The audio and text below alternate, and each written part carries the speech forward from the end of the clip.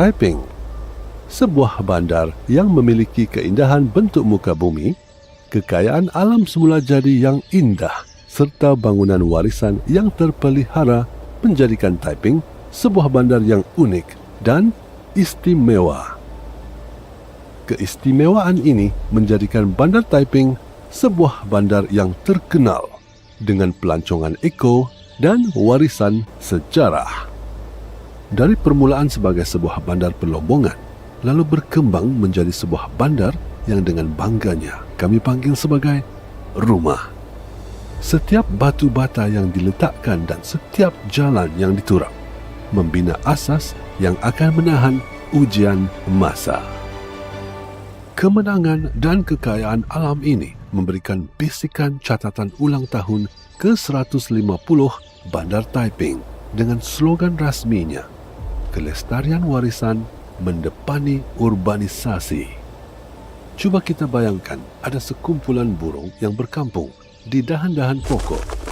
Pokok hujan-hujan yang sedang menjalar mencari air dan menjamu selera pelbagai jenis makanan yang diantaranya dianggap yang paling sedap di dunia.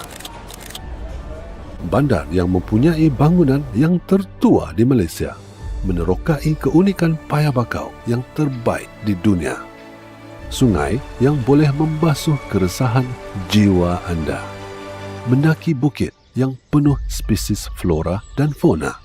Ada juga tempat yang boleh menaiki itik, menunggang ATV atau bersenam bersama anti yang bernama Mei Mei. Maksud saya tidak tahu pun itu nama sebenarnya, tetapi ya, tempat yang seronok untuk beriadah. Anda tahu tempat yang paling luar biasa di sini? Tempat yang boleh kita lihat haiwan yang sedang menari, menyanyi, bermandi manda, bergayut di antara pohon ke pohon dan menikmati santapan bertaraf 5 bintang. Saya pasti Anda perlu merasai pelbagai aktiviti yang menarik sebagai pengalaman yang tidak dapat dilupakan. Kami menjemput Anda merasai pengalaman Fascinating Taiping.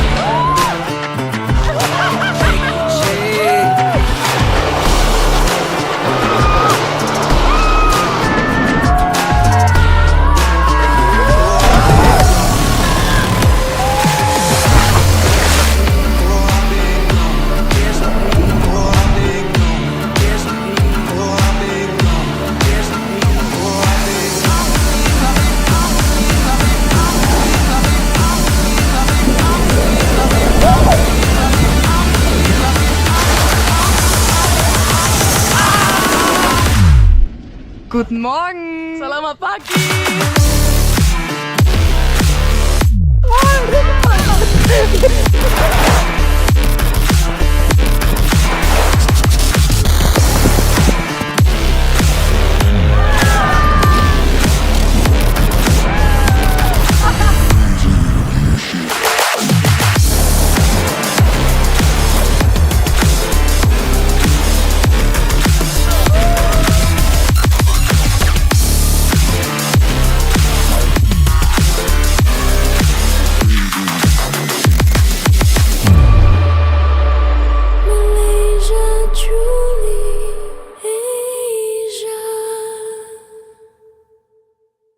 At PETRONAS, earning and redeeming Mercer Rewards points is now cardless. Really? Just key in your phone number at the pump, at the Mercer store counter, or use the Settle app. Legit? Get up to 3 times more Mercer Rewards points with Settle and redeem fuel. Simpler, better, and more rewarding.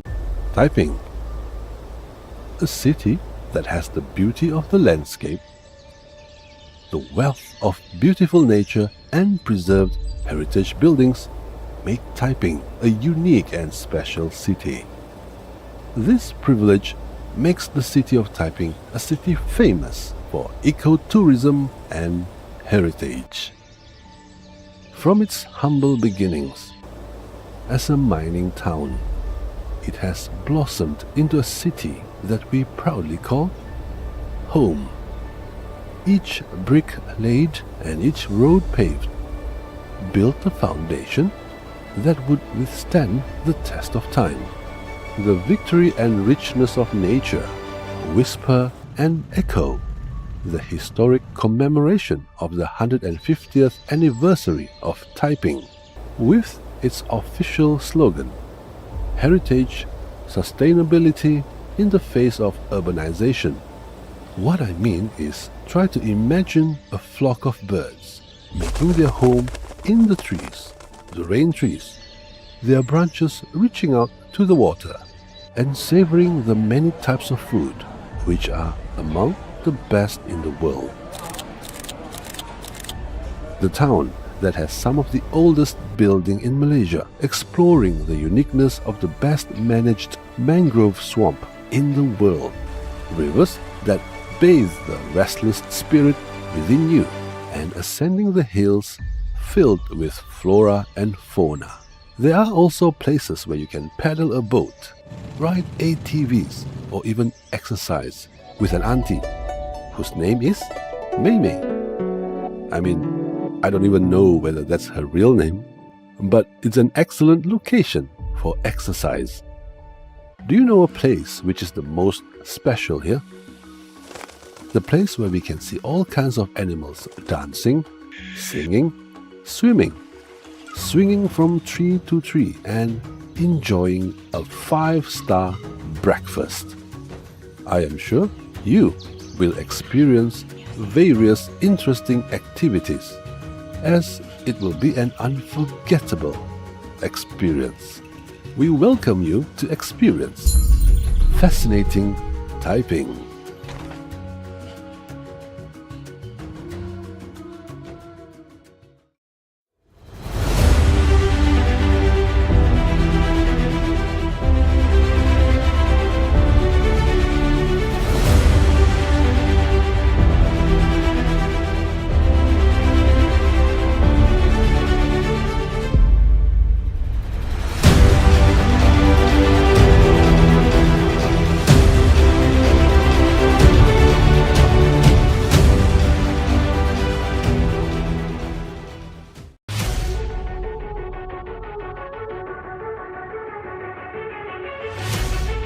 Are you always exhausted, tired?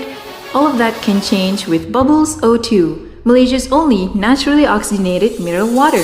With a high dissolved oxygen content, Bubbles O2 is no ordinary mineral water. Stop, sip, and smile. Fuel your passion for a powerful performance. Find us at PETRONAS di Langkawi, Malaysia 2024. Taiping, sebuah bandar yang memiliki keindahan bentuk muka bumi, kekayaan alam semula jadi yang indah, serta bangunan warisan yang terpelihara menjadikan Taiping sebuah bandar yang unik dan istimewa. Keistimewaan ini menjadikan Bandar Taiping sebuah bandar yang terkenal dengan pelancongan eko dan warisan sejarah. Dari permulaan sebagai sebuah bandar pelombongan, lalu berkembang menjadi sebuah bandar yang dengan bangganya kami panggil sebagai rumah. Setiap batu bata yang diletakkan dan setiap jalan yang diturap membina asas yang akan menahan ujian masa. Kemenangan dan kekayaan alam ini memberikan bisikan catatan ulang tahun ke-150 Bandar Taiping dengan slogan rasminya, kelestarian warisan mendepani urbanisasi. Cuba kita bayangkan ada sekumpulan burung yang berkampung di dahan-dahan pokok. Pokok hujan-hujan yang sedang menjalar mencari air dan menjamu selera pelbagai jenis makanan yang diantaranya dianggap yang paling sedap di dunia. Bandar yang mempunyai bangunan yang tertua di Malaysia menerokai keunikan paya bakau yang terbaik di dunia. Sungai yang boleh membasuh keresahan jiwa anda. Mendaki bukit yang penuh spesies flora dan fauna. Ada juga tempat yang boleh menaiki itik, menunggang ATV atau bersenam bersama anti yang bernama Mei Mei. Maksud saya tidak tahu pun itu nama sebenarnya, tetapi ya, tempat yang seronok untuk beriadah. Anda tahu tempat yang paling luar biasa di sini? Tempat yang boleh kita lihat haiwan yang sedang menari, menyanyi, bermandi manda, bergayut di antara pohon ke pohon dan menikmati santapan bertaraf 5 bintang. Saya pasti Anda perlu merasai pelbagai aktiviti yang menarik sebagai pengalaman yang tidak dapat dilupakan. Kami menjemput Anda merasai pengalaman.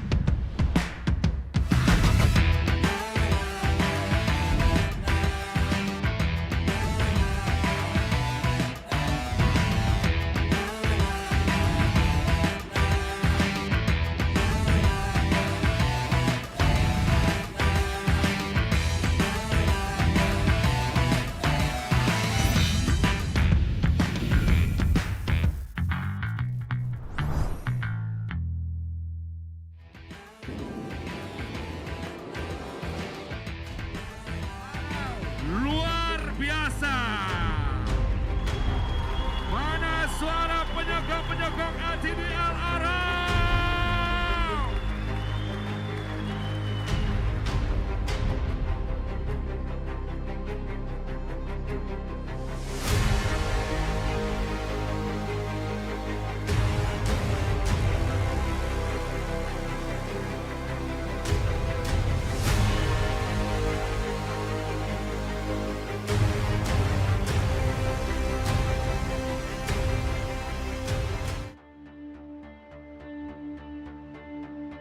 Batuas, are you ready?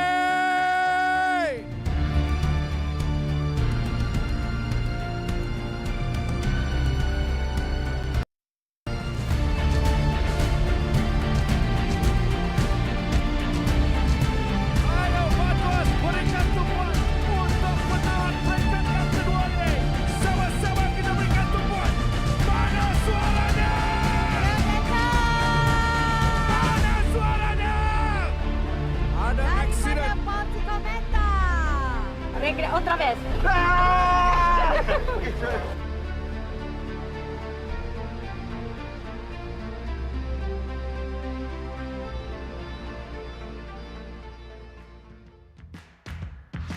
Setelah semalam bermula di salah satu daerah di negeri Perlis, berakhir di Pulau Pinang iaitu di Batuas, hari ini di peringkat ketiga. Kita beralih ke negeri Perak iaitu salah satu bandar di sana, itu kita berada di Bandar Taiping untuk permulaan sebentar nanti bagi peringkat ketiga saingan PETRONAS Letup di Langkawi 2024 dengan hashtag Beat the Heat, hashtag kita semua tim Mas, dan hari ini pastinya kita nak kembali dengan aksi yang penuh drama sebagaimana semalam berlaku dalam peringkat kedua penamat yang cukup mendebarkan dan juga ada insiden berlaku yang insyaAllah kita akan sentuh juga hari ini sebelum kita nak memberikan tumpuan perjalanan peringkat ketiga yang bermula di Taiping akan berakhir di Cameron Highlands. Sebelum itu, seperti biasa, perbincangan saya akan lebih rancak dan lebih menarik. Saya bersama dengan M. Kumanison untuk hari ketiga. M, selamat datang kembali. Terima kasih. M, semalam kita berulang kali kita saksikan dan berulang kali juga kita bincangkan apa yang berlaku. Peringkat pertama, peringkat kedua yang semakin berdebarkan penuh drama dengan foto finish adalah penentu bagi kejuaraan semalam. Ya, sudah pastinya apa yang kita tahu juga, sprint ni selalunya adalah quite berbahaya juga. Apa yang kita lihat semalam, kemalangan agak sedih juga semalam. Rider Malaysia kita yang agak teruk aksiden dia. Harap-harap dia akan sembuh secepat mungkin dan kembali dengan lebih semangat yang lebih berkobar lah. Dan ya, kita tahu semalam berakhir dengan sprint dan hari ini kita akan lihat cabaran yang mendaki gunung. Cabaran berbeza, ini yang kita bincangkan, ini yang M kongsikan tadi bahawa penamat bunch sprint, satu kumpulan besar, di situ hanya serta beberapa meter, beberapa ratus meter, 100 meter saya rasa, insiden membabitkan Elmi Jumari, salah seorang pelumba berpengalaman negara yang berusia 34 tahun. Pengesahannya bahawa dia mengalami patah jari, saya rasa 3 jari yang patah dan juga collarbone, tulang selangka patah. Dan kita sama-sama kita mendoakan agar Elmi Jumari segera pulih kerana dia kita tahu Elmi ialah seorang pelumba yang begitu passion dalam perlumbaan bersama dengan PDRM sebelum ni dan bersama dengan skuad kebangsaan. Dan kita nak kongsikan juga bagaimana semalam foto finish inilah M yang menunjukkan bahawa kualiti perlumbaan babitkan pelumba-pelumba pecut untuk mendapatkan kemenangan di peringkat yang kedua. Betul, hanya sedikit saja. Apa yang macam setayar different biasanya kan. Saya juga semalam perhatikan pro daripada ni Haris Saleh. Memang nampak beliau hampir-hampir cuma terhalang sedikit saja di last 10 meter begitu. Saya rasa kalau pelumba yang depan dia tu ke kiri sedikit, beliau sudah tentu boleh motong, mungkin juga boleh menang. Cuma dia rider yang ke depan tu ke kanan, jadi beliau tidak ada ruang untuk keluar. Okey, sayang untuk Harif. Kemudian salah seorang pelumba-pelumba negara juga dari TSJ itu Amirul Fakrullah semalam. Kita perlu berikan kredit kerana breakaway satu. Kemudian turut dinobatkan selaku pelumba most konventif, bermaksud usaha yang banyak semalam kita jelas kita lihat daripada Fakrul ni. Betul ya. Semalam mereka melakukan breakaway daripada awal. Itu adalah saya rasa satu strategi yang begitu baik sekali. Walaupun mereka tahu agak sukar melepaskan diri, tapi namun mereka cuba. Tidak duduk di peloton saja, namun mereka cuba dan juga mendapat poin-poin di sprint di 3 sprint semalam dan memang bagus. Dan keseluruhan untuk pendahulu jersey PETRONAS hijau, untuk keseluruhan kita menyaksikan Gleb Sevitsa masih kekal, tapi yang menarik di tempat ketiga Aiman Rosli, pelumba muda dari TSG dalam top 3 dan juga untuk jersey oranye masih lagi kekal untuk Gleb Sevitsa dan hari ini akan dipakai oleh Matteo Maluseli untuk jersey orange selaku Raja Pecut. Manakala hari ini pastinya akan berubah dan lebih berdebarkan. Tyler Tompkins akan dicabar oleh pelumba-pelumba yang lebih berpengalaman, termasuklah Aiman. Hari ini pasti akan berubah. Itu yang kita jangkakan menuju dan juga penamat untuk perlumbaan peringkat ketiga nanti. Dan untuk pelumba Asia, tahniah sekali lagi untuk Aiman bagi kekalkan memegang jersey putih 2 peringkat. Yang pertama ini juga menunjukkan kualiti pelumba-pelumba negara, walaupun dia mewakili pasukan TSG tetapi tetap pelumba-pelumba negara yang menunjukkan peningkatan. Kita mahukan perkara ini sentiasa berlaku.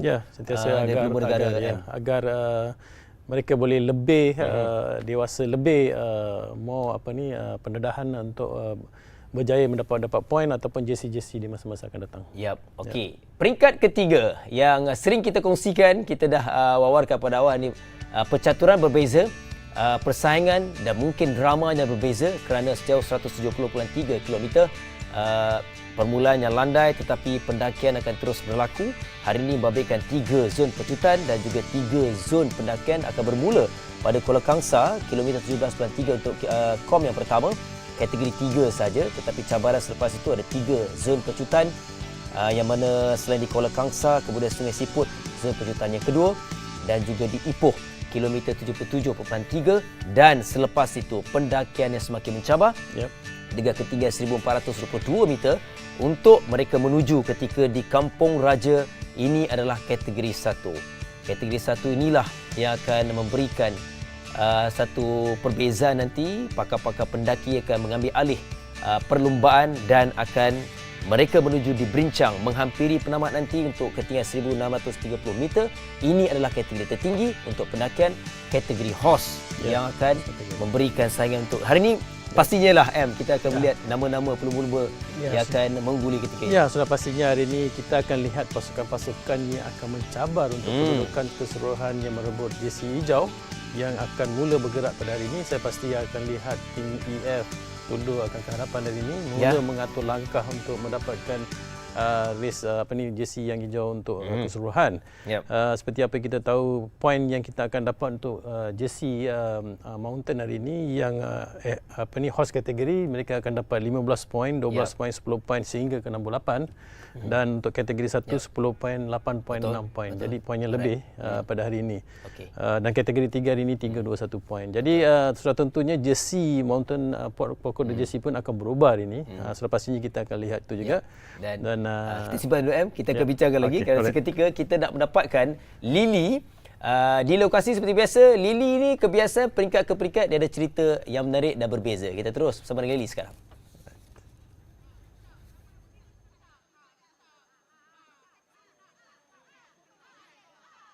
Alright, thank you studio. Good morning from Taiping. Saya kini berada di sekitar kawasan berdekatan Zoo Taiping. Pagi yang sangat nyaman dengan kehijauan, sebenarnya rasa tenang tapi tak setenang perlumbaan. Maafkan saya, perlumbaan semalam sebenarnya. Kita recap sikit apa yang terjadi di peringkat kedua selain kemenangan berpihak Matteo Malucelli dari JCL Team Ukyo, diikuti Manuel Penalver, Polti Kometa dan juga Arvin Decline daripada Tudor Pro Cycling Team. Malang tidak berbau, kemalangan menimpa beberapa pelumba tempatan kurang daripada 100 meter di garisan penamat peringkat kedua. 3 pelumba tempatan terlibat termasuk Aiman Rosli yang mengalami kecederaan ringan. Sementara Elmi Jumari yang dikejarkan ke hospital dikabarkan mengalami keretakan jari. Jadi moving on untuk peringkat ketiga di mana 3 zon pecutan dan 3 zon dakian dipertaruhkan. Actually cabaran buat pelumba yang terkesan dengan kemalangan sebelum ini kerana bermula cabaran lebih besar menyaksikan back-to-back route membabitkan zon pendakian sehingga ke peringkat 4 dan juga 5 dan bermula pada peringkat ketiga hari ini.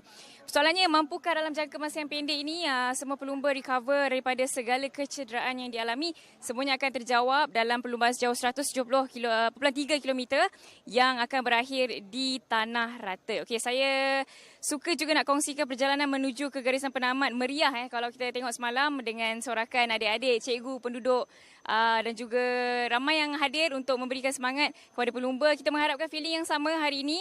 Dan lebih menyeronokkan, kita jangkakan cuaca akan baik. Sekarang ni memang panas terik kalau anda boleh saksikan di sekitar Zoo Taiping ini, dan kita harapkan cuaca ini akan berterusan sehingga ke garisan penamat nanti. Dan don't forget to play your role by supporting all the riders, especially pelumba-pelumba tempatan. Mungkin dengan upload gambar ataupun kata-kata semangat di social media dengan hashtag kita semua Timas, hashtag beat the heat. Anda juga boleh saksikan segalanya di Astro Arena, saluran 802 dan juga platform media sosial Majlis Sukan Negara dan juga PETRONAS Le Tour di Langkawi 2024. Terima kasih Lily. Itu penjelasan terperinci apa akan berlaku di peringkat ketiga. Berbalik perbincangan kita antara dua nama yang perlu kita berikan perhatian, pelumba dari Tudor dan juga EF, iaitu Simon Pello dan juga Simon Carr. Dua-duanya unggul pada musim lalu, juara keseluruhan dan jersey hijau iaitu Simon Carr, manakala Pello musim lalu ialah polkadot miliknya bermula di peringkat ketiga. Kemungkinan akan berlaku sekali lagi Ya, kemungkinan berlaku juga hari ini.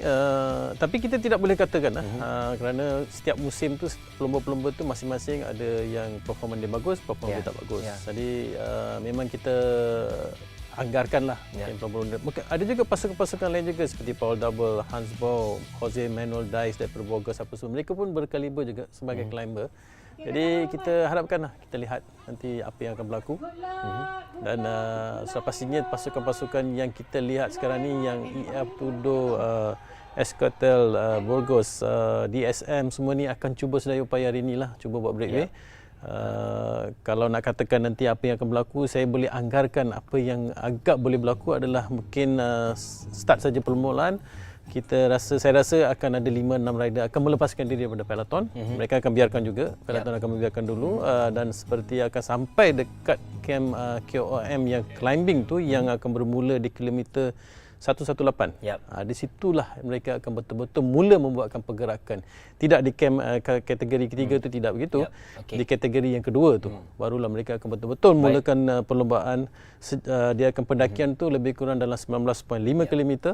Jadi mereka ada jauh dan di situlah mereka akan benar-benar akan menunjukkan tarikan yang sebetul-betulnya. Terperincinya M akan berikan ulasan sepanjang perlombaan di peringkat ketiga 170.3 km. Jadi tanpa masa, ayo kita saksikan debaran untuk Petronas Laboratory Langkawi peringkat ketiga Taiping ke Cameron Highlands.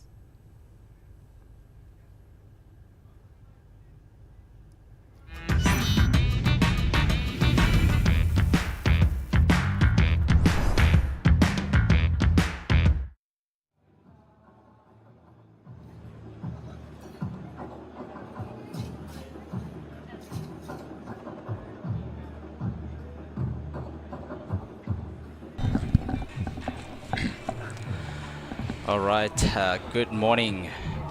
Do you want to do the selamat datang and selamat pagi, Danny? Selamat datang. Selamat pagi. Okay, thank you, Danny.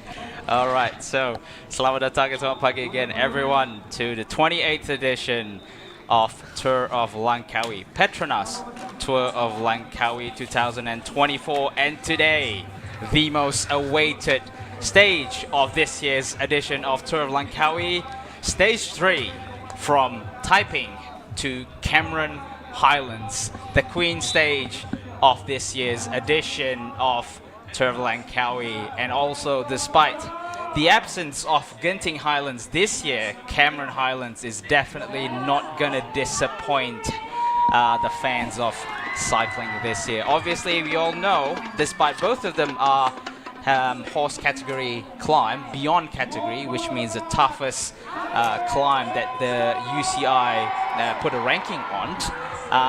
But for sure, it's definitely a different type of climbing for today's stage compared to Genting Highland. So how is it different, Danny, Genting Highland to Cameron Highland? Well, both mountains reaches about 1,600 meter of elevation. But one, Genting Highland is much steeper, shorter climb. I think from the bottom to the top, roughly about 20 kilometer. And you're climbing 1,600 meters, so it's almost average about 8%. So meanwhile, you compare to the Cameron Highland, then today's climb, you literally climbing for, for the last 50 kilometer to 60 kilometers. So you have a much longer climb, so it is less steep. So that favors power climber, instead of lightweight climbers, who guys who weigh 50, 60 kg. That's so, right. So this type of climb, obviously in the past history, good sprinters like Youssef Garini from the Trengano cycling team, and also Van Rensburg, who are technically fast man, but able to get over the climb. And so it's and finishing in a small group sprint. That's right. So it is very likely that we will see instead of Genting Highland, which is typically finishing one by one. With a time gap of a minute and minute plus. So that's right. But today could be a small group sprint of 20 riders. So it will be really interesting to see who is the fast man can keep up. But obviously, teams like EF, there would be who have the best climber. Also DSM, Max Pohl.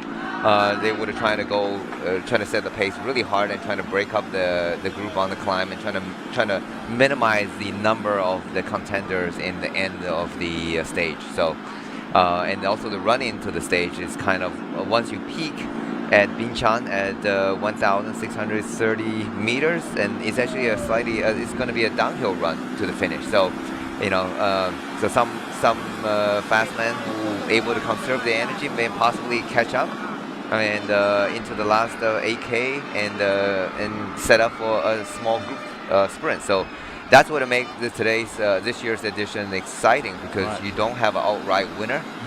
If it is Genting Highland, you almost can pick 3 potential winners. But this year's number of riders that can be a dark horse and can take the victory on today. So exciting to watch. So stay tuned, to the end. That's where the action is going to start.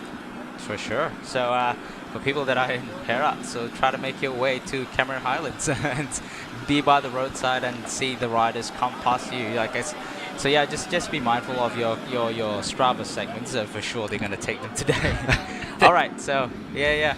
That's stage 3. That's the route we can see on screen now. So we're starting from the town of Taiping, and from there we'll go to Kuala Kangsar to get the first category climb for the KOM jersey, and then not far in the 29th kilometer, the first sprint point in Kuala Kangsar, and after that we will travel heading towards Cameron Highland, but before that for a second sprint at Sungai Siput at kilometer 52.7, and then into the capital city of Perak, Ipoh, 77.3 kilometer for the third sprint, and from there on the riders will start the climb, the HC climb, but first they will reach the first category 1 climb, which is Kampung Raja at 1,422 meters at kilometer 137.8 kilometers, and then carried on climbing into Brincang, the top of Cameron Highlands for Cat HC climb at 161.9 kilometer before they end at Tanah Rata. As you can see the course profile, it's gonna be about it's a 50-60 kilometer climb in today's stage. Not steep, but a long one, which can test the GC contenders for this year's edition of PETRONAS Tour of Langkawi. So back on the live here. So again, we can see the profile here. So we can see the first one will be category climb, and then the flats bit before we reach the climb, the 3 sprint points, and then once we reach the climb, 2 KOM points classification for Cat 1 and also HC category. So as you can see here, this is city of Taiping. We got 29 degrees Celsius with a little bit of wind, 5 kilometers per hour, 77% humidity. Not too bad, but pretty high. It's a Malaysian specialty, Southeast Asian specialty. It's still a little early in the day. Well, I think once you get into later in the day, it will get hotter. Yeah. But the good thing is that once they go up to Cameron Highland, it's actually a relief in temperature. So yeah, it's much cooler. Especially where they're climbing. Yep. So it's going to be much cooler, and so in fact that's a major retreat, right? So Cameron, we talk about Cameron Highland is a major tourist destination as well, and there's a lot of fruit farms, and you will see strawberries, right? It's famous for their Cameron Highland strawberries. So.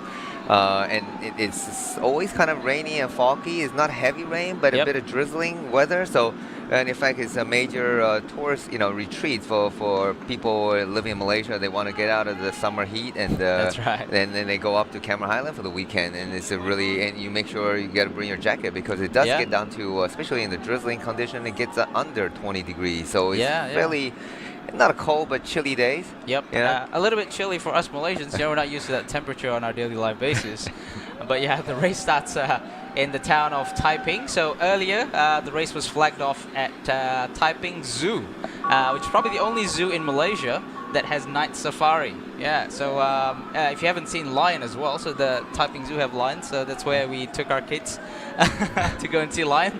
Amazing creature. Never thought that the roar was actually very deep and very loud. You can see it pretty much from you can hear it pretty much from the entrance.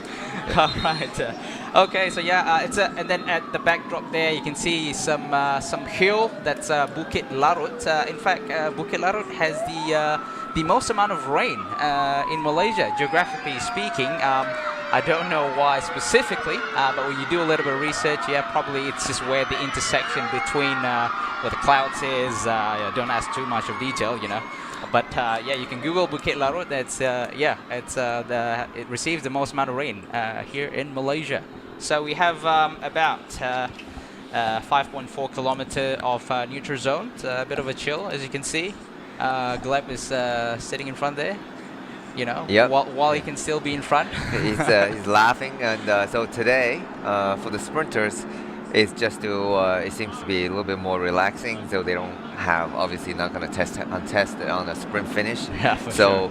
Today's job is just to get to the finish line, but they can't just cruise it, but they have to finish within a time limit. Yeah, that's the challenge, isn't it? It's but that's for the professional racing. It's I think today will be 15%, so they need to finish in within the 15% of the time of the it's the 115%. So they have 15% Extra of buffer Right. time of the winner. So let's say if the winner finished in say 5 hours, so they need 15% of that 5 hours. That is their additional time they have in order to get across the finish line and count it as finishing within the time limit. If they finish outside time limit, despite the fact that you just rode 170K Yeah. to the top of the mountain, Yeah. you're considered out of time limit and you're not able to start the next day. Right. So this is what makes tour racing hard, is because you got to finish it within the time limit every single day. And it will be even though it's not a critical day for the sprinter, but they still need to work hard to get over the finish line. And that's my advice to them is they just need to make sure to follow the peloton to the bottom of the climb as long as they can, and without going over the red. Right. Yeah. So we talk about climbing, and is that about climbing? It's to stay within your zone. Yeah. And once you go over the red, there's no way to recover, because the road, there's no resting spikes for you to recover your energy. So 100%. you really need to know your effort, control your energy, and make sure they get to the finish line within the time limit. That's right. And now we're looking at the KOM jersey wearer. Yeah, Tyler Tompkinson. Yep. Young rider, 19 years old. Yep. From ERA Skip Capital. I'm not sure. We can talk about the dynamics of race today, but a little bit of a recap of the current standing. So we had an interesting race so far, because there's no dominant rider or no dominant team as of 2 stages that we have done. Yes. So just a bit of a recap. Stage 1, we have Syriza, Van Uden, and also Conforti. But in stage 2, it's a completely different sprinters, different riders on the podium. We had Matteo Malucelli, which is his first win in Tour of Langkawi, and then Manuel Peñalve, second place, and Ava Decline in the third place for stage 2, which then leaves the general contender jersey still held by Gleb Syriza, and also points jersey, but Matteo Malucelli is riding on behalf of Gleb Syriza, and then the Asian rider is still by our homeboy Malaysian Aiman Rosli from Terengganu Cycling Team, and the current holder of KOM jersey is Tyler Tompkinson here on stage. Gleb Syriza. The color of jersey almost looks the same. Yeah, I see that it matches his team kit quite nicely. You got the bluish green, and their this Astana blue is kind of like I think what do you call that? Like a turquoise? Turquoise, turquoise. So it's like greenish blue and bluish green. So. Yeah, but it just seems like the jersey is a little bit too small for Syriza. You see, he was just adjusting the sleeves, and it's just he's a big, strong man. So with some arm muscle. So that's right. Yeah. You need those triceps to pull on the handlebars for the sprint. Yeah, it's interesting. You mentioned so riders, sprinters are obviously built differently from the climbers physically. So we're about to flag off the race right now on the kilometer 0. Yep. And there you go. NPC rider straight Malaysia. into it, into the breakaway, and the rider from Philippines, I suppose. Yeah, looks like Philippines. Their jersey with a white jersey, and white with helmet. a white helmet with a red stripe down the middle of the back of the jersey. So so there you go. Two immediately from kilometer 0, Malaysia Pro Cycling Team and the Philippine team, and it looked like one rider trying to join the party. Yeah. As always, again, what would be, it's interesting to see, it's like, I'm looking at the stage, right? I got 60 kilometers of climb to do. Why would I want to waste my energy again so early in the race? So what could be, some of the riders, what would be the motivation of actually going out there and getting the breakaway, Danny? Yeah, well, I think the third rider coming across is the Thailand rider. So that we got 3 riders. So the motivation obviously is these riders know that they probably don't stand a very good chance of winning in today's stage. nor their team maybe have a super strong climber to contest for the overall. Yep. So it is good to send its team strategy to send the team riders up to the front. First of all, to get some visibility. So obviously the peloton probably isn't going to chase very hard until the starting of the climb or halfway up the climb, because obviously these 3 riders probably doesn't pose a real threat on the general classification. So these 3 teams decide to get on the attack and to show off the sponsors and getting their face and nose in the wind. And here are the riders. So yeah, we've got 3 riders here. For 1 rider from MPC, a rider 174, Fami Cairo in the front pulling, and then rider from Thailand, rider 191 is Pirapul, and also a rider from Philippines in the rider 216, which is Francisco. Looks like in the live we have a lot of Filipinos in our English live commentary. So there you go, one of your riders in the breakaway, Francisco. And I'd like to appreciate those who are joining with us in the live chat. So yeah, go and support your favorite rider. We welcome you all. So if you have any particular questions, feel free to shoot in the live chat as well. So it's going to be a long stage today, Danny. We've got a lot of time for some Q&A. Yeah, it is going to be a long one. So typically in a flatter stage, as we've seen on stage 1 and stage 2, the guys are averaging at about 45 and up to 47, 48 kilometers an hour for the whole stage. So today, obviously, it's going to be a little bit slower, but professional racing is still fairly fast. So they probably still finish the race average around close to 40k, I think, an hour. So I think probably like 38, 37k an hour. They're still going to finish because you still have a long flat run in. But look like the peloton is really not interested at all in the breakaway. And surprising also, the KOM jersey wearer, Tompkinson, is not wanting to get in the break and trying to take a first category 3 climb at a kilometer 17. So so it's interesting that I thought maybe possible that he would want to get in the break and take a few more KOM points. Just trying to defend the KOM jersey. But seems like he thinks maybe too early. Well, maybe he's very confident at his climb ability that it is possible that he can get over the climb. All right. Especially the second KOM, which is category 1, so that carries 10 points. So maybe he's very confident that he can get over together with the front pack and take some KOM points. So there, we shall see. So this is exciting when you see young rider. You don't have a lot of history on them. And so it is good to see whether or not they can hang with the best of the world. So yeah, Danny. So it's we've seen the last few stages, last 2 stages that we've done. It's pretty much a flat stages, and we don't see like a lot of teams, like out of the breakaway and really showing what they're capable of. We haven't seen teams like EF Education being in the front that much. Sending riders in the breakaway. We haven't seen Akipo Confama sending their riders. So I'm assuming today is the day for them to go out and show what they're made of, I suppose. So how are these race dynamic is going to turn out for today's race, Danny? Yeah, I think definitely teams like EF and as well as Confama, Poti. I mean, they have GC riders. So you definitely, the first 2 days, you are not contesting for the sprinter, for the sprint finish. So there's no need to waste energy, right? We keep talking about conserving energy. This is a long, hot race, 8 days. So every effort you make, it will add up, and you'll pay for it later, especially on the climb today. So we did see yesterday in the close to the finishing the last 5K.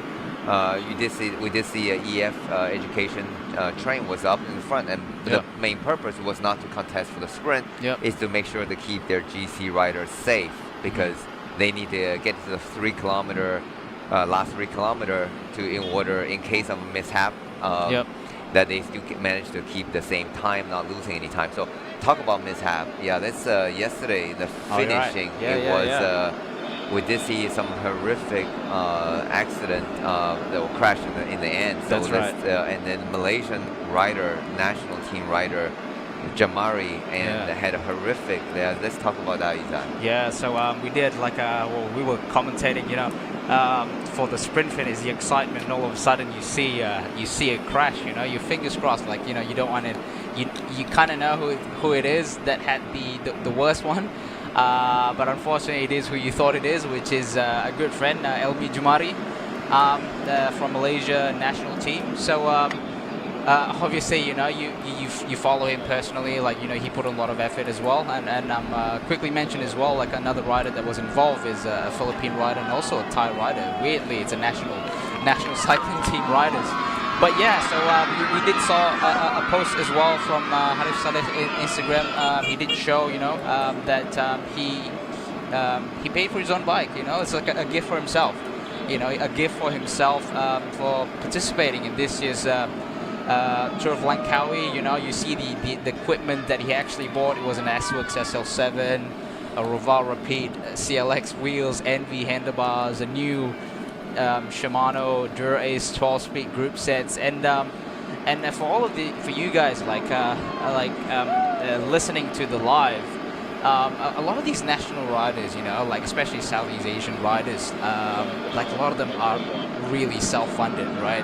They have to buy their own bikes, and you've prepared so much, you've paid so much, and then knowing that the stage ended like that, it's heartbreaking to see, Danny. Yeah, absolutely. I mean, that's a part of cycling that it does require a bit of investment. Yeah. So unlike runners, for example, you can just buy a pair of good running shoes, and that doesn't cost much more than $100. Yeah. So, but with cycling, it is an investment. Yeah. You don't necessarily need to have the best equipment when you start racing, but obviously when you're racing at the pro series level and professional level, when other guys are on the latest and the best equipment, you do need a bit of investment in order to contest competitively. So yeah, it's very sad to see Jamari that goes out, and also not only the bike. I guess the bike can be replaced with money, but he suffered some serious injury. He had broken fingers, broken collarbones. And when I initially saw the accident and saw the carnage of the crash, he just sat there. I mean, it didn't seem like he was screaming in pain, and he just seems like sat there and trying to gather himself. But this is show how tough he is, right? I mean, he had a broken collarbone, a broken finger, and if you have seen the video, we don't have the video feed, but it was pretty horrific, showing a picture of him with a finger pointing different directions. Obviously, it was he must be in excruciating pain. I mean, not to take away anything from like a football player, right? Because I know this is part of the gamesmanship, and they get kicked, and I mean, by no means. I played football. It was not easy. So, and so it was, they tend to see the guys, dramatizing and rolling on the ground. But Jamari he just sat there. I mean, he was sit there and he's obviously in pain. But I think he was more disappointed, and he's not able to.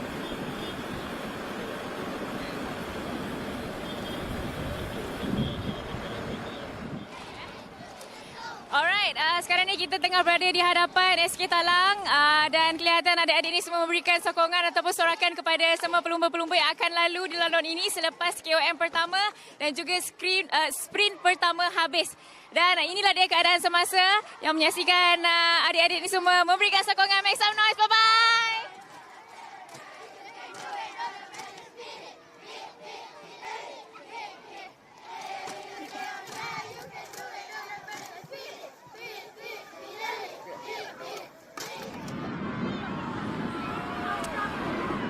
Yeah, so we just saw again some fans again Malaysia warm hospitality. You see the fans along the kids, school kids lining up across the road and to cheer up the riders. as a peloton slowly, seems like slowly and steadily moving across the road.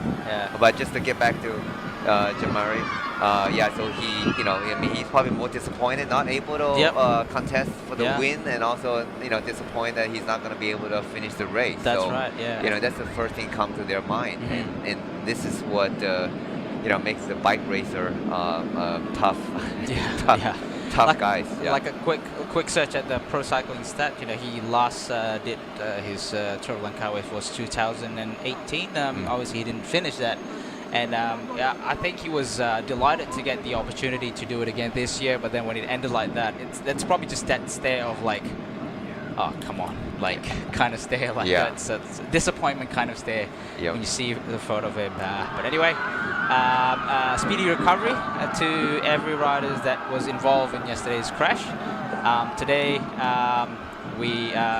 these other riders are fighting for another day in Tour of Langkawi. As you can see, a few of these World Tour riders are in front here.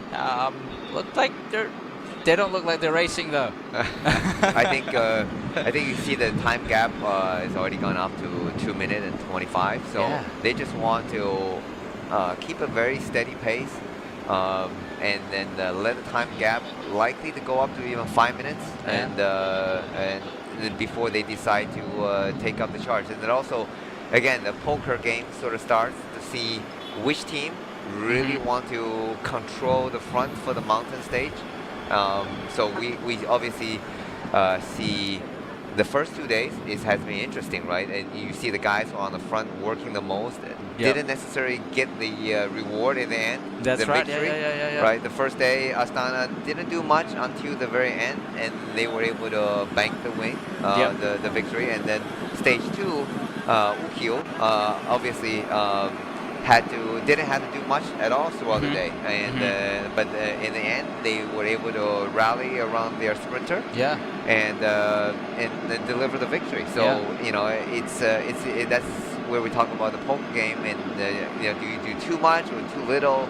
And so I think right now they are leaving the guys, the gap quickly grew to 4 minutes already. So leaving the 3 breakaway to let them go and to see which team decide to take up the chase. You can say the peloton's just like riding a double file, just like a group ride. It seems like a Sunday coffee ride again. I know we said so many times. Sometimes it looks like they're just going on a coffee ride. But again, I think everybody is sort of anticipating for the long and the hard days, hard roads ahead. So they're not resting. They're just preparing for the suffering they're going to be doing the last 50K of today. So Danny. So as we're about to approach the climbs, obviously now it's going to be the first half of the course is going to be pretty much flat, where people can gather as much sprint points as they can. But as they're about to approach the climbs, what do you think? Who's going to control? Who's going to be controlling the front of the race? Who's going to be like teams that are really contesting up this climb? Well, I think we should then, in this case, we should go over who are the major GC contenders. All right, let's go. For each team, then we can get an idea of who is going to do work. While we're talking, it looks like Badiani rider and Uzcatel rider decide to say, okay, this is it. Action start happening. I think they was a little too slow. There was nobody decided to come to the front. That's right. So that's what happened, right? Nobody decided to come to the front. Nobody wanted to prepare to work. So that kind of opened the door for other rider to start attacking. So in what this again, this is almost like a chess game. A moving chess game is going to see teams want to see trying to draw who are the major contenders for today, who has the biggest ambition. And so while we are on this subject, let's go through who are the major contenders. Let's go today. Let's go, Danny. So we start with the World Tour teams. So obviously you have the defending champion, Simon Carr, and Hugh Carthy. So both are excellent climbers. So they have 2 potential contenders. And moving on to DSM, we talked numerous times, Max Pohl, and a young rider, a relatively young age, and had an amazing performance performance in the Velda. Yeah, was it Three- four Yeah, time? four Yeah. podium and Four three top three and one second place finish. So just narrowly missed out the victory, but I think that's his first Velda. But Wow, first Volta. yeah, and on first the Grand podium. Tour. Yeah, he's on the podium Three times on the podium. Four already. times, yeah. So, Wow. Yeah, so he's definitely a rider with a climbing Yeah, pedigree. he's in form, I suppose. Yeah. The question is whether or not this is not steep enough. You know, so this climb is not considered very steep. So that's probably the only condition that doesn't suit him, right? He would prefer 10% and higher gradients. And looking at Team Astana, and we have Harold Martin Lopez. Yes. Ecuadorian Yep. climber, and he has certainly done well in the climb and he has done well in Tour Langkawi before. So yeah, he is definitely a rider that has a climbing pedigree. Yep. As well as number 25. Yeah, Davide Toniati. Yeah. Yep. From Italy. Then he also is a GC contender. Has a climbing capability. So they have two climbers, GC contenders, in today's race. So moving on to a pro team. Yeah, that's pro team. How about two-door pro cycling? Like obviously, earlier we saw Jeff was commentating Simon Pelot. He was the former KOM jersey holder of Tour Langkawi. And obviously, there's a lot of points to be gathered here. So what do you think? What do you reckon of him? Yeah, I know Simon. I had a brief chat with him before the race, and he's definitely excited coming to Tour Langkawi and defend the KOM jersey. Yep. So it would be, really interesting to see whether or not. I'm sure he definitely wants to walk away with some kind of podium finish. So the KOM jersey, and also he is a rider that's capable of following the group to the very end. So he may be able to very likely walk away with not only the KOM, potentially even a stage win. So we certainly hope that he would contest, and we're seeing he's not in the breakaway. So obviously he feel good and confident that he may have a shot on the general classification as well. Yeah. And but they have another climber that is in the Tudor team. So it's Rick. I believe it's Rick Plemez. Yeah, he had some pretty good results on the climbing race. So he had second stage of Grito of Guangxi, and then he had fourth stage. Fourth in the stage at Al Ula Tour. Yep. Yeah. So. And 8th in the GC in Tour Varua. That was earlier this year. Oh, 8th in GC at Ula Tour. So normally we see these races. It tells a lot about the form that they're coming in Tour of Langkawi. Yeah. Wow. So he's so they also have two climbers that are obviously capable of contesting for today. And moving on to Confama. Yeah, Confama. So we haven't seen him pretty much throughout the first two stages. We've seen them sort of like hanging around at the back. But yeah, so is today would be the day for them to finally show themselves?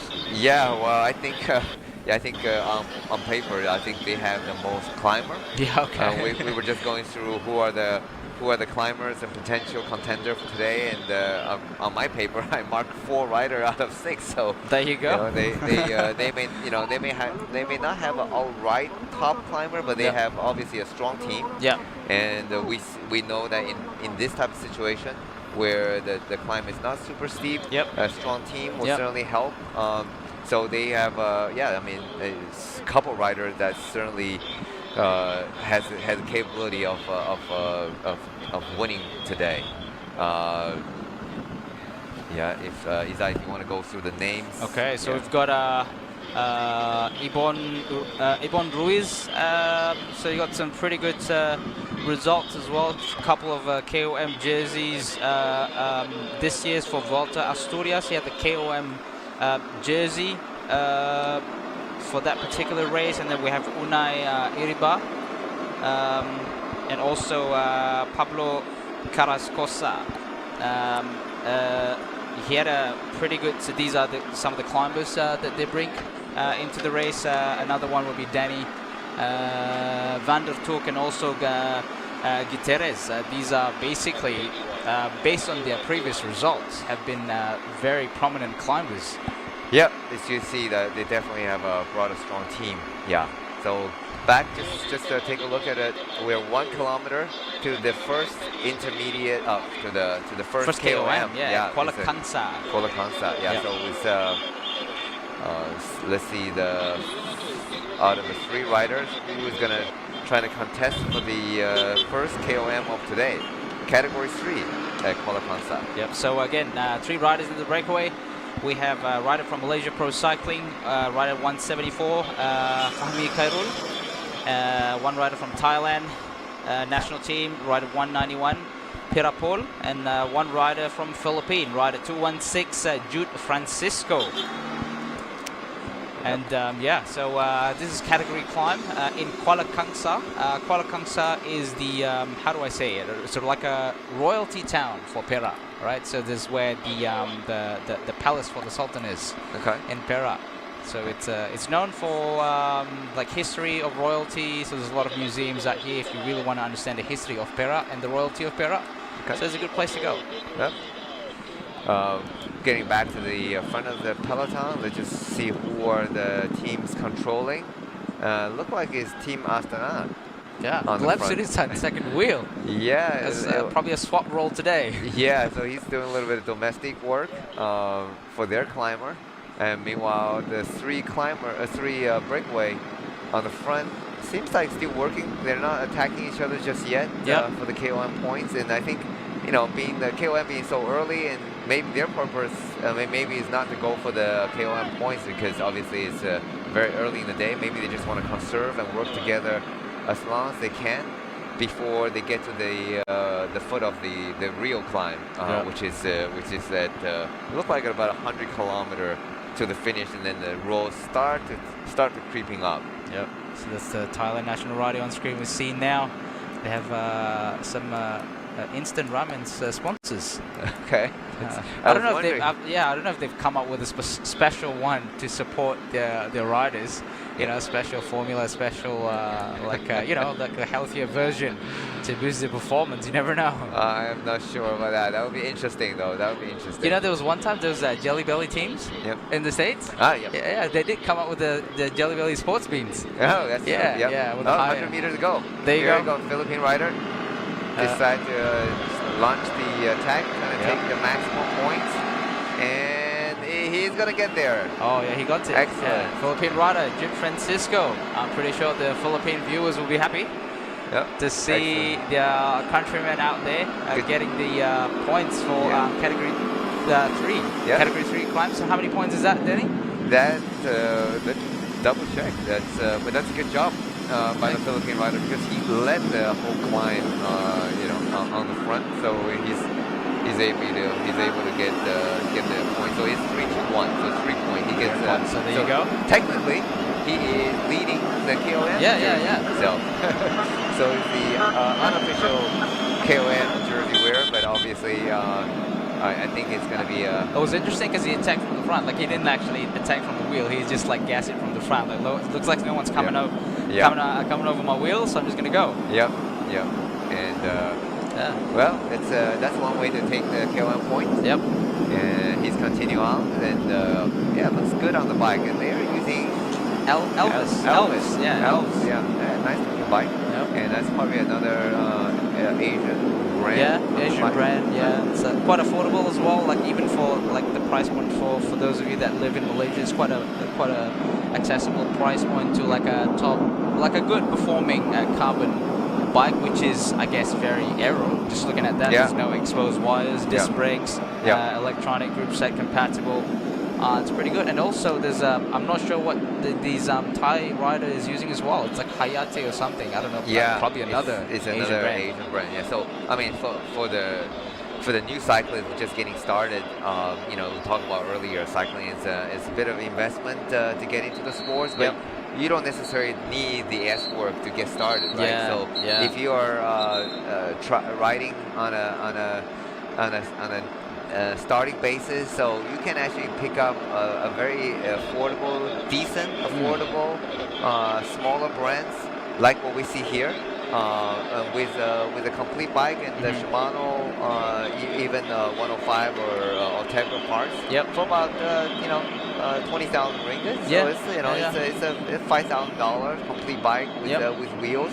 But again, it's some of the younger riders who start with even using like aluminium bike and so forth.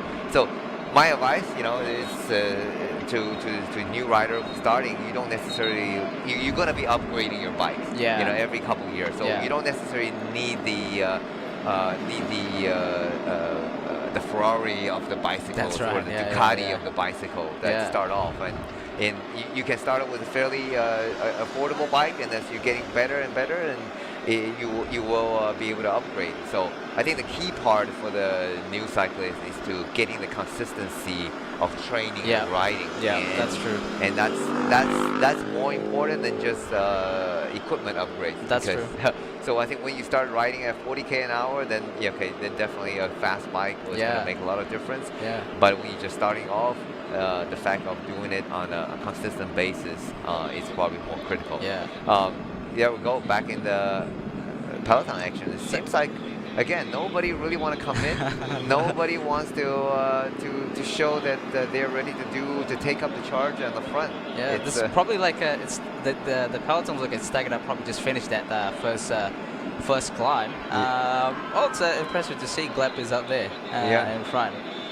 The gap has gone. So someone was asking in the live section, so what are these things that they were showing on the motorbike, that they were showing on this whiteboard to the front riders and also to the riders at the back? So what are those numbers, man?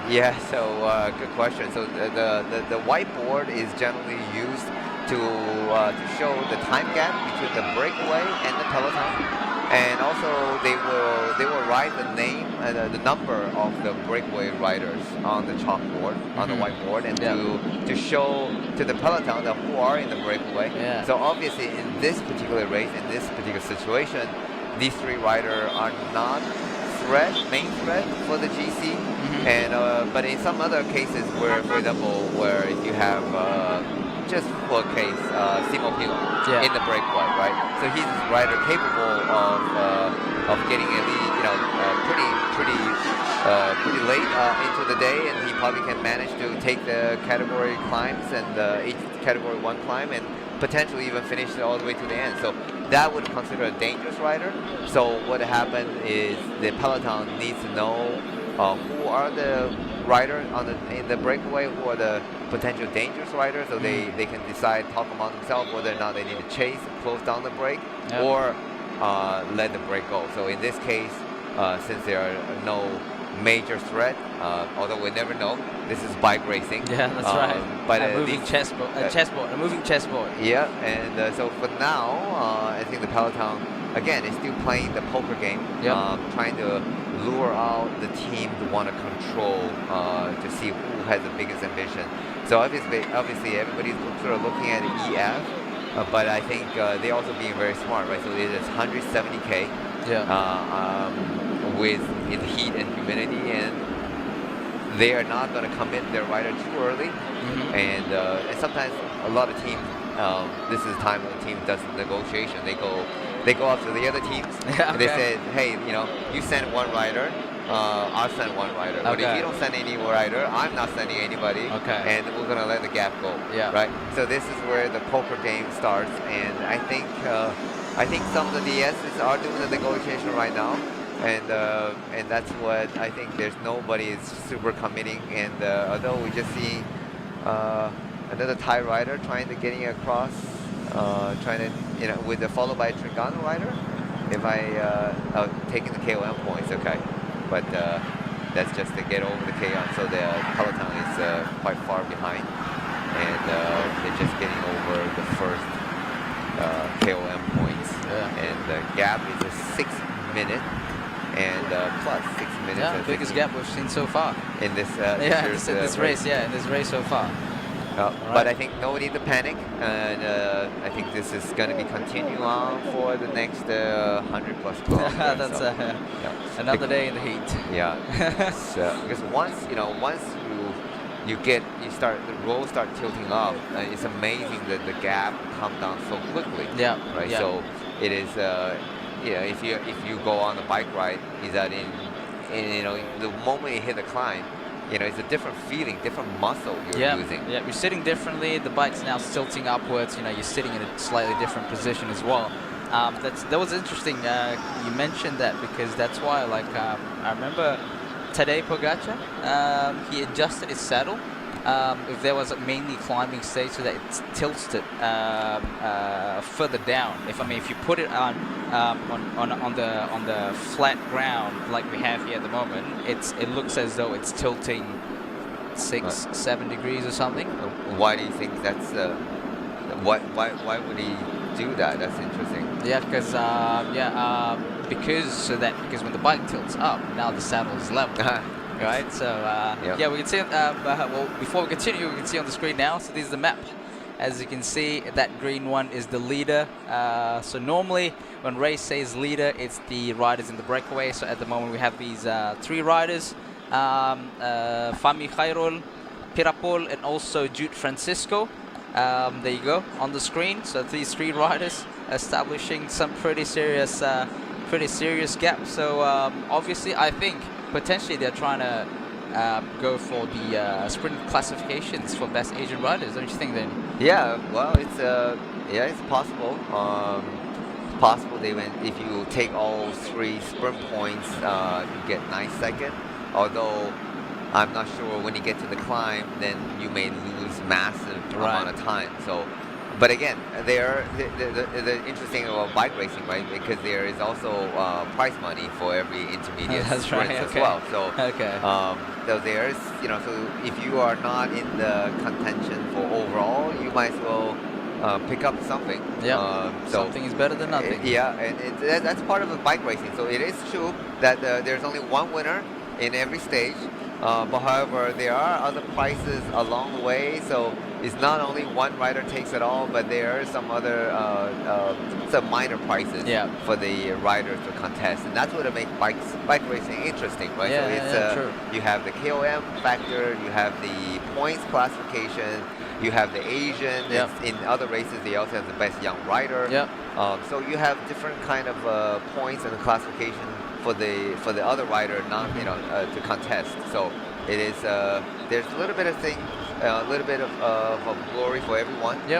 But the goal is to get on the podium, any kind of podium appearance, either the most aggressive riders with the points, and it is a win for the sponsor and for the team, because that you get to show yourself, show the sponsor, because without the sponsors, really, these teams are professional team rely on sponsors. So if you don't get a chance to showcase your sponsors, really hard for a team to survive. And it's really not easy financially for a team to survive.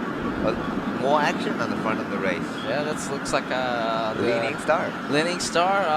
Judging from looks like the same rider from yesterday that broke away quite late into the stage. Luke Mudgeway, the Kiwi rider from Leaning Star. There's a few riders following behind him.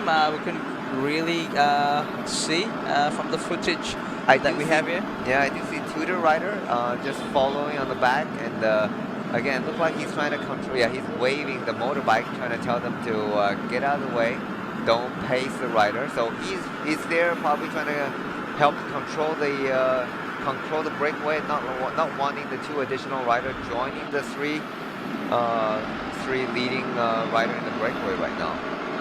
And hopefully we see that we get the numbers, that we can tell you the names of these of the 3 chasers. 2 chasers and 1 anchor. That's right. Yeah. 2 riders seems to be trying to avoid. They're going pretty fast, Danny. 48, 50k an hour. There you go. So sometimes these guys make their riding look easy, right? So when you're good at doing this day in, day out, and it become a muscle memory, and they probably more comfortable sitting in this position than they're probably sitting on an office chair. That's right. And what most of us is the other way around. Yeah, it's interesting to see. So we were analyzing briefly, right?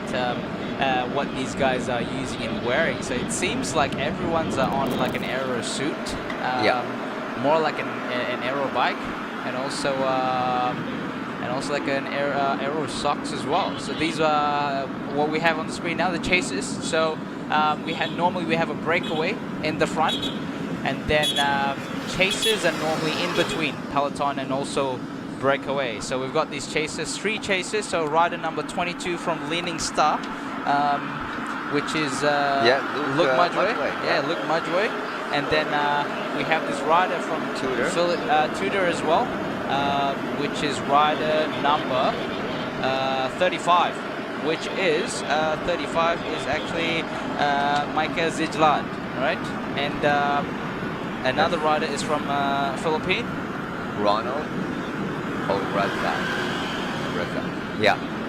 So yeah, Ronald Oranza. Yeah. So 3 rider. Yep. Seems like there's some action on the back. Seems like 1 rider trying to cross as well. There you go. Or just Bandar pass. Diraja. Bandar Diraja Kuala Kangsar, which literally means royalty town of Kuala Kangsar. And it's 3 rider. I think just approaching the first intermediate sprint. Oh, here's a big group. Here's a big group.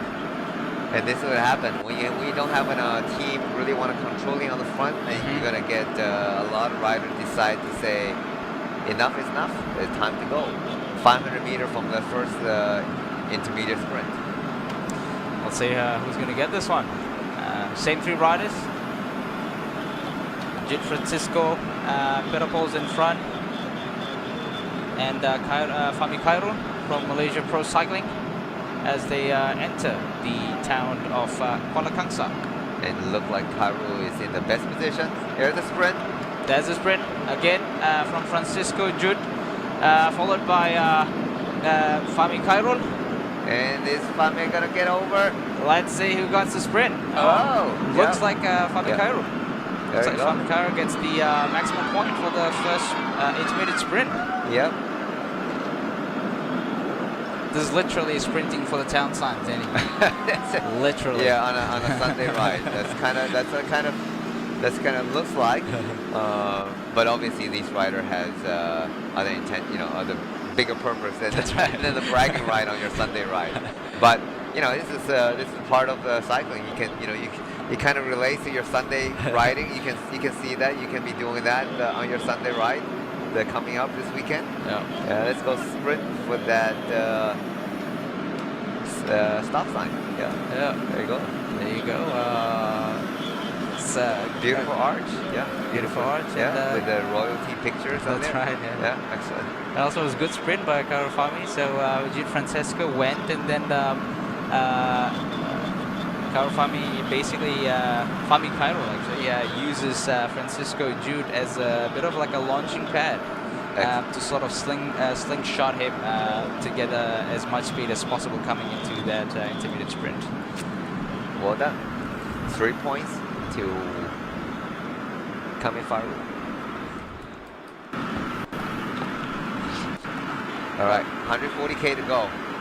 Let's see if we can get some video feed on the action behind, because it looked like there was a big group of 30-40 riders trying to get across. So that would, if they do manage to establish a gap, and that would be really interesting to see. They change the dynamic. Here we go. Yep. Here's a group of look like 10, 15 probably? Probably a little bit more. 20, yeah. Oh, that's big, rider. Yeah, this is massive like a big group. This is look like the some of the stages in the Tour de France where you have you have 30-40 rider in the breakaway and containing some of the contenders, GC contenders. So it's big. Many World Tour riders, some pro teams as well. So you can see in front of you, Tudor Pro Cycling, and then we have a rider from EF Education Easy Post as well. Here's the points classification. So Ceresa is still leading by 1 point, 23, and ahead of Maricelo, yesterday's winner. Matteo Malotelli from UQ. And then third point is actually our Ayman Rosli. So when you look at the points classification, right? So technically, if best Asian rider didn't work out for him, so he's like third GC, and then second in the looking at the mountain jersey as well. Like as of now, pretty good position, but I doubt he's going to maintain all of that. You know. Yeah, his main goal is obviously the best Asian rider. Yeah. Let's see if he has a good climbing legs today. He's able to follow the group. Well, he just has to follow the best Asian rider. Yeah, that's true. That's true. So in this particular stage, but. Yeah, but I think that, looking at the Asia rider, I mean, there could be some. I mean, I see a few riders that could have potential to go all the way and end with the leading group. Yeah, who would be the best Asian riders under your radar, Danny? I would say my pick is obviously is from the team Bukio also. Yuma, Kiro, Koishi. Yep. Yeah, Yuma, he's a rider with experience, and also he has been Team Bukio has been racing in Italy this year, so he's obviously done some good racing. Should have some good legs in him, and I'm certain that he's coming here with a very clear target. He finished this year. He finished second in the GC Tour of Taiwan. Second, he done 2022. He was second in the GC in Tour of Thailand. But yeah, this year Taiwan wasn't an easy race, so he's second in the GC. So he certainly has good legs for this year, and he's also, he done very well in the Asian for the Asian Continental Championship, fourth last year. So so he is my pick for the best Asian classification. So generally, in the past, we would see there are good, strong riders from Kazakhstan, Team Astana, and then obviously the Terengganu rider, the ex-Terengganu rider, now with the BH, Sain Baya. Yep, Sain that Baya. he would be a major contender for the white jersey. But this year, it's interesting that Sain Baya was not in, did not come to this year's race because he was asked by the Mongolian Federation to participate in the World Championship just last weekend. So he wasn't able to participate, and so that kind of opened the door. And then also Team Astana decided to also send their best Kazakh rider, Fedorov, to the World Championship. And last year's winner of the white jersey, Vandy Ponsky, I think the team told him that was the climb was not steep enough. There was no getting. So they decided to put him in other races. So so Team Astana obviously decided to come with a different objective. And obviously for Sarissa, Sarissa already taken the one stage win, so that's part of the job done. But I think the goal is to win additional stages for this year. But also they have Martin Harrell for the GC, so they feel good that there's opportunity for the overall GC. So in terms of the prestige levels, obviously the team if you have riders and capable of winning the overall classification, that will be your top priority. And then comes down to the stage wins, and then the points classification, the polka dot classification, then the Asian classification. So going to a race, the teams will look at whether or not you have riders contest for these opportunities. And we'll see getting back to the front of the race, it's very active now. Riders from Junior Pro Cycling actually attacked the bunch. And everyone seems to chase as well. The gap have dropped from 6 minute plus to now just 5 minutes and 40 seconds. These three riders still riding along pretty well. These three riders, Southeast Asian riders, to be more specific. So we have Perapol now in front, pulling. Right behind him is Jude Francisco, and from MPC rider at the back here, rider 174, Muhammad Fahmi Cairo. So it's just again the now finally to whether or not teams start to come up to the front. Looks like EF and the DSM had enough. It's getting too chaotic, too dangerous. When you have a big group of riders get away and then potentially contested for the GC, so they decide to say enough is enough. Time to keep the peloton in order. So DSM, EF, and Astana, the riders all on the front. So now I think the peloton is going to settle into a steady pace, which is good. I think it is necessary. Otherwise, the race becomes too chaotic and uncontrollable. See, back at the peloton, or back in the front now. Yeah, strung out now, single file in front. Yeah, it's not a super high pace. They Yep. just wanna. They don't need to catch the breakaway just yet. They just need to keep the gap to about 5 minutes. Yeah. Until the climbing starts up a little bit later. Yes. We'll talk about the best Asian contender. You know, also beside Yuma Koishi. I think the Malaysian Rambao. Sen Renbao. San Rambao. He is from Team Malaysia national team. He's a bit of climber. He's a bit lightweight climber. He had some pretty good results at Thailand. Thailand also turf Ejen. Yeah. Up that steep steep hill. Was that Mount Ejen?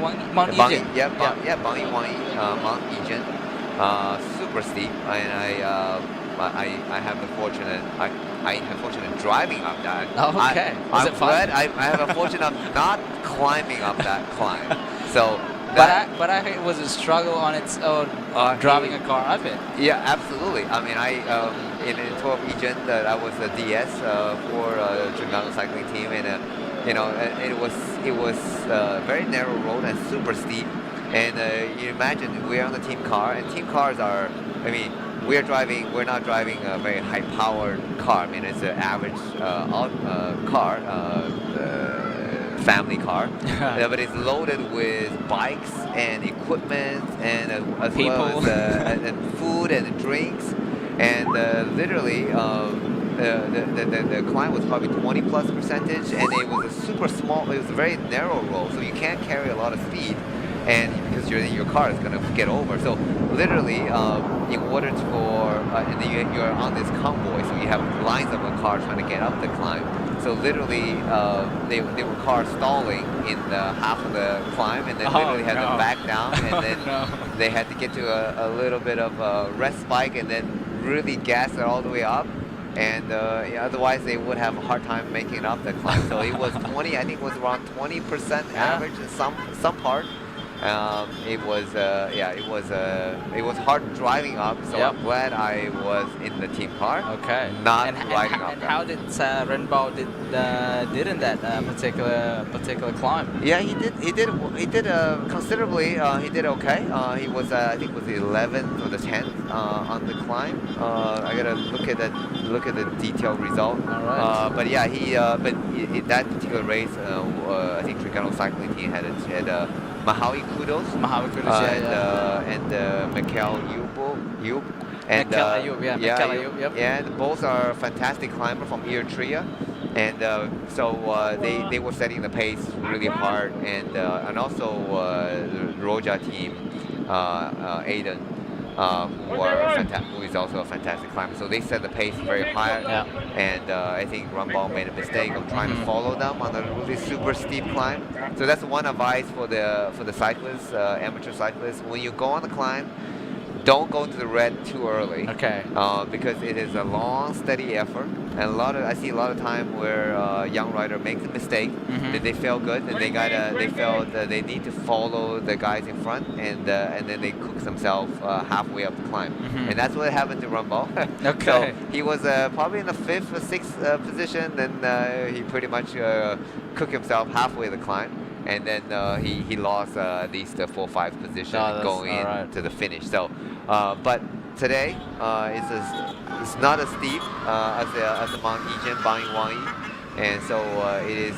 So hopefully he paced himself. He learned the lesson, and that's why it's important, right, for young rider to expose in big races like this. Yeah. So you see where the speed and what other speed these guys are doing. So if you're on a training ride, I mean you're riding 30 km an hour to the bottom climb, and then you go full gas. Everybody feel good. I mean, I give a lot of advice to the young rider. I mean, you think you're a good climber, then you get to a professional race, right? Because when you're just in the training, you're doing a 30K zone 2 to the bottom of the climb, and then you go full gas, and you look at your power meter, you go, oh, I'm doing 6 watts per kilo. I'm good. Because that's what some of the pro guys are doing. Yeah. But you left out the fact that these pro guys are just did like 150K at a full gas, and they probably get over a couple climbs. That's especially right. in like Tour de France, right? They get over 2 or 3 climbs like today's stage at Cameron Highland before they get to the finishing climb, and they are still doing 350K. So we just the camelback hill, they call this one, and just right on the screen, as you can see, like for obvious reason why it's called camelback hill. Yeah, that's because it looks like a camelback. Yeah, it is. All right. So you can see in the map now we are heading towards a place called Sungai Siput. So they've just exited the town of Kuala Kangsar. So now they're heading towards all these back roads towards Sungai Siput.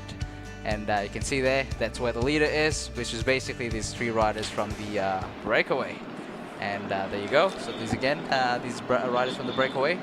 But obviously we see earlier just now, all these riders from the peloton is actually chasing, trying to keep the gap about 5 minutes. So some of the riders are actually doing some feeding here. That's a rider from Poltikometa here, just grabbing some bottles, not just for himself, but for other teammates, you know. So that's a lot of these guys are doing this domestic duty. So domestic is basically a term used in the cycling, sport of cycling, as someone that rides selflessly for other people. Right. Yeah, I guess in an easier term to understand. So, right. There you go. Yeah. EF rider here. I think they had probably one of the most nicest paint job on their bikes though. Non-conventional, non-conventional, pretty funky. Yeah, EF has always. I mean, it's not in a World Tour team comparison wise. They're not a team with a huge budget. Yep. So they obviously can't get they have good riders. Yeah. But I'm talking about like the top in the world, top world riders. They probably don't have the budget to get a really top guys. So they are really smart in getting themselves stand out in the peloton, right? So and that would be an awesome jersey. They definitely do have some awesome kit by Rafa, and also they have the most definitely the best paint job in the peloton with their bikes, right? So they're really good at standing out, right? So I mean, again, you're in a bike race, you're one team versus 22 other teams. You gotta stand out. So you can either win the race to stand out. I mean, that would be the best way to stand out. Right. But if you don't win the race, the other way to stand out would be an awesome kid, and people talk about it. This kind of thing. It's it gets on the social media, and it gets which is so important now today's marketing. So that they have an awesome kid and awesome bike. So yeah, it's definitely a nice bike too. Canada has been in the bike industry for so many years, and they always been on the forefront of innovation. They had some really cool design. Some of them did work out, some of them didn't work out, but overall they are, I always like to see innovations and pushing the boundary of technology, and there you go. It's a matching bike and kit. There you go.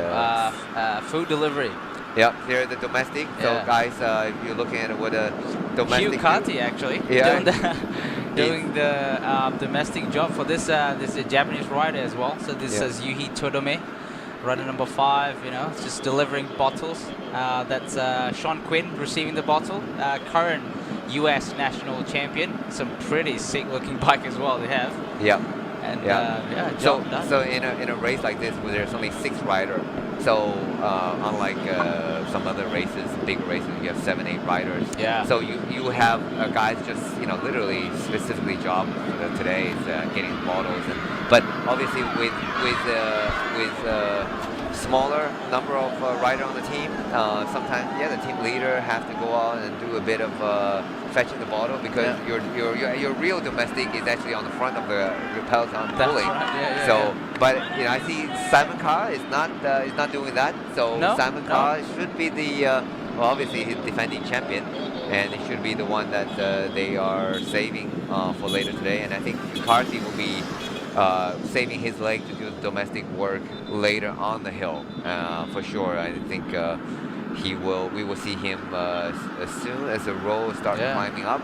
Then we will see him getting back to the front of the peloton. So now DSM in front, Pollock doing the fair share of the load to bring back the breakaway. So it's down to 4 minutes and 40 seconds. Just now, recently, we saw some riders actually throwing bottles on the side of the road. So that's not technically littering. Like, you know, like if you're a cyclist, you want to grab that bottle. Absolutely. So you want to grab that bottle, the team bottle, right? Yeah. So we talk about it, you know, in the past where guys just, you know, they would allow the rider just throw the bottle on the roadside. But now UCI has been much more strict on the bottle throwing. So you should only throw the bottle when there are spectators. So it is a great souvenir. I mean, to be honest, these guys are basically using the bottle for one time only. That's so, right. you know, it's unlike you know, your average weekend warrior. I mean, that you would keep the bottle for at least you know, a month or, you know, I mean, up to 6 months probably. But these professional riders, they're using the bottle and they pretty much throw them after they're done. So I mean, it is a waste. I mean, the plastic is not really biodegradable. I think one time they're trying to come up with a biodegradable bottle, but then after one season, that sort of goes, you know, probably didn't degrade, so they realized that's not going to work. So what happened is, so now now we see the white jersey now doing a bit of domestic work again together with Harry Saleh. So their sprinter is fetching bottles for their climber. Now, Trigano cycling team, talking about their contender, would be Anatoly Buryak, from climber from Ukraine. So he has definitely some good result on the climb, and so he would be saving. He has been fairly quiet for the first 2 days of the race, so he will be saving his leg for today, and hopefully he can manage to keep together with the front of the pack to the end. But yeah, so getting back to the bottle throwing, so now the UCI has a very strict rule, so you should only throw bottles when you're a spectator on the side. Right. Not only are you giving, you know, helping the environment, but also giving the spectator something to take back home. So which is great. And I have collected a couple bottles myself. You know, so a fan as well. So, you know, it's always good to have something to remember the race. Right. And back to the front is the EF Education together. Just two riders, EF Education and DSM controlling the front. And Sarissa with his jersey wide open. And sort of like the Superman or the Batman cape, trying to keep himself cool on a hot day. Sun Wentao, the rider from the breakaway yesterday. So now just doing some domestic duty as well, so as you can see. And in his bottle holder is full of bottles, and now he's squeezing in as much bottles as he can. You know, it's just two of his pockets is full, and then some more in the some sticky bottle there. Some sticky bottle action. That's, so yesterday we had a comments about asking about sticky bottle. So that's how would that? That's that would consider a sticky bottle. But again, the rider's intention was not to using a sticky bottle to get back to the front of the race on to contend for the finish. He's there to do a domestic duty. Just getting the bottle for the rest of the guy has no impact in the outcome of the game of the race. So it's borderline. Likely they will get a warning sometimes from the commissar, and normally you can hear the radio. The commissar is like saying, that's enough. Car number so and so, that's enough. Exactly. But you know, if you were using the sticky bottle trying to get back to the race, you know, because you're dropped or you had a mechanical, that is much more strict now. And you can fine and potentially disqualify.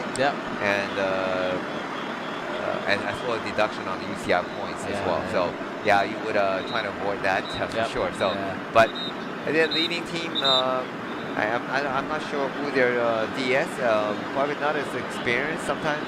the idea of actually when you're feeding the riders, you want to get your team car to the Oh, back of the okay. peloton as Yep, close yep, as possible. Yep, yep. And you wouldn't want to be in the like third yeah, or fifth yeah, car yeah. trying to feed the rider. One, that your rider will take a lot of more energy trying to get back yeah. to the front. Yeah. But also it's dangerous because Yeah. you have a lot more traffic in the back of the convoy, and the rider going in and out, and as well as cars goes in and out. Yeah. So there had been accident where rider trying to getting feed and get knocked out by cars. Yeah, we've seen some of that on Instagram as well, right? Exactly. Yeah. So I think the idea is to get to the front of the peloton as close as to the commissar car.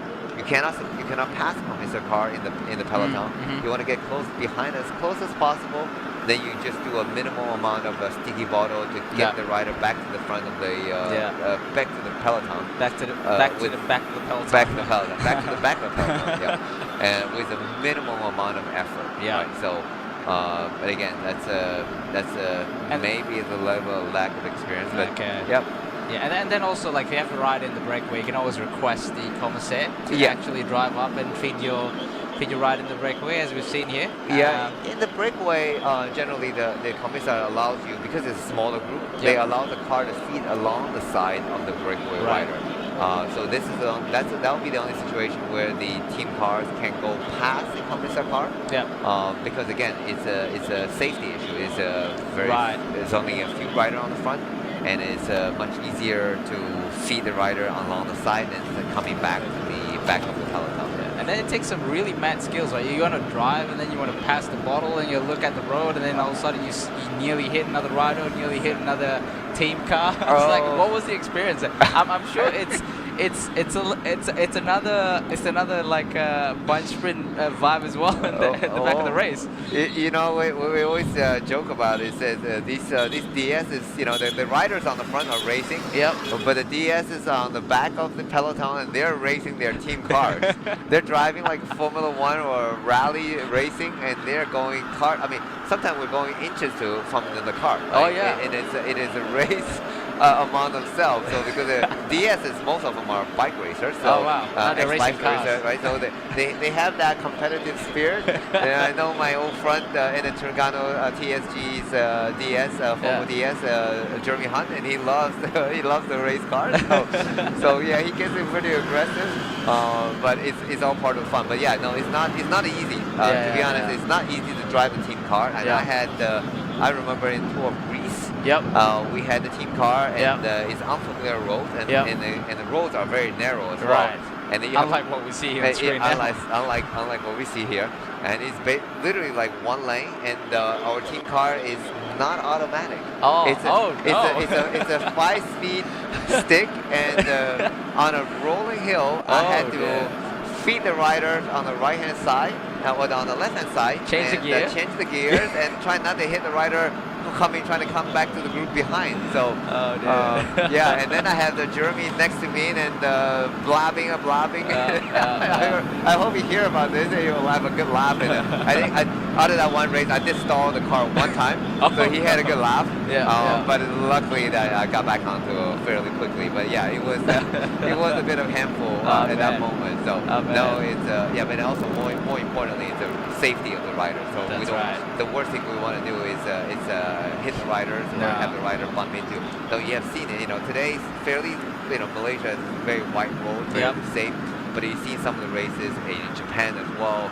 And you have very narrow roads, and then especially hilly roads where rider broke up in the peloton, and sometimes they try to catch back to the front of the group, and they're doing this mad descent and coming through. So that's really dangerous. So yeah, we have seen some unfortunate incident where rider crashed into the team car. So no, that's not good, right? Yeah, hopefully we're trying to. Well, we pray we don't see that in today's stage, because there is a bit of downhill, right? Today after the Category 1 climb at Kampong Raja, there is actually a bit of rolling and a bit of a fast downhill before you hit in the Binchan climb, HC climb. So it's we want to make sure that all the riders stay safe, and that's the paramount. And that would be like a climbing up that Simpang Pulai roads is going to be a tricky place to feed riders as well, because the roads are not as wide compared to the there's obviously there's multiple ways of going up to Cameron Highlands. So Simpang Pulai happens to be the tougher one, and also the slightly narrower ones as well, right? Yeah. Simpang Pulai, the beginning part, we can talk about the climb. We just Actually, it's a good idea because someone actually asked them, what's the gradients like? What's the gradient like? It is long, right? So we're talking about just now, like close to 50 kilometers of climbing. Yeah. But what's the gradient like? Yeah, the initial part of the climb, at the beginning part, there's a little bit of steep section, but nothing is not over 10%, right? For professional rider, anything less than 10% is considered not a climb. Not particularly a flat road, but not a difficult climb. Okay. Right? Anything between 5 to 10% is considered a power climb. Here we have a look of the camel hill. We just saw it on the screen. Oh, yeah, on the left-hand side. That. They're passing the double hump camel. The camelback hill, Yeah. Surrounded by palm trees. Yep. So, but talk about getting back to the climb. Yes, the beginning part is a little bit steep, but it's only it's probably only about 2 kilometers of a steeper section. Here we go again. Yeah. Beautiful. Interesting structure. Interesting how it actually comes up like that. The work of God, I suppose. Yeah, it's just amazing. It just all of a sudden looks like a camelback. Yeah. It's just missing the head.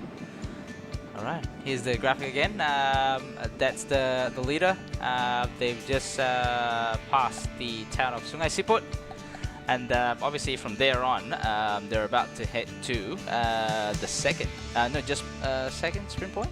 Yep, second sprint point in Sungai Siput, and then from there they're heading to Ipoh. Right, Ipoh is like the capital city of state of Perak, where the riders are actually riding in at the moment. So the last multiple stages, they were mainly in the state of Kedah, and now they're in the state of Perak. So a lot of these states actually have their own kings, right? So and then they do some kind of a little bit of a rotation. Who becomes like the what we call here is Agong, sort of like the federal king. They will have like a 5-year rotation. So at the moment, it's the Sultan of Johor that has actually become the federal king. Which the race will go in stage 6. We'll go to Johor. All right. Back to the climb. Go back to the climb. Yeah. We almost forgot about the climb. Yeah. So the beginning part is a little bit steep, but then after the 2-3 kilometer of the steeper part, it gets to fairly gradual, about I would say 4 or 5%. Okay. And, nothing too steep. Nothing too steep, but it's just a long drag. And I mean, you go in 4-5% for literally, I think, roughly about 30 to 40 kilometers of 4-5% gradients before you get to the Kampung Raja, and then it start to a bit of roller and it start dip down, and then the climb up to Binchan, it does get steeper, and that's where I think, in some part reaching up to 10%.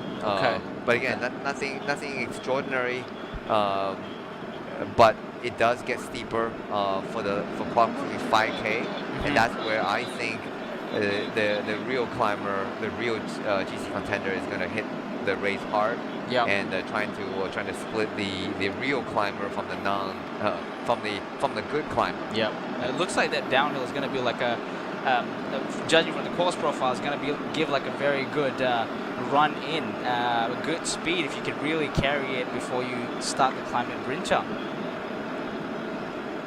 Yeah, as you can see, So we're just looking at on the pro cycling stats. They have some of the graphic of the Kampung Raja climb.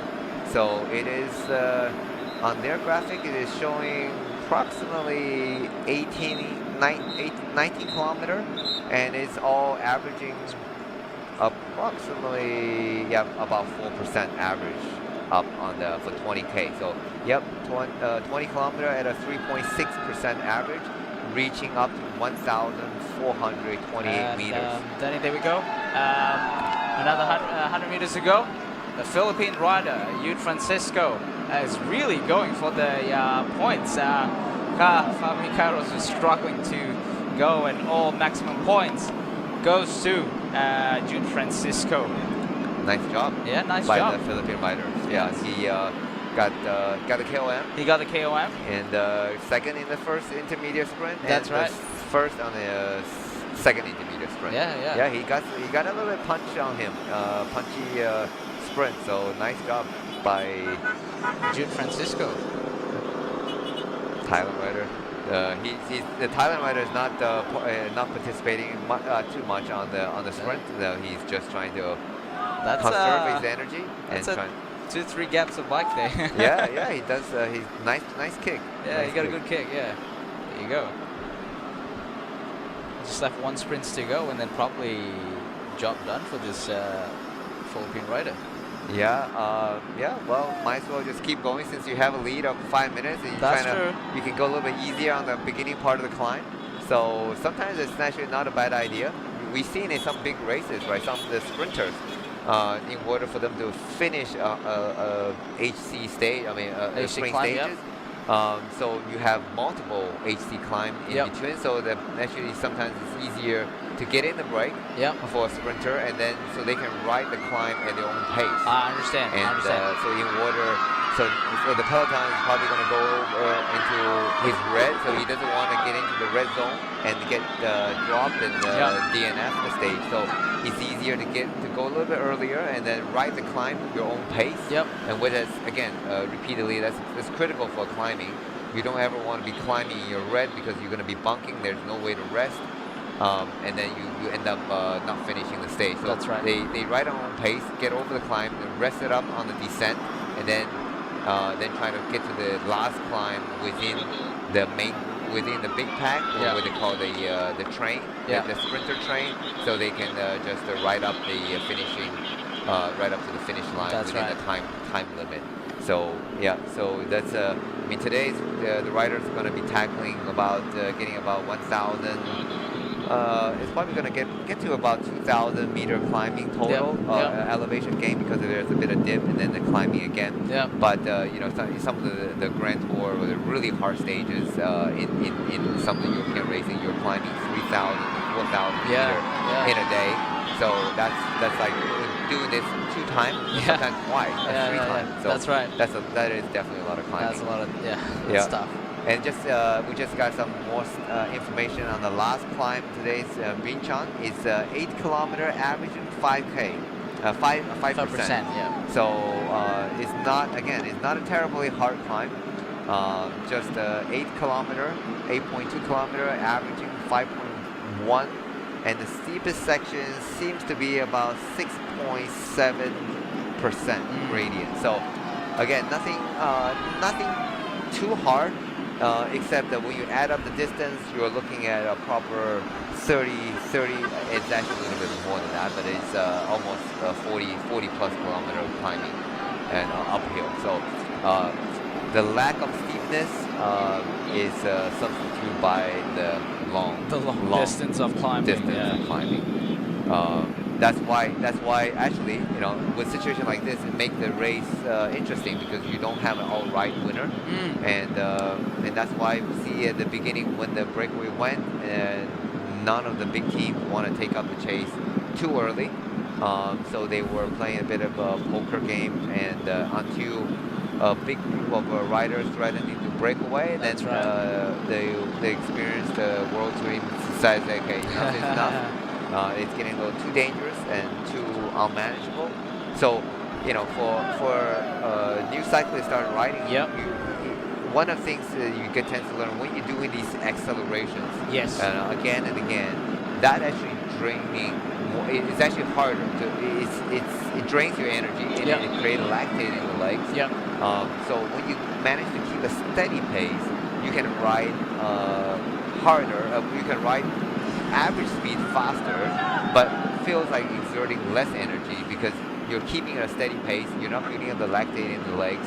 So that's something that cyclists, if you just start getting into the sports of cycling, something to keep in mind. You can actually go faster by keeping a steady pace. And then attacking each other on the Sunday ride. Going for that. I know you love sprinting. Yeah, you love to go for that. I do. The stop sign.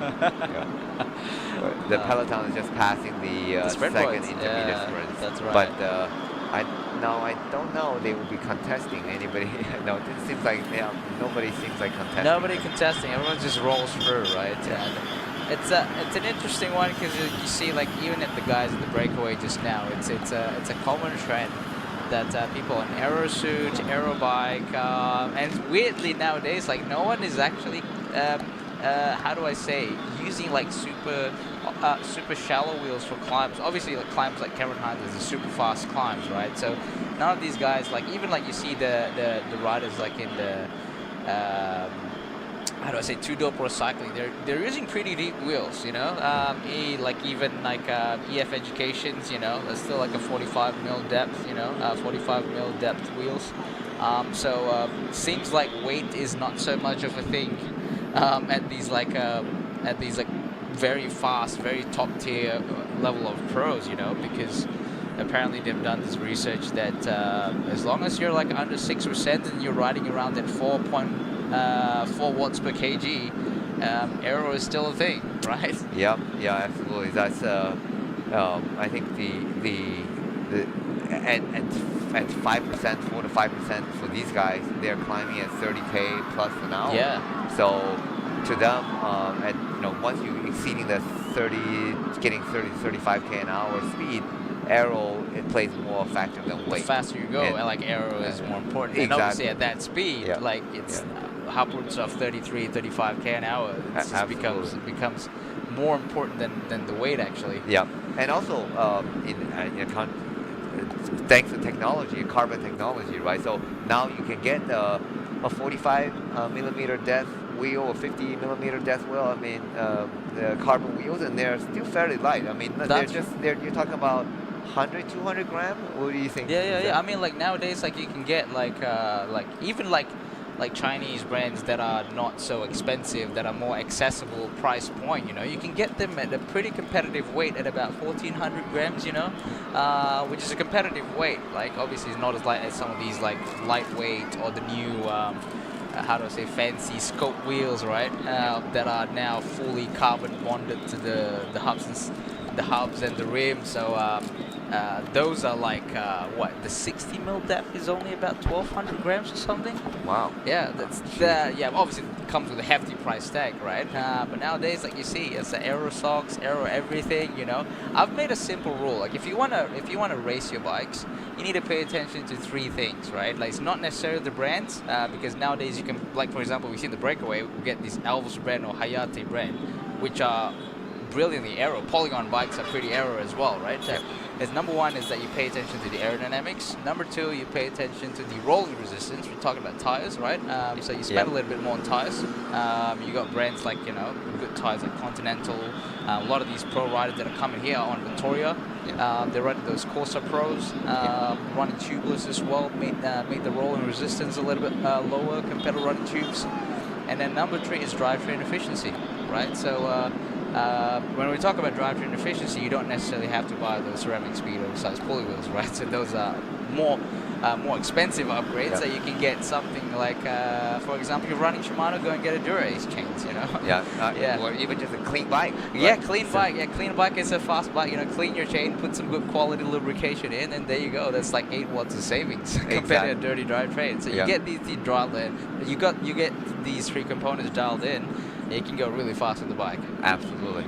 So, I mean, cycling is not a cheap, bicycle costs a lot of money. Yep. But it's funny, right? Some people spend, upward of $10,000 on a bike. Yeah, but 60,000 ringgit. That's a lot of money. But then they're wearing on-aero clothes, jerseys, or they have socks that's, it's not in the right length. You know? So you might as well just get the aero socks, right? Because we tested them. I mean, it's clearly you're getting 4 watts of saving for $30. I mean, $20 to $30 socks. So versus a 4 watt saving or 5 watt saving from a ceramic pulley. Yeah. So they say it was like what makes the socks really aero socks really effective, especially when you're in the upstroke trying to push down the pedal. So technically, your leg is trying to go twice the speed of the bike. Yeah. Right. So Yes. so that's why it becomes so important, right? Absolutely. So that's that's a moving part of your body. Yeah, right? yeah, so yeah. You're moving and your legs are moving. So you're moving twice as fast. Your bike is moving already, and then your legs are moving. So yeah, you're moving twice as fast. So that disturbs the airflow. Yeah. And that created that once you disturb the airflow, you create drags and Yeah. so forth. So that's why as you see the rider on the Yeah, front now, aero. is, very very good position. Then Yep. you get the aero socks and the aero glove and the jersey itself, and also the jersey. And see, you talked about earlier. We were just looking at the Tudor rider signing up. You talk Yeah. about a hot day, and you would want to see your rider wearing a jersey that can fully open up and Yeah. stay cool. But now you have these race, the so-called race suits. They look like time trial TT Almost, suits, yeah, but exactly. they have pockets on the back, and Yes. then they are allowed to open on the front chest Yeah. to you ventilate air as well. So that's what that's why it's become like a not a TT suit, but a combination of a regular jersey and a bib, but allows you to open up and ventilate and also store food. So you will see, I think majority of the rider here are wearing that race suit. Yeah, like one-piece race suit, aero suit kind of thing. Yeah. Yeah, exactly. That's why, and that kind of, we got that kind of idea, and then at the Velotos we said, Yeah. let's create a jersey. Let's find a way that can combine them together. Yep. So you have the comfort of the two-piece, but Yeah. but the aeroness, because it does really make a huge difference. And also sometimes you see also in the World Championship, you see some of the riders wearing these aero from the Route 20, and they have Yep. these aero sleeves. That's and right. Just a little bit of that rib fabric that actually creates the air turbulence and Yep. disrupt the turbulence. So there's always a debate and argument on how much that contributed, but it's from the aero testing, they have shown some significant data. Now, of course, if you're in the peloton, you don't necessarily get the full benefit because the peloton is Yeah. already traveling fairly fast. But then and you're getting the bit of the draft, so that's less effect. But when you're on the front of the peloton, like the breakaway guys, then the aero does play a major factor. Yeah. And also we're looking at an aerial shot, beautiful mountains. Yeah, at the back. Yeah, that's down the right. Mountain, but looking back forward, we see some dark clouds ahead It's like rain is in coming. the Fraser. So yeah, and it looked like the Cameron Highlands, and that looked like some dark clouds in the hills. And that typically we talked about earlier. The Cameron Highland does tend to dark clouds right there. Yeah, you can see. Yeah, up ahead. Up ahead. Well, almost in the direction. Oh, hopefully it's not in the direction of where we're going, because that's on the basically on the west side of the basically west side. But instead, we're about to head to the east side, because Cameron Highland is about to go in. So these are, if you're riding on that north-south highway, you can see this on the. If you're coming from KL heading towards Perak, you can see this on the right side of the highway. This is look like a cement factory. Yeah, I believe so. It's been there since for as long as I can remember. Yeah. Talk about cement. Yes, it's not about cycling, but since the peloton is pretty steady, so in Malaysia, so it was the PETRONAS, the PETRONAS Twin Tower. Yeah. When I was watching the history about how they build the tower, typical high-rise in the world are built by steel. Yeah. But because of Malaysia didn't have enough supply of these high-strength steel, Right. so Petronas Twin Tower is actually built by concrete. By cement, but kind of concrete, but it was concrete is much more briddle. Yeah. So they had to literally formulate an innovative type of concrete that allows high rises, because the high rises you see the wind effect. So they had to be able to tilt and potentially hurricane wing, wind, then earthquake, for example. They have to be able to shift left and right, so speaking. So the PETRONAS Twin Tower had to formulate a special concrete allows to flex a little bit, and meanwhile still have the strength of the steel. Wow. And something that I learned from watching History Channel. So there you go. There you go. Again, this PETRONAS is obviously the race organizer, the sponsor. So we just want to mention that, and that's something I learned from that did not know about the PETRONAS Twin Yeah, Tower. yeah, yeah. It was a breakthrough, you know. Like we never had anything like that back then in history. It's the first one, you know. Obviously, the KL Tower came up first. Yeah. And then, like, it was the former Prime Minister of Malaysia. Basically, the personnel that actually wanted this tour of Langkawi to happen, which is Tun Mahathir Mohamad. Yeah, he was like, you know, let's build this twin tower, you know, let's just show to the world what this country can do, and then there you go. You have a PETRONAS twin tower, and also PETRONAS is an oil and gas company. Yeah, we've seen probably throughout the race a couple of those gas stations on the side of the road. Yes, absolutely. And yeah, PETRONAS really is a Malaysian company that has really established itself presence in the worldwide. Yeah, I mean, yeah. If you're an F1 lover, you probably know Lewis Hamilton's is racing for PETRONAS Mercedes team. Yep. So they have really elevated their status. Now, also, I have friends working at PETRONAS. I mean, PETRONAS is not purely oil, so they also have a huge gas, natural gas operation. That's right, in yeah. East Malaysia. So they also driving for clean energy. Yep. So they are trying to build up a cleaner source of electricity 100%. with the natural gas for Malaysia power supply. Yep. So yeah, it's I remember actually had the opportunity to meeting as a part of the TSG team. We actually met with the PETRONAS the marketing group. We were trying to talk to them about potentially sponsor the team. Yep. And they had a vision of becoming world class, and they weren't just interested in Asia only in Asia. They want to become a world class company. So they were looking at a world class team. Right. Okay. And so yeah, it was a good education. Right.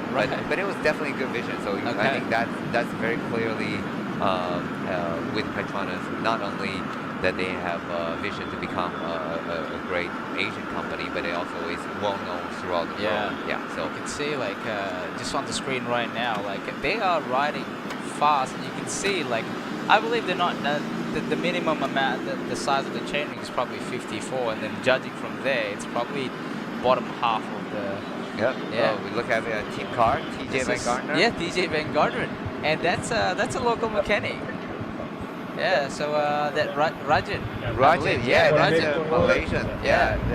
That's the brother of the famous Malaysian legend rider M. Rasan. Yeah, he's commentating in the Malay Live. Absolutely. So that's Rajan. That's a team mechanic. He's been a professional team mechanic with pro teams. He did it with Ineos. Ineos Team Sky back then. And now he's with EF. Yeah, and he's definitely an idol.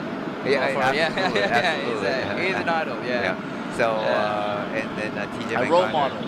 TJ Van Gardner is a well-known former rider and a world tour rider with the BMC team. And, that's right. And a GC contender for the big races. So yeah, so a lot of the former riders that when they retire from racing and they sort of take up the DS role. Yeah. And it is critically important, right? Because you need, in order to be a good DS, you need to understand cycling. Not only cycling as a sport, but as cycling as a racing. That's right. So I mean, TSG, Terengganu cycling team also have, we talk about Cycle YZ.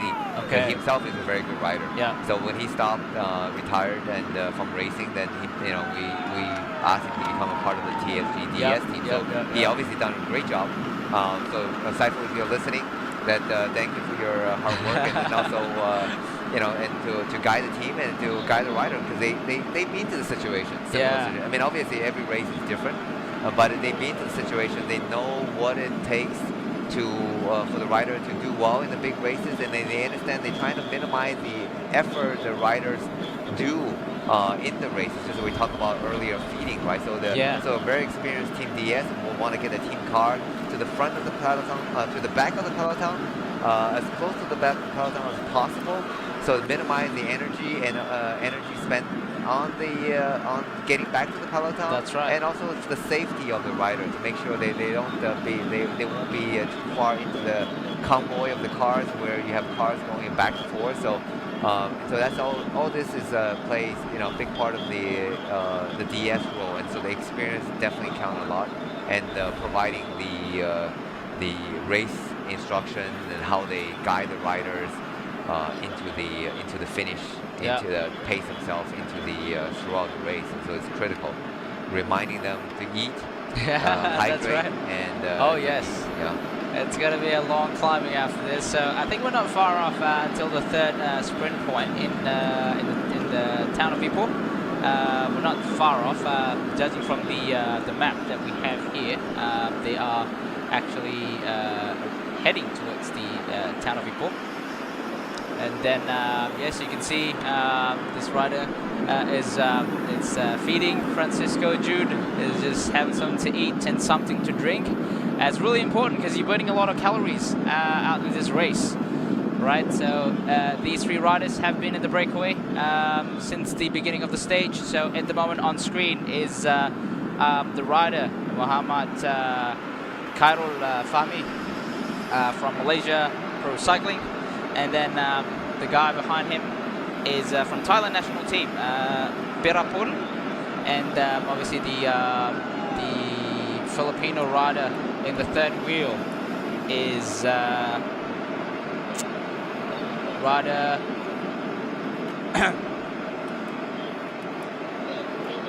Jude Francisco.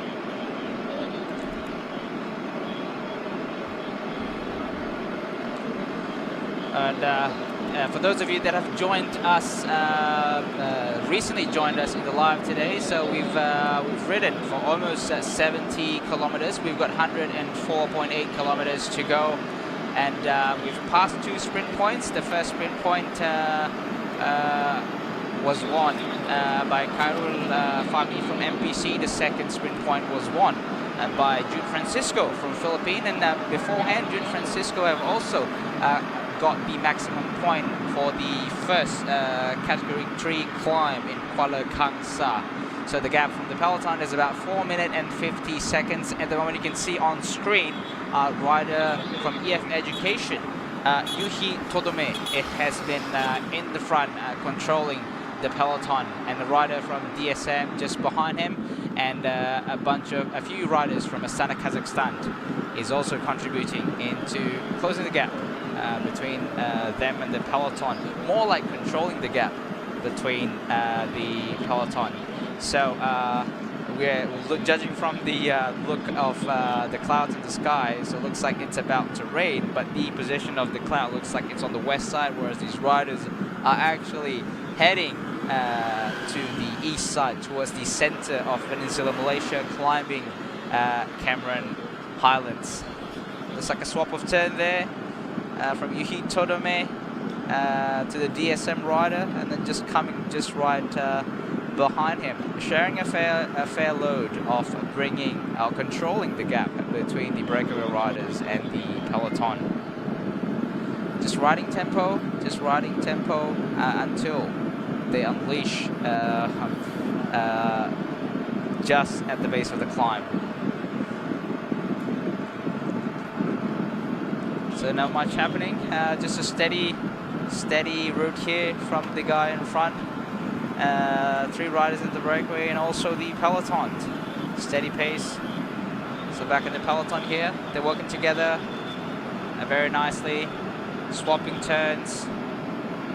That's a beautiful thing about cycling. You don't really know at what point they're going to attack, but at the moment you just don't see a point to attack one another. Just maintaining a good tempo, maintaining a good speed, maintaining a good pace.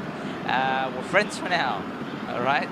And yes, let's see. So for those of you that have any questions in the live, so let's go through some of these live section. Looks like we got a lot of Filipinos in the comments section here.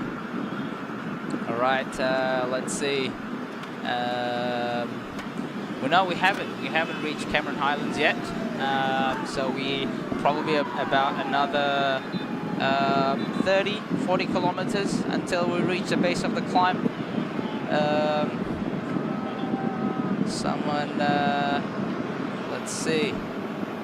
Someone also said when we did mention about the 3 things that I need to pay attention of, which is aerodynamics, and yes, right on screen right now. So that's the route that the riders will come through to Cameron Highlands. So yeah, we're about to reach Ipoh here, as we can see on the map. Not far, so you can see there, that's where the leader is in green. And then peloton is just passing the town of Chimo. Alright, so quite a flat piece of road here.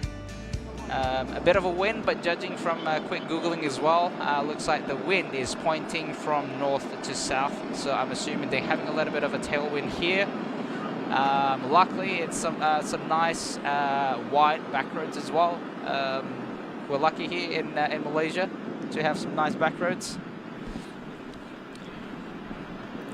Yeah, the road surface in Malaysia generally is considered pretty fast road, smooth. I did some riding in Australia and the US. There's some rough roads, Yeah, I have to agree, because I've ridden for quite a long time in Australia. They don't have many potholes per se, but the quality of the tarmac, right? So the quality of the asphalt, quality of the tarmac. So it's a bit rougher there in Australia. Here the tarmac is pretty much smooth. Yeah. It's the pothole is almost inevitable because of the amount of rain that's always visit Malaysia. So during the rainy season, obviously the roads you see that gets eroded. It's amazing, right? The water seems like such a harmless material, but you gather that in a long, continuous effort, and it becomes a major damage. So talk about your sweat as well on your bike, right? That's your bike's number one enemy. No, absolutely, yeah. So talk about I remember moving from California to here. The one thing I realized, everything gets corroded, especially metal. Gets corroded so quickly through the paint, and I remember. It's a good thing that all the bikes are carbon now, so you don't have all these metal erosion on the old days where you have aluminium bikes. But I do have a steel bike, so far it's been holding up good. pretty well. Okay, what steel bike do you have, Danny? I have a C-Sub gravel steel bike. Okay. Yeah, and then I have a Sinelli. Sinelli steel bike. That's chromoly steel. That's going to emulate the old 1970s, 1980s. Really. Again, I'm old school, right? So I got some old steel bike that it's every time I ride them, and I realize why the modern days they're racing on carbon bike. Okay. There's a massive difference in weight. Although, for sure. Although some very high-end steel bike are made very light, they're using a very thin steel tubing. These some of the brands, and I think they end up making them super light, but I think it's more expensive to make those those high-end steel bikes. For sure. Yeah, I remember some of these. I know, hill climb race is very popular in the UK. We've seen some of these steel bikes. I'm not sure if the brand is still around, but the brand is called Ascent. Yeah, they've made a lightweight climbing bike. The bike just weighs 5.5 kilos using steel. 6 kilos. Probably more like 6 kilos. With red 22 group set running one by TSM stem and handlebars they build it with, and then I think a Korima rims, which bespoke custom wheels, just a Korima with rims with different hubs and also different spokes that they were using one of these bird spokes. Have you heard of it? Instead of a steel spoke, they're using something like a Kevlar string almost. To sort of pull some tension between the rims and the hubs. So pretty interesting stuff. Bird spokes. That's super light. 6 kg. That's super light. So that would not be allowed to race in this race. For sure. So, just for those who are not familiar, the UCI had different rules about the bikes and the geometry, but in terms of weight, probably that was a big factor, especially when the guys changed from caliper brake to disc brake. So the UCI weight limit on the bike is 6.8 kg, For those who are familiar with pound, it's 15 pound, just above, just a little bit below 15 pounds, 14.99. So 6.8 kg. So that means your race bike is only allowed. I mean, there are some bikes that they are lighter, but to participate in the UCI race, the bike has to be a minimal 6.8 kg. Now, used to be in the old days when the guys were running a caliber brake. I remember like talking about Cannondale earlier, right?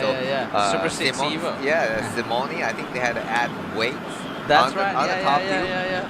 And in order to get the bike under the 6 point That's above right. the 6.8 That's right. weight limit. But now then with the introduction of popularization, the introduction of disc wheels, so they are a bit heavier. That's right. So that seems not to be too much an issue. So most of these guys, if you're wondering what are their bike weight for the, even Tour de France bikes are, sometimes they have a climbing bike just for their super hilly days.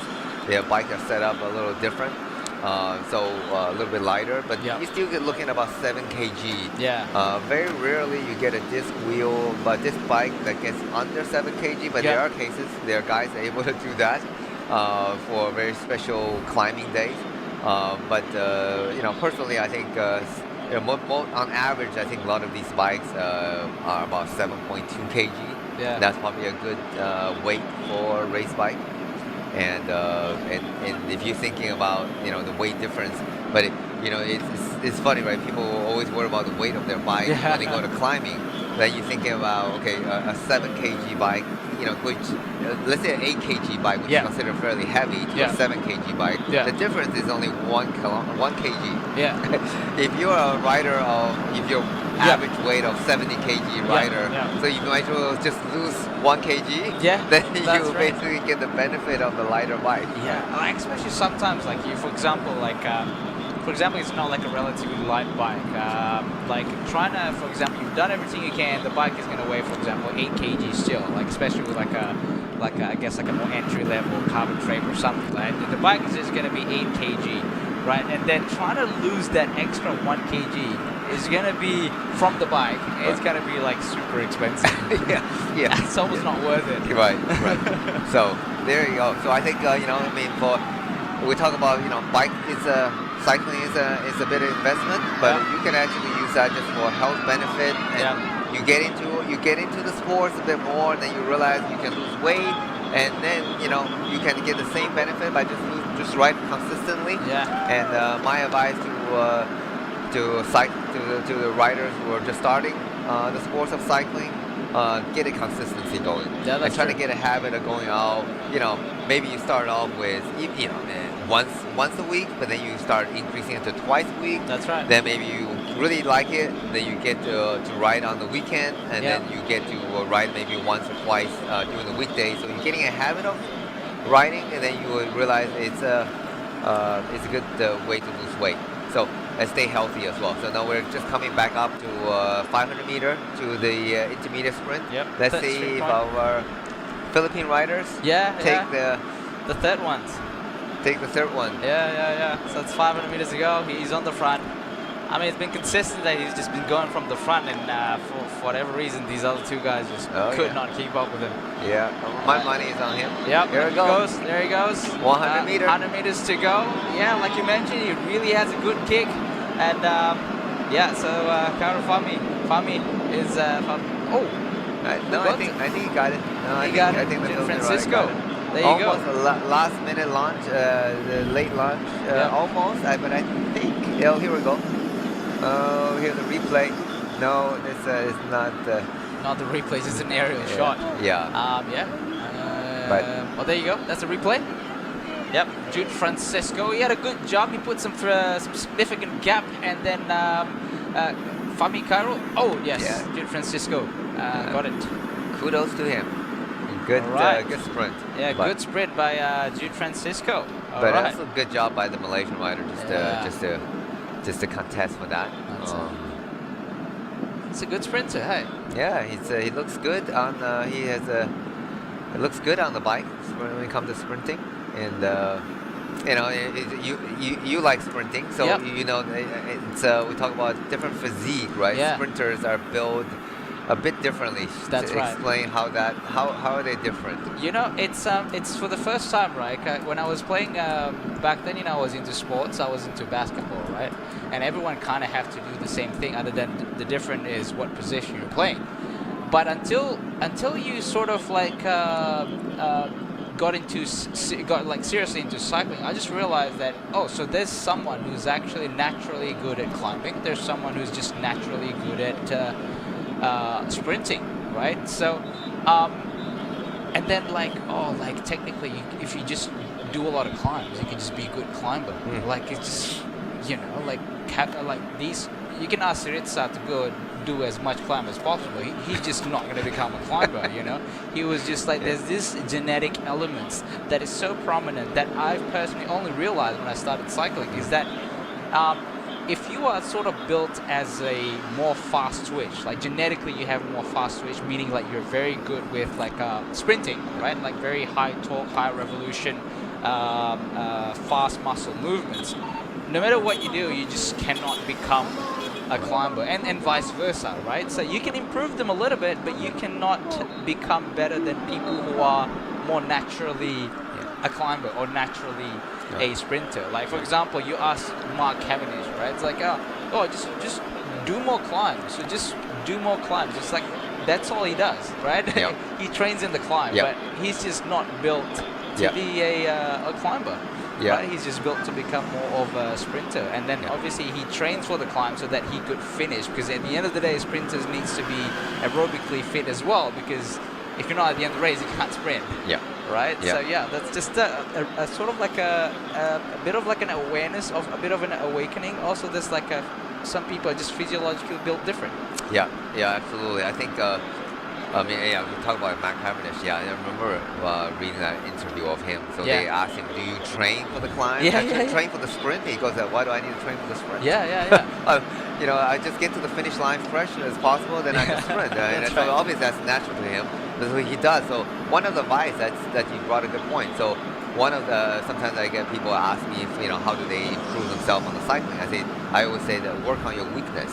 Especially for the young rider, right? Especially young rider, I say if you think you're good in climbing, well, work on your sprint, on your short game, right? So what happens is when sometimes some especially young cyclists tends to get into that mode. They think I am a climber, so I'm just going to train on climbers. I actually learned that when you are a climber, when you are a sprinter, you actually work on your weakness, because by working on your weakness, you're actually going to improve your strength. That's right. So that's what exactly Mark Cavendish said. He said no, he actually trains a lot on the climb, because if he get over the climb fresh as possible, then he knows he's going to win the sprint. And it comes in an instinct to him. That's right. And vice versa. So for a climber, I remember Rembal was asked, I was talking about Rembal, and he was lightweight, so he's always naturally better than people on the climbing. Yep.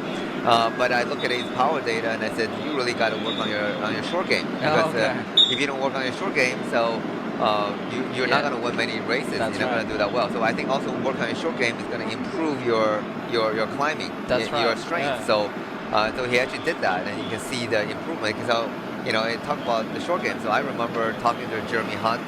So I was asking his advice. Hey, how is the FTP? Everybody talks about FTP, right? When it comes to cycling, it's how much is the FTP?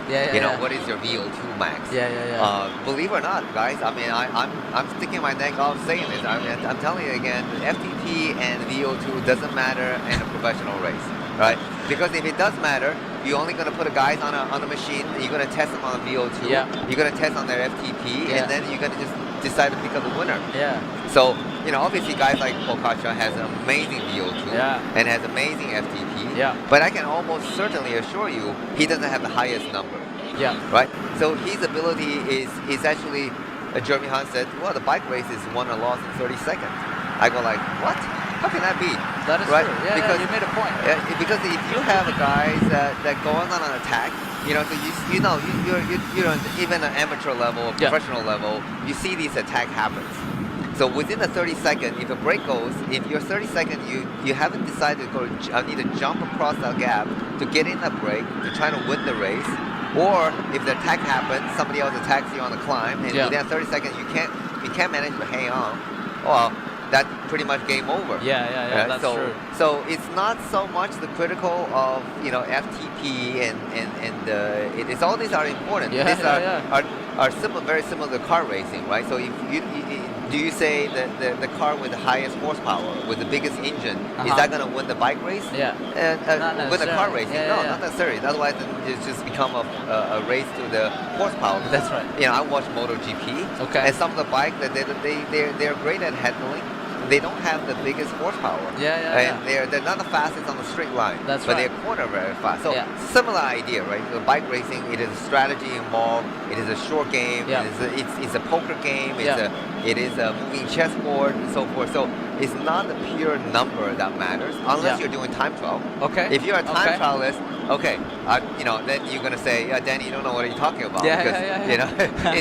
it is it is a bit aerodynamic. Yeah. But when I'm talking about general bike racing, Yeah. it is a lot more strategy and a poker game and not a pure number, but a short game is almost more important. So Right. for those young riders, if you're inspired to become professional, work on your weakness. My That's number true. one advice is if you think you're good in sprinting, go work on your climb. Yeah. If you're good at climbing, you think you're good in climbing, go work on your short game. Yeah, Because yeah. by working on your weakness, you actually will get a maximum benefit of improving your strength. We're looking at the back of the. Is this the back of the peloton? There's looks like a chasers. A couple of chasers have actually gone breaking away from the peloton. We've got Terengganu riders. Yeah, and it should be back because you see the team car. It's right? actually back of the race. Yeah. That look like. Harry Apologies Sub. for that. Yeah, apologies for that. It looked like a couple of Ukio rider and Harry Saleh. Maybe the pace went out, or maybe they went off for a natural break, possible. Right, natural break. we call it. Decided to get back to the peloton and doing a bit of car surfing, we call it. Car surfing. Yeah. We've seen that. They go from car to car. Yeah, Car it's, to car. Just a little bit of draft here, a little bit of draft on the car in front, and then until you come back to the peloton. Yeah. It's a lot of, and that's also something I see. I'll give advice to a young rider. If you start racing in a professional level, and then you see a lot of team car, you see the young riders sometimes they get a puncture or they go for a natural break, and then they panic. They're trying to get back to they get a puncture, and then trying to panic, trying to go all out, trying to catch back to the peloton.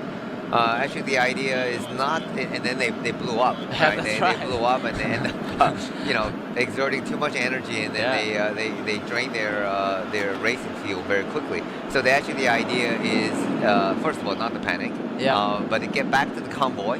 So for Tour de Langkawi, luckily for a race this level, you have 2 team car for every team. So the convoy is going to be, I think, literally like 500 meter long, and maybe even longer. Okay. So the idea is you just need to get back to the tail of one of the team cars, and then you don't want to surge all the way up like a time trial, but you want to be going, resting behind the team car, and then as a team car brake, and the convoy will brake. Just carry the momentum. Then carry the momentum, car then just skip it over to the next car, and skip over to the next car. So you can actually get back to the peloton within about 5-10 minutes, and with exerting minimum energy. But obviously, on a climbing days, it's a little different. But on the flat days, generally, that's how you would get back to the end of the peloton with exerting minimum amount of energy.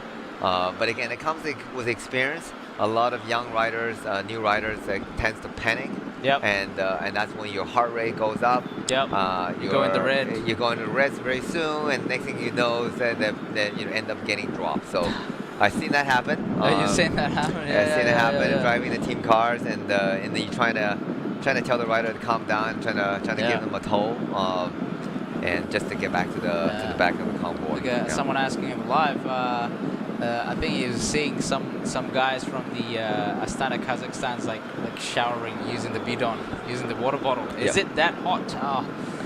Well, I Yes. assume it is. Yeah, I Yes, assume it is. Right now it's the local time of 1 p.m. So Yeah. it is Peak hotness. big hot, right? So what happened? The reason what happened is that they're washing themselves is because the water created evaporation, heat That's right. evaporation. That's right. So that's why in the hot weather you should just shower. You know, if you don't have ice pack, you take water, you put it over yourself, and then when the wind hits, it created the evaporation, Yeah, and cools that you created down. the cooling Yeah. effect. A little bit like your sweat. Exactly, and that's and during the cold condition, that's why in the cold condition, cold and rainy condition, it is so critical because if you lose your body heat, you're already cold. Yep. You know, and and then if you get wet, and then you're losing your body heat at 25% higher rate. So. And then you become, and your extremities, your fingers and your foot is already getting less blood circulation because they're further away from your heart, right? So, and that's why we learn in Velotos, you know, when we study this, and it goes like, wow, why do we need to make a shoe cover that's like windproof and as well waterproof? Because, That's right. because when it's you know, when you get your foot wet and the wind hits, and then you start losing heat really fast. And then next thing you know, you're gonna get frozen foot, and that become very painful. And and then as well for that's for foot, but for hand, that's even more dangerous. That's because right. Then, you know, You numerous need to times be I able to hear control people- and brake and shift the gears, right? Exactly. So all that is become critical. So and that's why it's when you go out in winter. So obviously in Malaysia it's not an issue. If you go out riding in the cold condition, wet condition, make sure to get a good shoe cover that covers your foot, covers you protect your core body. Your legs are moving, which is okay. That that keeps the temperature up. But you got to get a good jacket, good chest protector, and to block off to keep the reserve the heat in the core. That's and then for the good glove, like a good windproof, waterproof glove to keep your hands warm, because the last thing you want is descending the hill at 50, 60 kilometer an hour and you don't feel the brakes. And that's when the danger happens, That's right? it. That's it. Absolutely critical. But today, there's not a worry about that because these guys are using scorching the it. water Yeah. hosing them down. Hosing Hosing yourself down. Make sure, because once your body temperature goes really high, like it affects your heart rate as well. Absolutely. Your heart rate can goes really high, and then you're unable to put the power down. And then, it's just like it really just impedes your performance. So that's why it's really critical that these guys, obviously, hydration is really important. Yep. Making sure they drink enough fluid. So just now we've seen in the footage as well, some of these riders are restocking some of these bottles for their teammates. You know, obviously. Fueling itself is drinking and fueling yourself by drinking water is really critical at this sort of climate. And number two is obviously just water yourself down. And obviously sometimes we see some of the riders are getting some ice socks, right? Ice socks, right? And just put behind the back of the jersey just to help them cool their core body temperature down. So that's it's funny, right? So your body regulate the temperature. So during the COVID time, when I remember going to ride, because before even you go on a hot day ride, you don't really know. You don't go bring a thermometer and measure your body temperature, right? That's right. So during the COVID time, you have all these the thermometer at the outside of, like, let's say gas station or a coffee shop. That's sort of you're supposed to take your body temperature. So we do these really hot ride in the middle of the day. And then you get to the gas station, and then you say, "Oh, let's there's a thermometer. Let's measure." So it's so hot. My body is so hot. I feel so hot. My temperature has got to be like 40 degrees, right? Yeah, you can't go in the store. No. So that's where you go. Then you measure yourself. But then you realize, no, it is actually still at an average range of 37 degrees.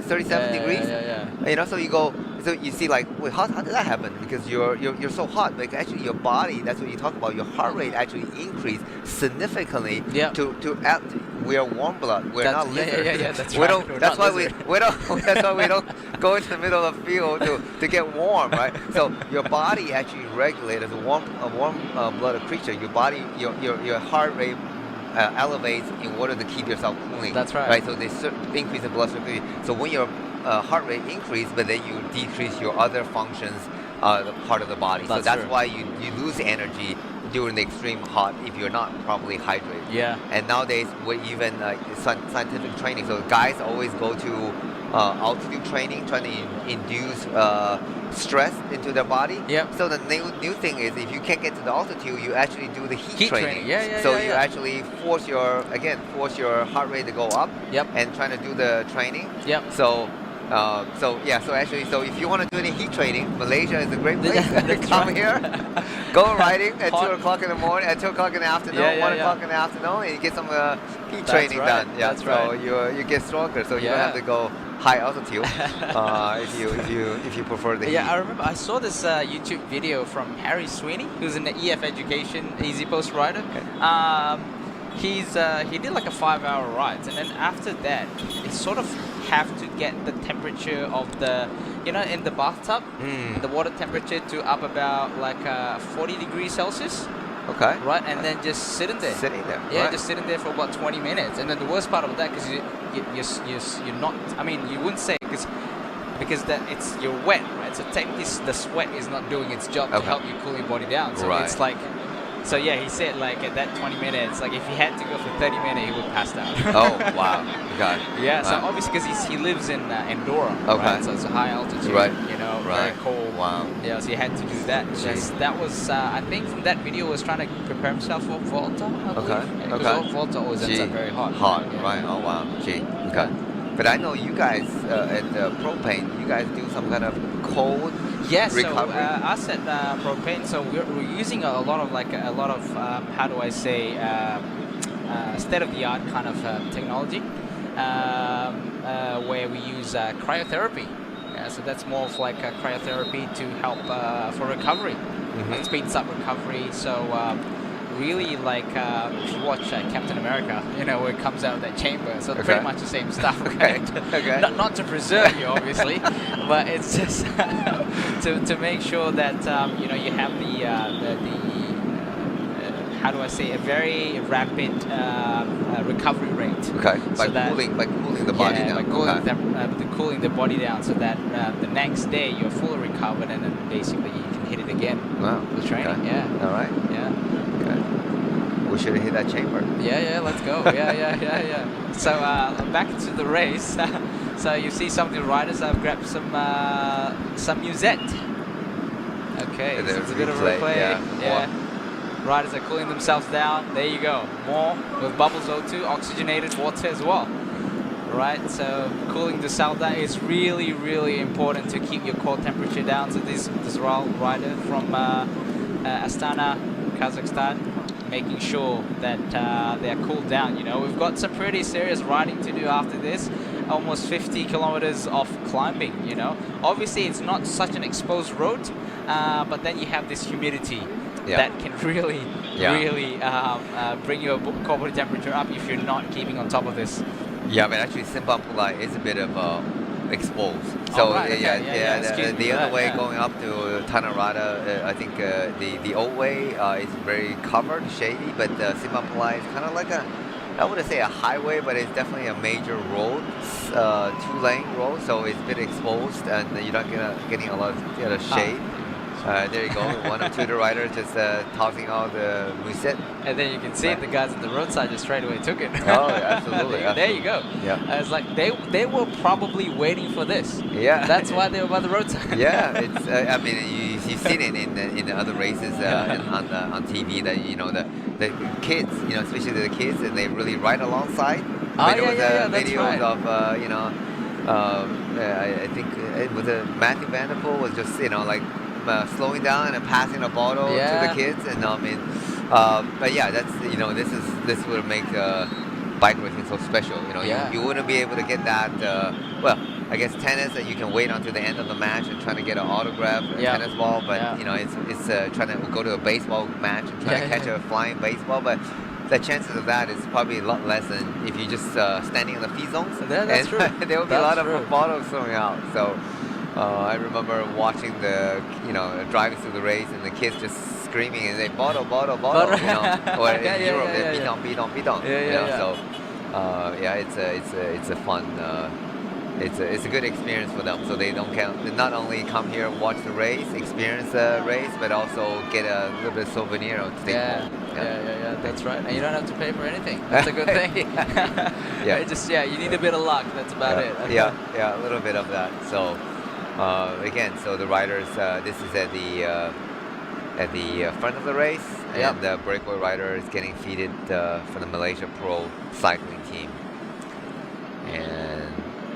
And back on the front, So like I said, Yuhi Tonome looks like he's on 60mm wheels. Yeah, there you go. So this is probably Endura AC 50, Gleb Syriza on the slightly shallow wheels, 45. You probably need all the help you can get to get up that mountainous climb afterwards. It's interesting, right? Individual rider have different preferences. And it's got aero bike. They prefer the foil over the Edic. So this is team, let's see. Poti Kometa. Yeah, they were riding NV rims. So you see the DS in the team car, Poti Kometa giving some instruction. So the race radio to the riders, giving them information, right? It's a DS. They're trying to, the rider can't see what's happening. Well, they don't know what's happening in front, but the team car gets the race radio tour. So the front of the pack, they're the race directors and the radio announcer trying to give the situation of the race to the team cars, so the team car can relay the same information and then the strategy to the rider. So, that's it's absolutely critical, and sometimes for the safety, but also they're probably relaying information like how many K to go to the climb. And I think we're gonna get it starting. We have 78 kilometers to go, so we passed sprint number 3, so there's still about 30K on a flat roll before the rolls start tilting up. That's right. Yeah. And then that's when we were expecting all the actions to happen, and then the probably halfway up the climb, that's when we'll see probably the breakaway is going to bring back. And there's all these super fast climbers overtaking them at 1,000,000 miles an hour. It's sometimes, when they always saying that on a climb, even at a world tour level, some of the top contenders, when they pass the breakaway guys, and the breakaway rider after the race interview say so and so passed me like I was standing still. That's right. That's how a lot of people feel when they're on the climb, and then somebody passes them, feel like they're flying up the hill while they're struggling up the hill. I'm assuming all these riders, looks like a multiple team are actually stocking up. So these are Burgos BH now. So we've seen a lot of these riders. Just now we've seen Cortec carrying a couple of Musette, which is that small little bag where they keep all the food. So probably just restocking before they're going to start climbing, which is not far off. Probably just under an hour before they reach at the bottom of the climb. Here we're the onboard camera of the BH Burgos team. Let's see how many bottles he can fit in the jersey. So he got 3 on the back and 3 on the back of the neck, and then last sling goes up. 1, 2, 3, 4, it 5, 6, 7, 8. 7. 7. Well, there are 6 riders in the team, so he's probably picking up 6, 7 bottles. And then, and some, in the bottle, sometimes they come in and request specially. They want an isotonic drink. Right. Then they want, some people prefer actually on a really hot day, sometimes they have too much isotonic. They actually want water. Yeah, just to wash off some stuff from their mouth. Normally, just suddenly it feels a little bit sticky, especially if you have the carb mix. Your mouth can feels a little bit sticky and stuff. You just want to wash that off. It looked like they just, the breakaway rider on the front, just getting started to get to the foot of the climb already. So you can see in the map as well. Twisty road, so it could only mean one thing. Road is going to go up. So we can see the background, some of the hills, where the guys they have to get through before they actually before the mountain really starts. Before the mountain really starts. It's a daunting sight, but for the climbers, this is what they live for. Okay? This is my time to shine. And for the sprinters, it's time to finish. I mean, just conserve energy. That's and riders. I mean, sometimes people think that if you're a good climber, then the hills are easy, right? But to be honest, in the climb, nobody's easy, right? Because the winner, he has to ride faster than the rest of the guys in order to win. And then the sprinters have to ride fast enough to keep up in order to finish within the time limit. So it's never easy for anybody. I mean, that's what makes cycling such a hard sport. Yeah. There you go. Yeah, they have actually started climbing here. Yeah. And it looked like they are getting some additional last-minute feed. Yep. Yeah, before the time gaps showing on the pictures are still 4:45, but I think it may be able to actually lessen that because this time gap hasn't moved at all. So also sometimes when the team car experience DS, we just make sure to get to the breakaway rider before the peloton get absorbed because they only allowed to be in the gap if it's more than 1 minute. So if it's less than 1 minute, they are not allowed to feed the rider. So here's a map of where they are right now. So leaders are still pretty far ahead, while the peloton is moving. Yeah. Yep. So yeah, someone asked in the comment section, have they started climbing? Yes, they have actually started the climb. Yeah. Not technically a proper climb, but the roads are not flat anymore. Start turning. So some of the views of the climbs where I think these are the convoys at the front of the race, just to give you an aerial shot of the climbs that are coming up. But it's beautiful, right? So it's full of greens, full of trees. The airs are fresh, and that's one thing I like about Malaysia. There's just so much greens. I mean, it's all year round. Yeah, that's right. I remember I was moving to California, and then I went there in February, and I said, wow, this is wonderful, rolling, beautiful green hills. And then the summer comes, and everything turned brown. Yeah, that's not good. I was like, what happened to the green? So in Malaysia, you don't ever run out of green. Yeah, that is true. Yeah. And one thing, like I always say, like I spent a lot of time in Australia, and then now that I've moved back, like you only have to worry about one type of clothing. You never have to worry what stuff to bring when you have to go out for a ride. You know that you always that moment. Should I bring that extra layer? Should I just ride whatever I'm wearing now? You know. Yeah. Back to the front of the race. It looked like Hugh Carthy is already start pulling from for the team really early. So seems like driving the pace now. Yeah, taking over from Yuhi Todome. Yeah, so this is the route again.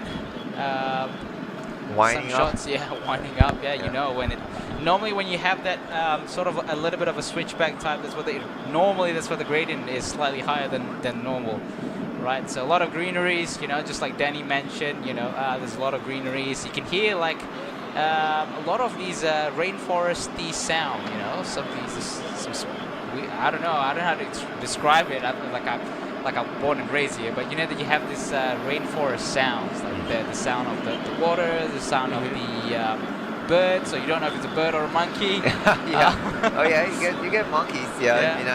Parts of the riding just around KL, you get a lot of monkey around, but then sometimes you hear some. It's a common sight, monkeys. Just like cats. Cats. But they're pretty. Most of them are pretty friendly. Sometimes they can get a little territorial, but it's fun sight to see. Not something that I know a lot of my foreign international friends riding here.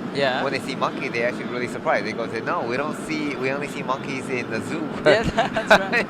That's right. So you will see plenty of them around. And, especially this type of area. You probably see them. In the hills. And also talk about natural animals, wild animal. I mean, there are tigers. There's not many poison. I mean, there are king cobras in the jungle. There are pythons. Pythons is fairly common. They're not that aggressive. Pythons are not that aggressive. They're not. Generally, they're not aggressive. And I even. They're just massive. When they grow up, they're massive. But a lot of but a lot Yeah. of monkeys. Yeah, wrong. For Yeah. sure, yeah. This part of this part of the road, this part that like if you're riding somewhere in Malaysia with this sort of backdrop, yeah, it's quite easy to find monkeys by the roadside. So EF is EF is still on the front, driving up the climb fairly early. So there's still 70k to go, but you can see the roads are tilting up. So we said earlier it's going to be about 50-60k of climbing, but looks like 70k that the roads are already tilting up. That's right, yeah, 70k to go. Yeah, and DSM riders working along with Hugh Carthy. And let's see who is the DSM rider on the front right now. I can't see the number.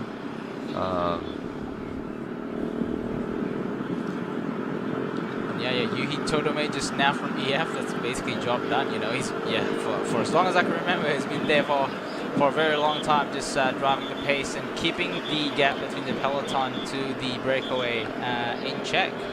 Yeah, there's some gravel section coming up. Oh yeah. There you go. But generally the roads are pretty good. And but they are gravel. I know gravel cycling is very popular now. But there are actually also a lot of parts of. There's a big part of even just around the Kuala Lumpur area. There's actually a very nice gravel trail. It's so if you ever get a chance to again come to Malaysia, if you're a cyclist, bring your bicycle. I mean, absolutely, it's a delightful place to ride. Nice roads, avoid potholes, but nice roads and a bit of road riding, mountain biking as well, and gravel riding as well. Yeah, so it is certainly. Yeah, if you want to ride the hills, you go up Genting Highland, go up Cameron Highland, Fraser Hill. Yep. Tomorrow we're going to be tackling Fraser Hill. That's right. Yeah, Fraser Hill. So you've raced on it. Almost a month ago. Just a few weeks ago. Actually, 2 to 3 weeks ago. Yeah. So it's a nice climb up to. So you want to watch out on your some of your Strava segments. It's already gone. It's already gone. I'm too old and too slow to even look at that. It's depressing. It's depressing.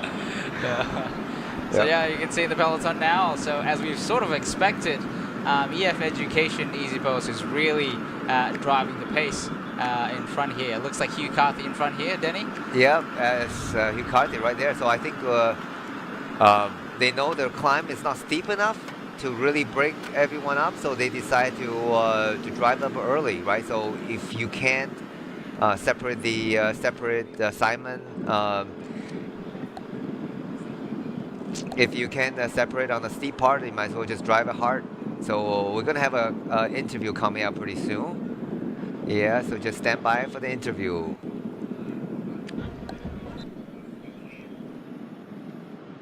Of the GC favorites ahead of the Queen State because you've got 1 second lead. Can you explain how you did it? Was just really the timing. We got the break on the first stage, and I just managed to take a second in the sprint. So it's second's a second, and I think in this race with this parkour, I think the bonus seconds could come into play a bit. So it was not too hard to get. So it's a good second. Does it mean you expect a few riders to arrive together today and the race to be decided by time bonus rather than one guy solo? Yeah, I think it's possible. It's not super hard, so maybe if there is a group together at the finish, then the race could be decided on bonus seconds. But we'll have to see how the race plans out today. It's kind of the unknown, so we'll be interested. How is your shape after la Vuelta? I don't know really. Obviously it was a really hard race. I think I recovered okay. Could train okay up to the race. So we'll really find out today, I think. Thank you. That's Max Pohl interview with the DSM climber. So he just said, so he's expecting. He knows the climb is not super hard, though it's likely it could be closely contested, and the time gap will be fairly small if it's not arriving all together in a small bunch group. So that he just mentioned the time bonus would be critical, right?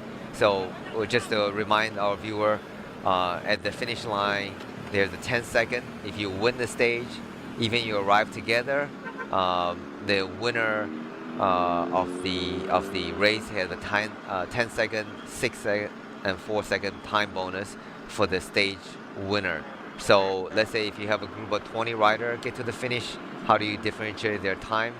That would be by the time bonus that given on the stage. We're looking at a waterfall. It's a beautiful waterfall that's along the side of Cameron Highland. I think you can see this off the highway. Yeah, there's a multiple waterfall. So if you another interview coming up, so we're gonna pause for a minute.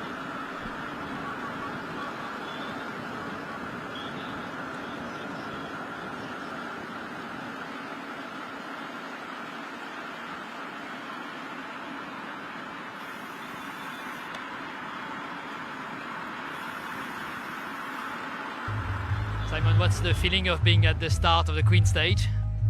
Yeah, a bit of excitement, anticipation. It's going to be an exciting day to see how it pans out.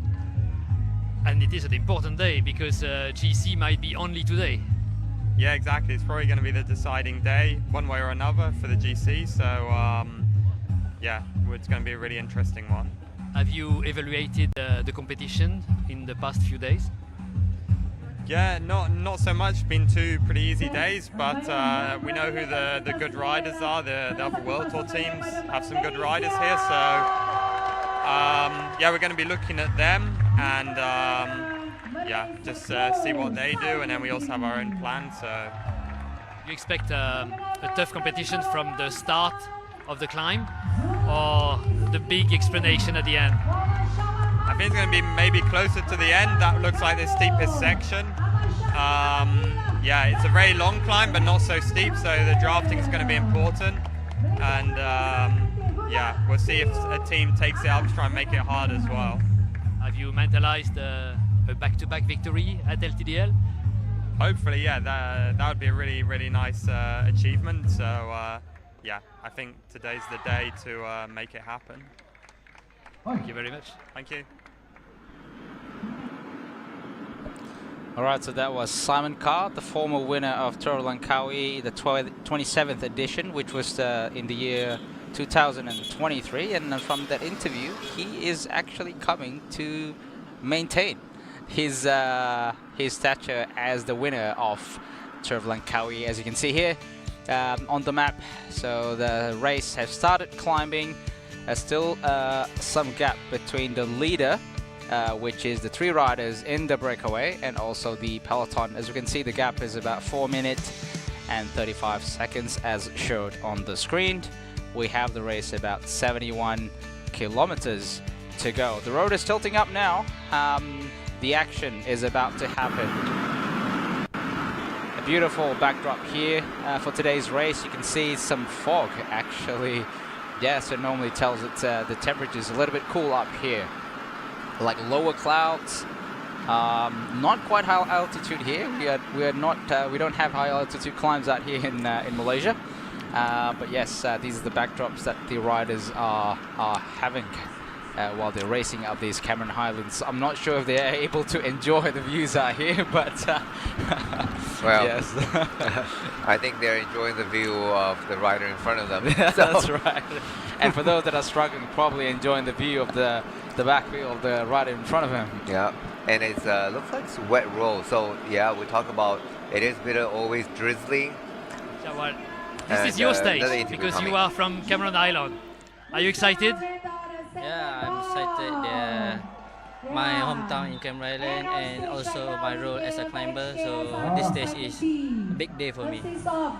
Tell us, how did you take up cycling?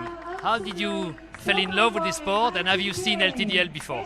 Yeah, my first time that I fall in love with cycling when 2018, which LTDL finishing in Cameron Island. At the morning was our local club there make a fun ride.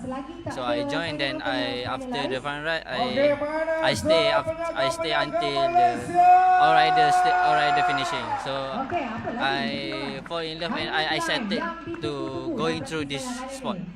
So now I finally get into the Continental. So this is my first year in the TDL, and today will be finishing at the same like 2018 in my hometown. So I hope today I can make something. You're lucky because LTDL didn't go to Cameron Island since 2018. Can you tell us how is the climb? How hard is the climb, and where to make a difference? The road is I'm very familiar with the road because before in the Continental I always go in training there. So the road is not too steep and it's a long climb. So maybe today we can stay with the world team at the starting of the climbing, so we can survive with them. All the best. Yeah, thank you. That was a rider from Malaysia Pro Cycling, Muhammad Shawal Mazlin. That's his hometown. As we can see, that's the finish, Cameron Highlands. This is at Tanah Rata. A very nice tourist spot if you want to run away from the heat at the sea level down there. And then that's a few places you can go. There's some strawberry farms. There's some tea farms. Yes. Yeah. Tea farms out here, and some pretty nice resorts and hotels available up here, and some hiking trails as well. And as we can see just now, we looked at the map. So there's a particular hill out here. Some rain clouds. There's some rain clouds, but sometimes out here it doesn't necessarily mean some rain clouds. Just like you're just a little bit higher up, the cloud looks a little bit darker. Yep. Yeah. And I think probably a little bit rain to keep the rider cooler. So Yeah. they'll probably be happy there's a little bit of moisture. As long as it's not too heavy. It's not. It's not too heavy. Then it's welcome rain instead of hated rain. So. This is the finishing point. So again, it's another tourist spot. We lost a little bit of signal on the road running in, so we can't see the live action of the peloton right now. But hopefully we can get that back fairly quickly. So we're going to have a quick look, a recap of the intermediate sprints. So just to see what happened today. So 3 rider in the breakaway, and this is the first. This should be the first intermediate. Yes, it's the first. Entering the town of Kuala Kangsar. So Francisco from the Philippine national team against Khairul Fahmi. It was a tight sprint, which was won by the Malaysian Pro Cycling rider, which is Muhammad Fahmi Khairul. Actually, we always get this name confused. Muhammad Fahmi Khairul. Sorry about that. That was the first sprint won by Muhammad Fahmi Khairul. Looks like the Thai rider across the all sprint points is just happy to be tagging along in the sprint. So as you can see, Muhammad Fahmi Khairul 3 points, Jude Francisco 2 points, and then the Pirapol rider from Thailand. Here comes the second intermediate. This is the second intermediate sprints in Sungai Siput, and it was a sensational sprint by Jude Francisco. He put some pretty serious gap to Muhammad Fahmi Khairul for the sprint. And there he goes. There he goes. Nice pickup. Yeah, very nice. When you're sprinting, not only using the legs, but you can see their arms are pulling back on the bars, so getting that little bit of extra push forward. Yep. And it's a lot of people think cycling they are pushing down, like smashing the crank, but actually they're trying to launch their body forward, getting that momentum carried forward. That's right. So they're pulling back on the bar, and they're pushing forward with their legs and getting that synchronized. It takes a little bit of practice. It is, yeah. So like for those of you that have some top tips, if you're trying to learn sprinting, the first thing you have to get it right is the form. Just learning how to sync between. People call it hand-eye coordination, right? So getting that Yeah, so you can see how they do it is to make sure they have them in sync. So you're pulling up the bar as the foot is about to push down, right? And if you do the sprint right, you can really feel it. So just like here, Jude Francisco, seems like he knows how to do it, right? If you for sprinting, if you really do it well, it's almost like a full body workout. You know, your shoulder blades should feel the pain, your triceps should feel the pain. So good sprinting by Jude Francisco for the second and third sprint points. You know, so at the moment you can see on the screen, that's the overall sprint points. Gleb Syriza, Matteo Malucelli, which is currently wearing on behalf, wearing the orange classification on behalf. And then third is Nur Ayman Rosni. Sorry, Manuel Peñalve. Okay, so we see some backdrop of the Cameron Highlands as we're speaking. Yeah, and Peñalve, that's the Podi Cometa rider. Yesterday, that he thought he won the stage, and but he raised his hand just a little bit too early, and got nipped on the line. So yeah, he was a little bit disappointed, but it was a clean finish. Nevertheless, still a good result, and there's still at least five more sprint finish potential for him. And tomorrow he could do really well, right? He could get over. Tomorrow is an interesting day. You know, they have to the rider have to get over the climb. There's going to be a climb of Fraser, and it's not a terribly hard climb. It's only 800 meter, half the elevation of today, but it's a proper climb. And so if the peloton, and it's a start at the beginning of the stage, so if the guys decide to go full gas and really make it hard, and it's possible to get dropped on the climb, and then they won't be able to contest the finishing. Yeah. Here's a replay of the first KOM, and the Philippine rider Francisco again on the front, and he looked like he's just looking back and pretending, and then here it goes. Yeah, he give a little bit of element of surprise, and he's able to keep that all the way to the finish. Nicely done again. Yes, that was it. Kuala Kangsar, category 3 climb. Yep. About 160 meters elevation from sea level. So technically, he's leading the KOM points right now. He is now. Because it's category 3, whereas the first stage it was more of a category 4 as well. Yeah. So yeah, category 3 has more points. Yeah, so generally, they are, again, just for viewer who are not familiar with the different class of the climb, you have the HC category, which is the beyond category, core category. So that's the hardest climb. You have taco, and that's typically 10K, and then an average, maybe an average percentage about 10K. So that makes it, in today's, it's just really high elevation, really long.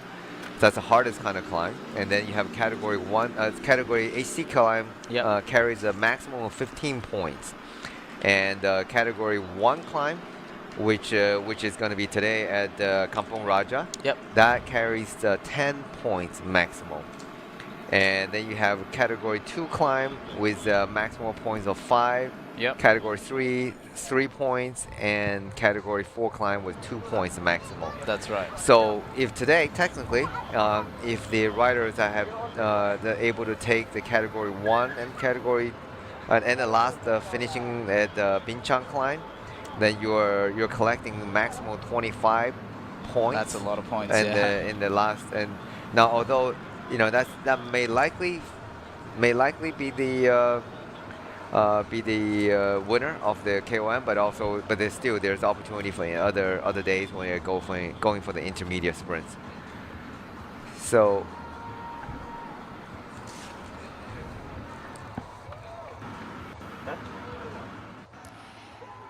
Alright, kami kini berada di kilometer ke-146. Ya, dan ini adalah kemeriahan yang sedang berlangsung di sini, di mana pelumba-pelumba akan menghadapi 2 KOM akhir sebelum ke garisan penamat. Okey, boleh make some noise sikit tak guys?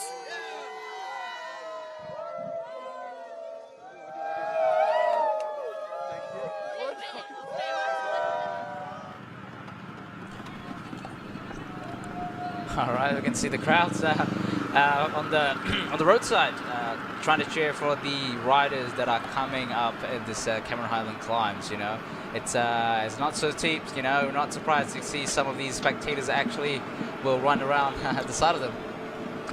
Yeah, and well, it should be a pretty fast runner to be able to run around the side of them. Right. But that once again, front of the pack will be controlled by EF, the defending champion Simon Carr's team. And so the idea is that they want to set a good, steady tempo. You wouldn't want it to be too easy, then you're going to inspire other team trying to attack you too early. So you want to set a good, hard pace up this climb. Yep. And then until you crest maybe Kampong Raja, then the steeper part is gonna launch the real attack. Yeah. And then as you can see, as we predicted, because the climb is not super steep, like we've seen, like the peloton's pretty much still intact just now. Yeah. Right. Probably they're still playing. They're still playing their cards here. They're still playing their cards here. All these other teams, you know, all these bigger teams. We see EF Education. You see Astana. And Sarissa is still in the peloton. Yeah, Sarissa is still in the peloton. You know, quite on the front of the peloton almost. You know, although he looks like he is struggling a little bit compared to these other EF guys. You know, still breathing using the nose. Sarissa is struggling, but it's an impressive effort for a guy of his stature, more of a sprinter, to be able to hold on. Obviously, you know, today is probably his job for the climber that's available in the team, which is Harold Martel Lopez. As we can see here from the roadside, so the peloton is coming. Yes, the gap to the breakaway as well is getting lessened now, which is about 36 seconds. Yeah. All right. So quickly the gap came down. This is the breakaway rider, and not far off we can see. Yes, the main peloton. There you go, led by the EF. Pretty much almost a full squad there. Yeah, it is a full squad. 6 riders, including the Captain America. the Captain America. So leading up the peloton. Yeah. It looked like the majority of the guys are still in the group. Yeah. And so the pace is not being ramped up. But the Philippine rider is not done yet. I think he's trying to get the most aggressive jersey, most aggressive podium for today. So definitely a good rider. It's in the breakaway for such a long time, 100K, then he still got some energy to kick. Yep. Trying to drop the Malaysian Pro Cycling rider. Yeah. Fahmi Khairul is a rider from Malaysian Pro Cycling. Obviously, we have seen the rider from Thailand have gone back to the peloton. It's an impressive ride by this Jude Francisco from Philippine national team, you know, has been able to be in the breakaway for a very long time, and then got the KOM point and also got the 2 sprint classification. Yep. It's been a long, hard day for him. Yeah.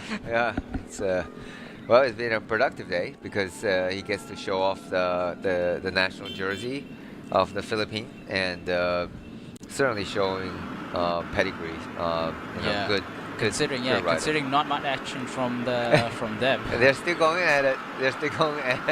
I think they're trying to get the most aggressive riders price for today.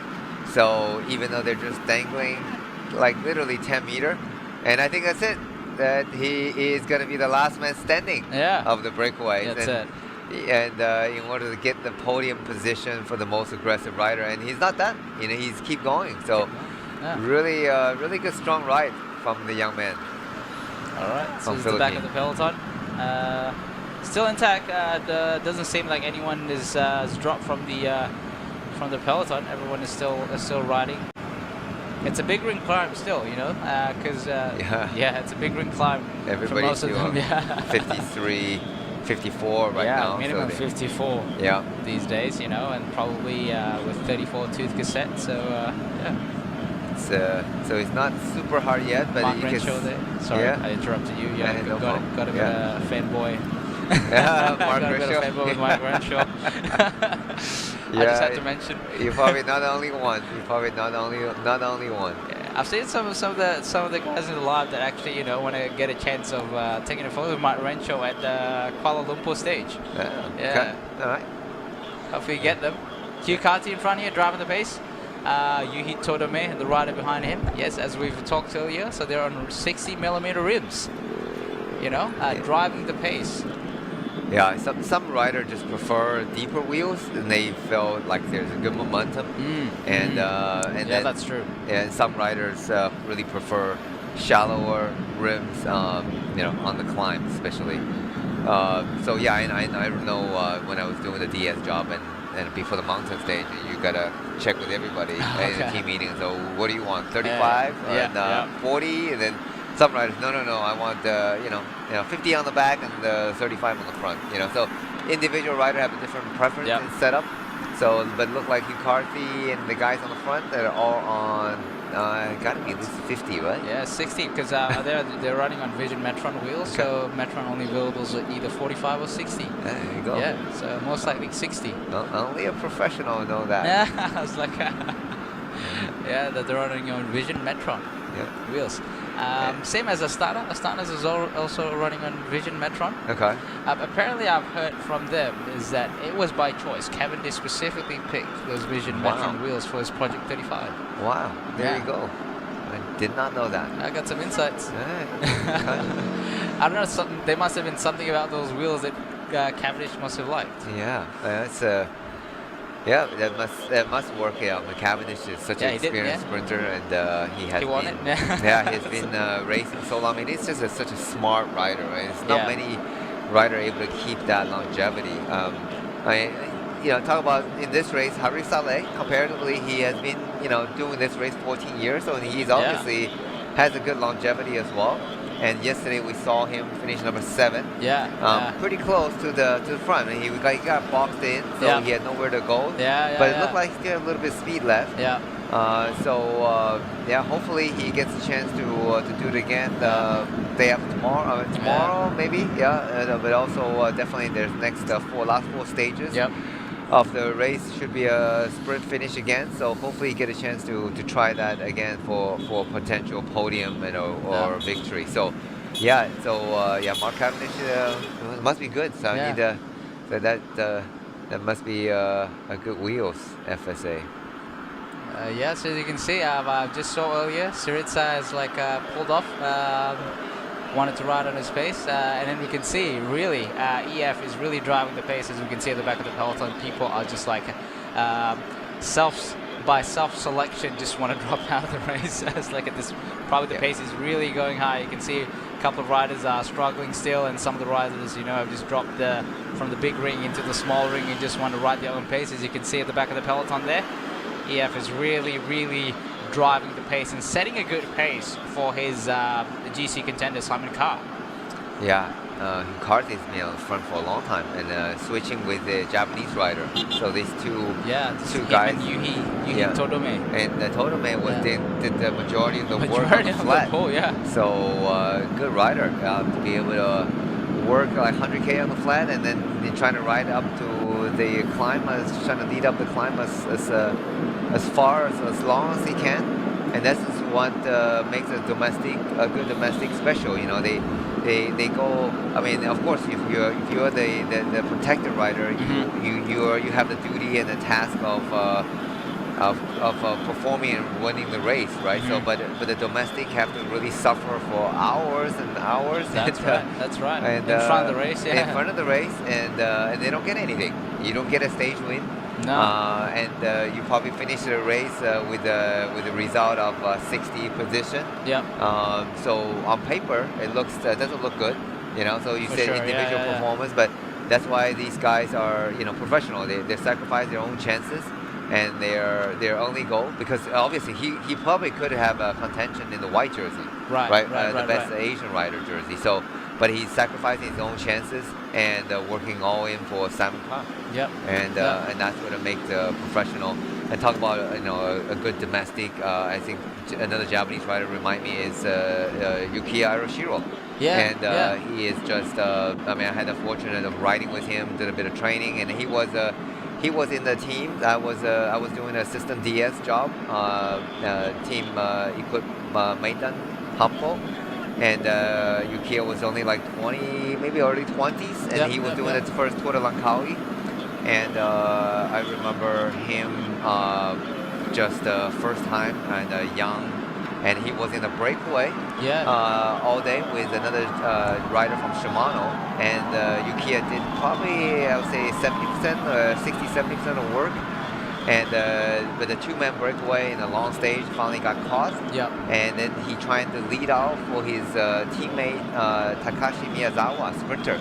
And in the fighting for the position, Yukiya crashed and landed on his face and had this bloody face. And then at a team meeting, right? So we all sat down and all the riders got together, and then I said to him, well, you did a great job and breaking away, and you had a big crash, and tomorrow you should rest. And Yukiya said to me, no, I did not do my job today. I went on a breakaway and I didn't succeed trying to winning the stage, and then I had to do a lead out for Takashi, and then I crashed. So I did not do my job well today. So tomorrow I am going to attack again. I think back in my head, I said, okay, that's, it's probably a lot of testosterone there talking right there, right? So I said, okay, well, we'll see how your legs feel tomorrow. And again, tomorrow, next day, and I'm sitting in the team car, and I couldn't believe my ears when I hear they talk about the rider won on the breakaway. It's Yukiya Aroshiro. Oh, that's insane. And I call up my friend and I said, you're going to look at the first Japanese rider finish Tour de France. And believe it or not, he went into the team Europe car. Team Europe car. I remember that. Car, and he actually started the Tour de France, and on the first stage, and he finished, I want to say number 5.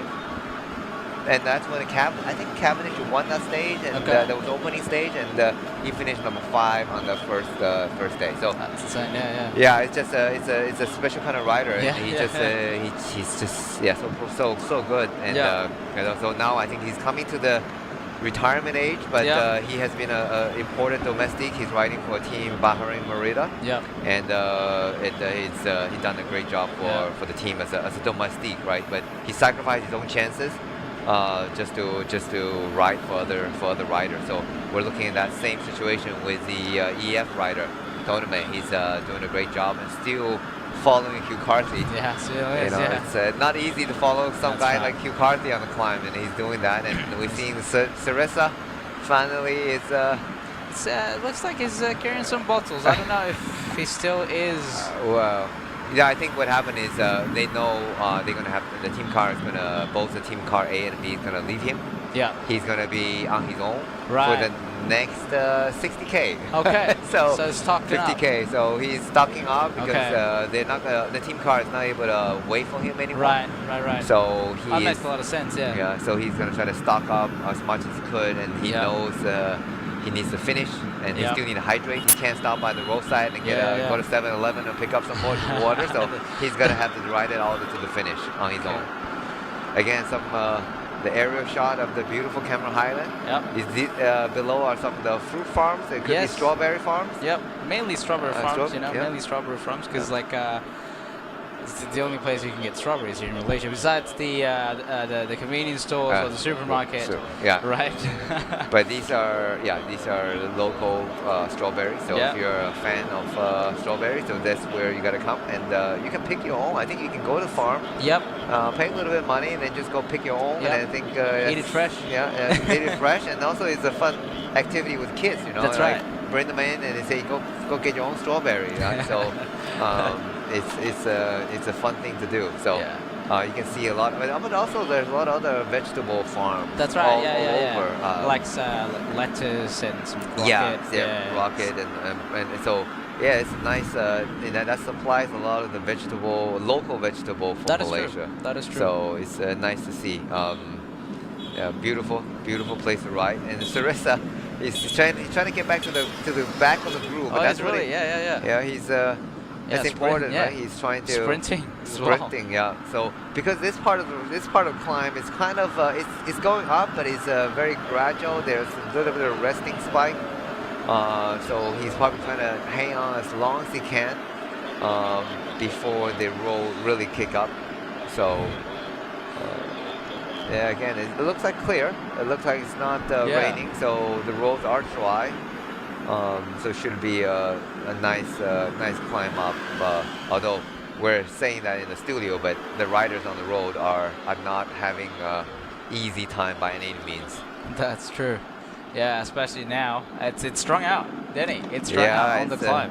It's a one line. It's a single file, so typical rule of thumb, if you see a single file in a bicycle race, it means the race is going very fast. And as we can see here, EF Education Easy Post is really putting a high pace. So that number one, obviously, they are trying to avoid any attacks. And number two as well, just to set up a good pace for the climber, because obviously it's not a steep climb where drafting is still very, very important. Yep. And still Hugh Carthy on the front doing the bulk of the pull right now. I see Tournament had done his job, and he's sort of trying to hide into the peloton as long as he can. Yep. So it's this a big part of the job is done. I think they probably had just asked him to go to the look at the back of the peloton. That's Simon Pinot, the last year's KOM jersey winner. He's trying to get back. I think asking for team car for some nutritions, and we also see Astana rider on the front, DSM working for Max Pol. Yeah. And Poti Komeda is the Poti Komeda team is lining up close to the front for Paul Double. That's right. Yeah. As you go double carpool. That's right. Yeah, someone even mentioned that his prediction for these GC contenders is double carpool as well. Yeah. Thank you for being attentive to the live commentary.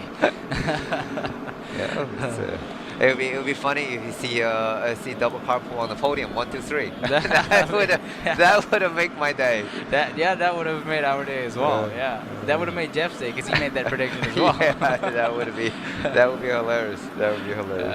But yes, it's fast here. You see, I wish they had the speed point showing up here, but it looks very fast though. Yeah. Cadence is very comfortable around that 85, 90 RPM, and still in the big ring though. Still in the big ring, driving it, and I assuming probably considering nowadays that these 12 speeds have those 1134 tooth cassette, right? So they just want to make sure that they can stay in the big ring for as long as possible, because big ring technically is more efficient.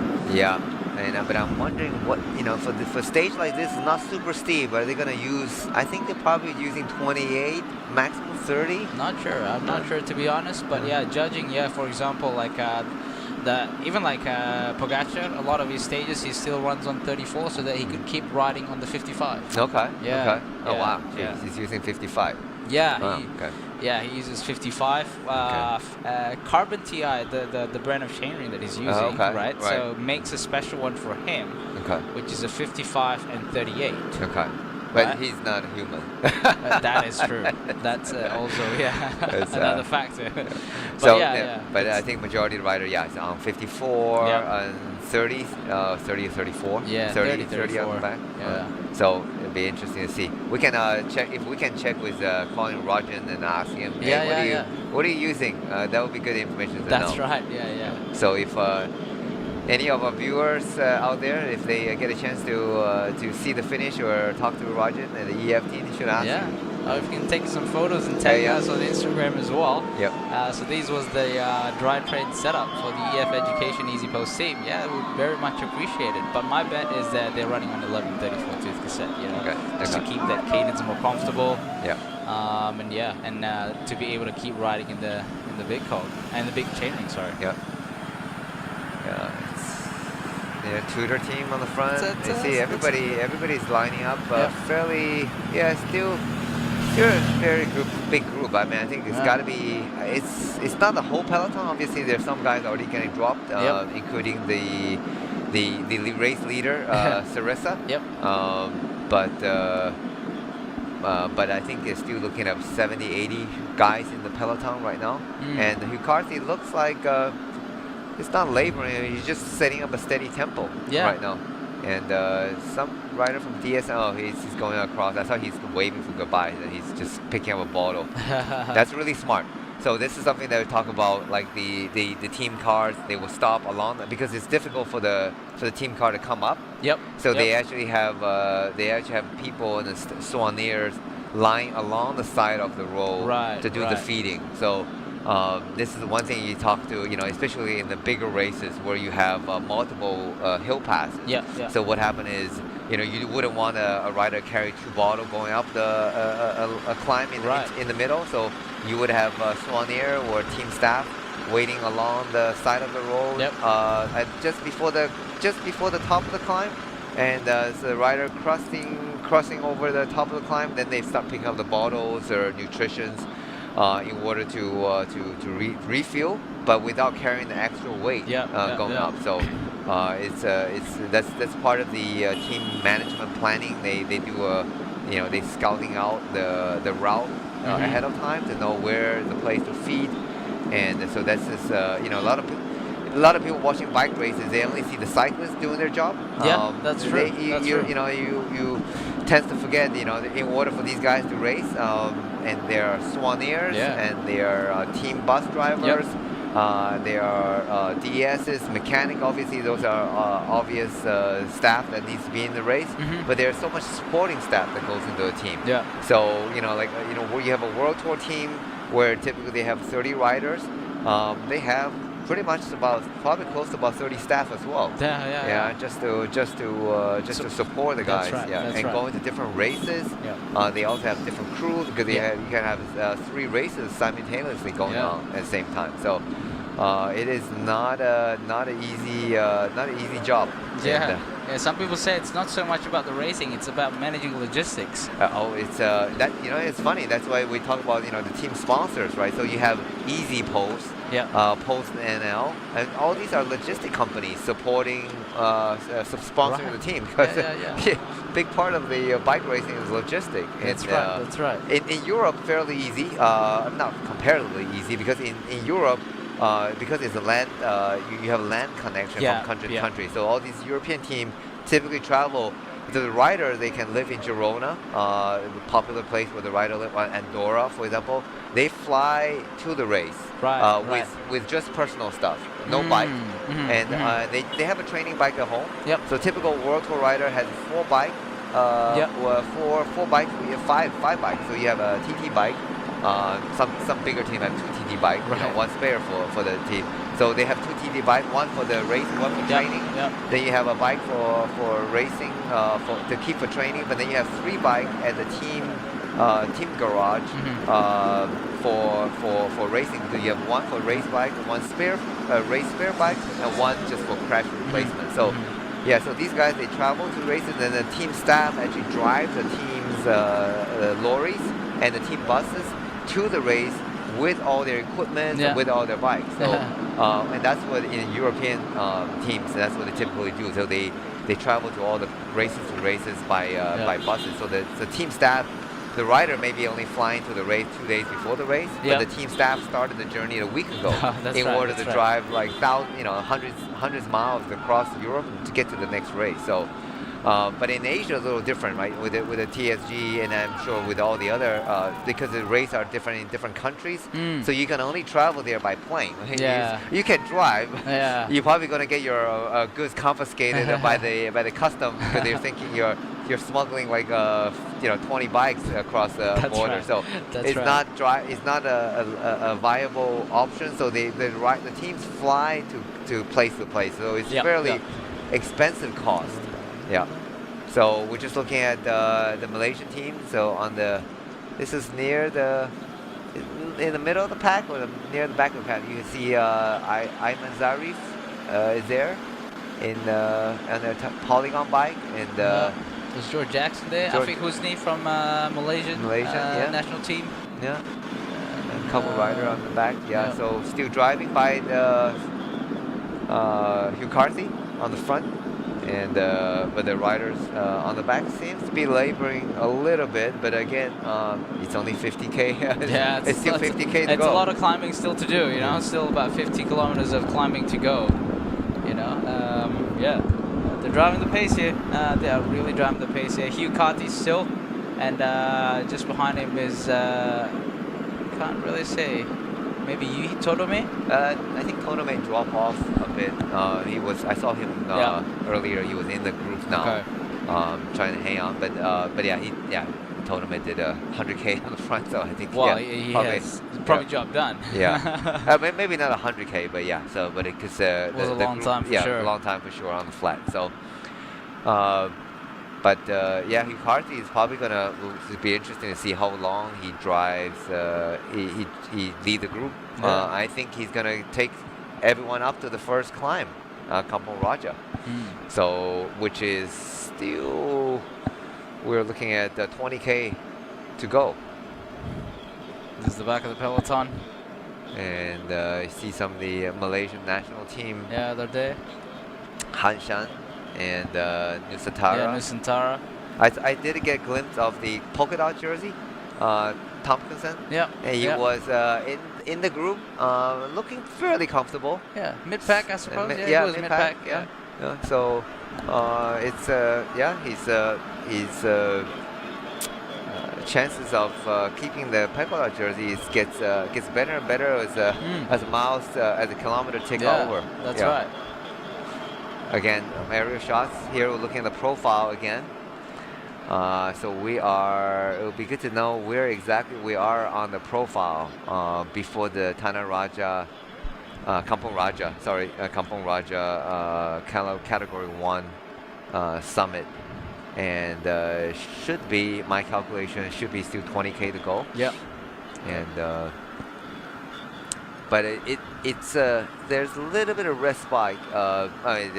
This climb is not steadily going up, so there's a bit of respite throughout the climb. So it's possible if the rider goes to the red a little bit, and it's possible to recover a bit if you manage to catch it on the respite. So you could actually preserve your energy, and then.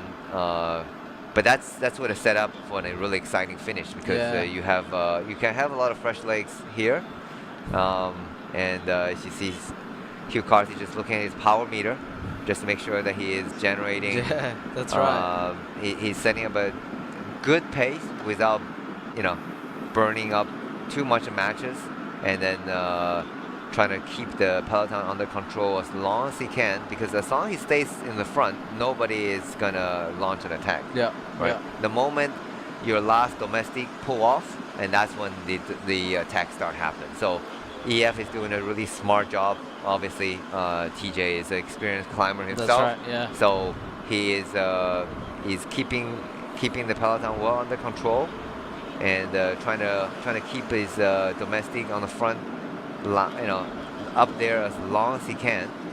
And the more help, let's say if Simon gets to the final 5K and has another teammate with him, so he's in a massive advantage of defending that jersey, taking the win. So they're doing a fantastic job keeping everybody in check. Yeah, judging from how it looks, like it's weird. Like normally, for example, like a sprint lead out, right? So you have your sprinters at the far back of that train. But as you can see here, like Simon's car is basically sitting sort of mid of that train. So there's like Sean Queen and another rider just behind him. Yeah. I'm assuming that's to control the group when Simon Carr launches his attack. Yeah, sometimes sometimes because the speed is not going super fast, so by being at the third or the fourth, and maybe also a little bit closer to the front, you get to see what's coming up, what part of the gradient increases.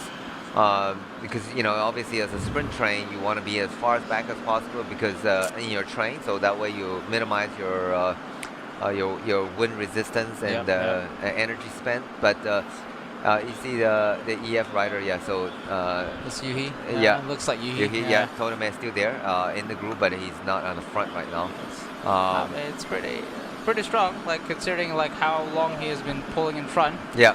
And then still be able to get back in the bunch. Like technically, there's a little bit of roughing. You see some riders in having a little bit of a stretch of the quads. Yeah, so when so that's you talk about Mark Cavendish and climbing. So he had a good video I watched the other day on Instagram. And he was talking about climbing. Yeah. So he was talking about people think that when climbing is all lungs and legs. Yeah. But actually, he talked about core muscle. Yeah. So it's actually 100%. Yeah. It's not so much just the legs smashing the pedal, but it's actually having a strong core.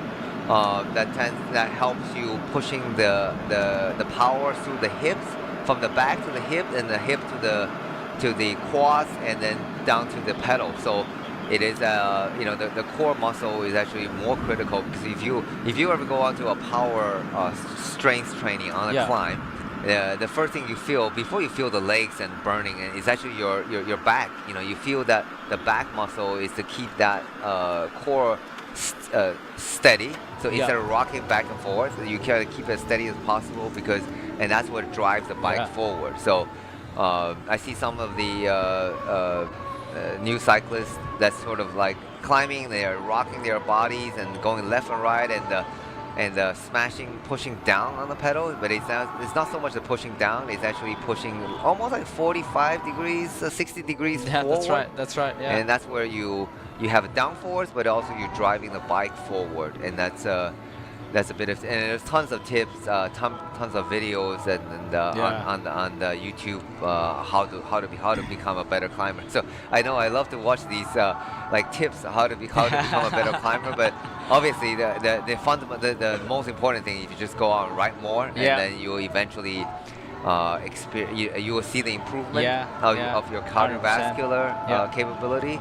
And part of it's genetic. You do need a naturally good lung capacity. That's and true. Then you need a long a long fiber instead of typically sprinters have a shorter muscle fiber, but bulkier. Faster twitch. We call it faster twitch. Then for the runners, for the long distance runner and cyclists, and you're talking about having the longer fiber and the slower twitching muscles.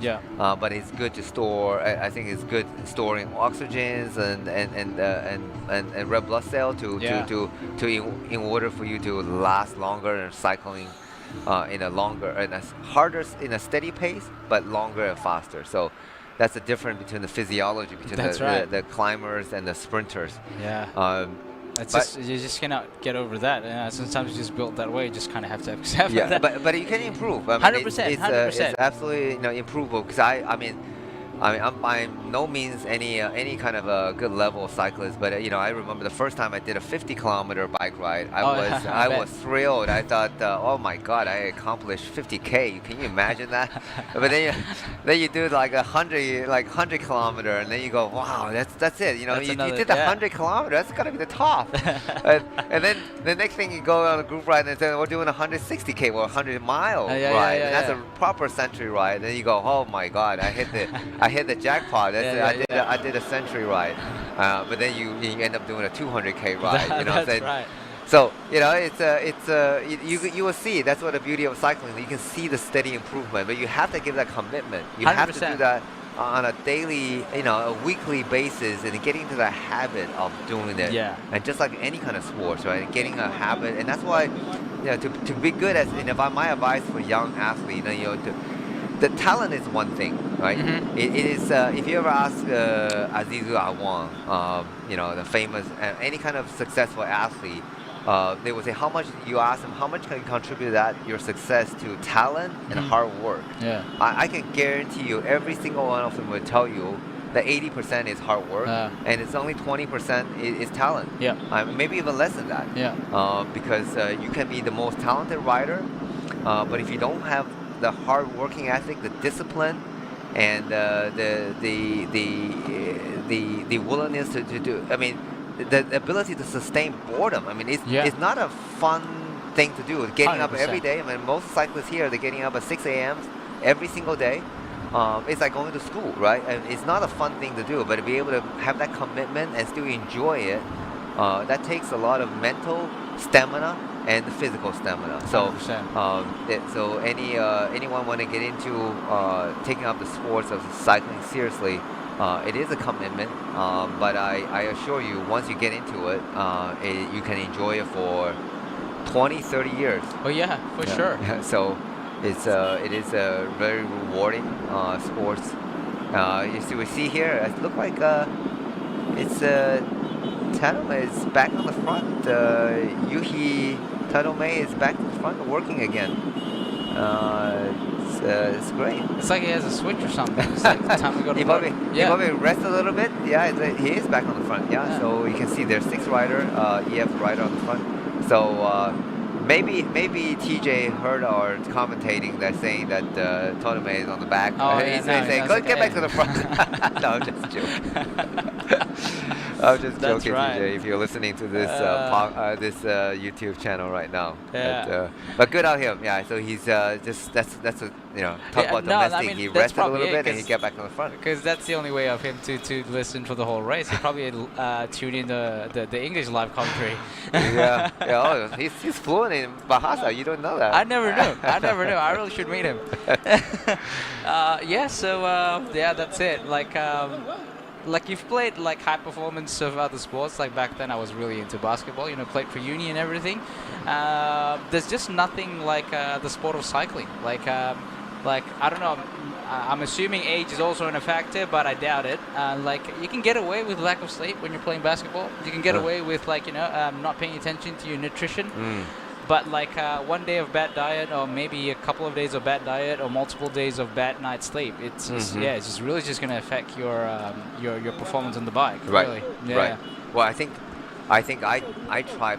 tried multiple different type of sports. I mean, I wanted to become a soccer player, and I never knew that. Yeah, I was growing up in China. Yeah, the main sports was football or soccer, right? So I wanted to do that, and I tried the tennis. But then you realize, terrible in all of them because I have no eye-hand coordination. Right. Okay. So it's a skill. 100%. It is a skill sport. It is it's a 50% skill. I mean, don't get me wrong. I have friends who are a badminton player, and they said, they actually, it's also a lot of discipline. Of course, you compete any kind of sports. To be competitive, you need to have the discipline, the training. But there's a big part of that requires skill. So you can be the most disciplined, hardest working, but if you don't have that natural skill, you're not going to be,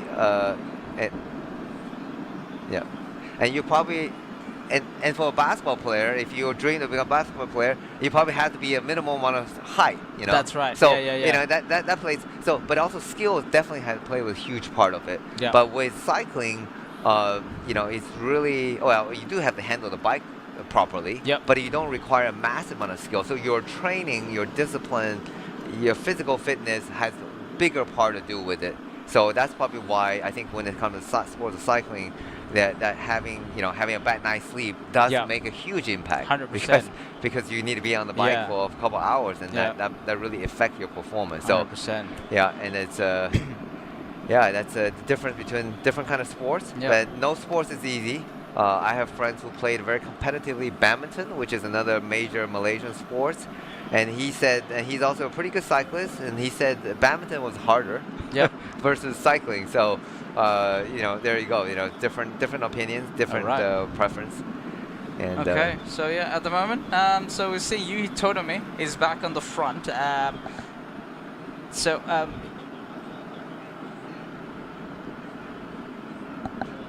All right, so as you can see, Yui Todome was just in front of the race, back again. All right, so this rider 172.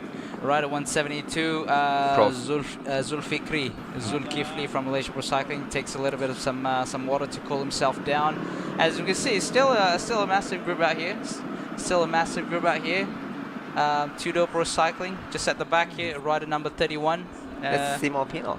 Rider 31, Sebastian Changizi. Oh, sorry. Okay, yeah, it's a sprinter. All right. Yes. And nice weather.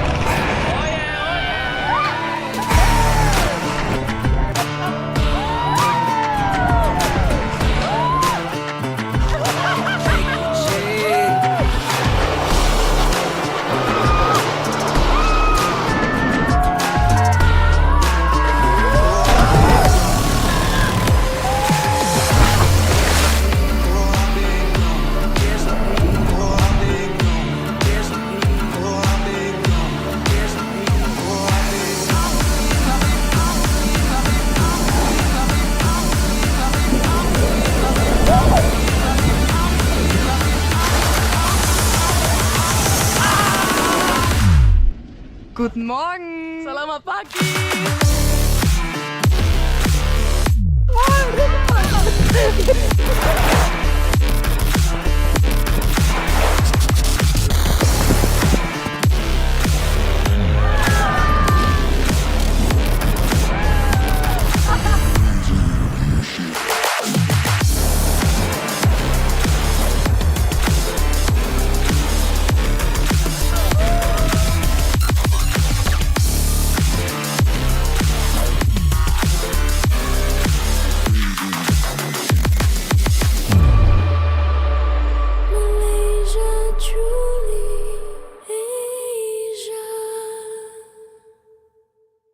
At PETRONAS, earning and redeeming Mercer Rewards points is now cardless. Really? Just key in your phone number at the pump, at the Mercer store counter, or use the Settle app. Legit? Get up to 3 times more Mercer Rewards points with Settle and redeem fuel.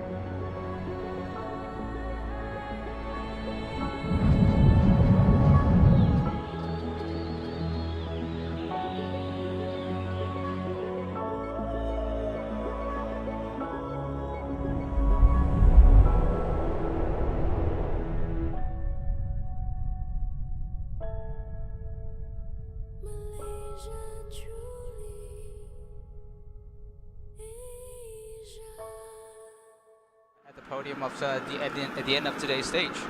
Yeah, it's still 40k to go. That's right. Yeah, it's still hard to tell, but you know, fingers crossed. Yeah, fingers crossed. That would be a massive achievement. But Terengganu Cycling has won the white jersey before. Yeah.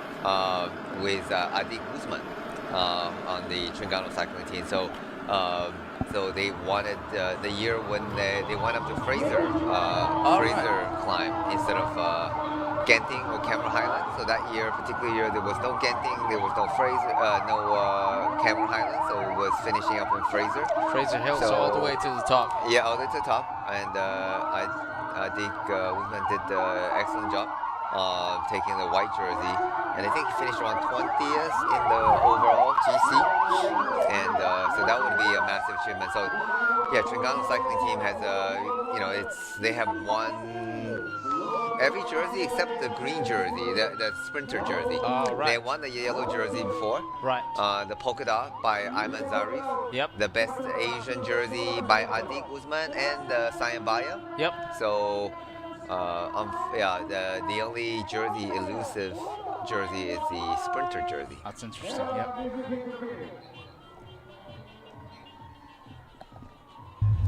Simon, what's the feeling of being at the start of the Queen stage? Yeah, a bit of excitement, anticipation. It's going to be an exciting day to see how it pans out. And it is an important day because GC might be only today. Yeah, exactly. It's probably going to be the deciding day, one way or another, for the GC. So, yeah, it's going to be a really interesting one. Have you evaluated the competition in the past few days? Yeah, not so much. Been two pretty easy days, but we know who the good riders are. The other World Tour teams have some good riders here. So, yeah, we're going to be looking at them and yeah, just see what they do, and then we also have our own plan. So, you expect a tough competition from the start of the climb, or the big explanation at the end? I think it's going to be maybe closer to the end. That looks like the steepest section. Yeah, it's a very long climb, but not so steep, so the drafting is going to be important. And yeah, we'll see if a team takes it up to try and make it hard as well. Have you mentalized a back-to-back victory at LTDL? Hopefully, yeah, that would be a really, really nice achievement. So, yeah, I think today's the day to make it happen. Thank you very much. Thank you.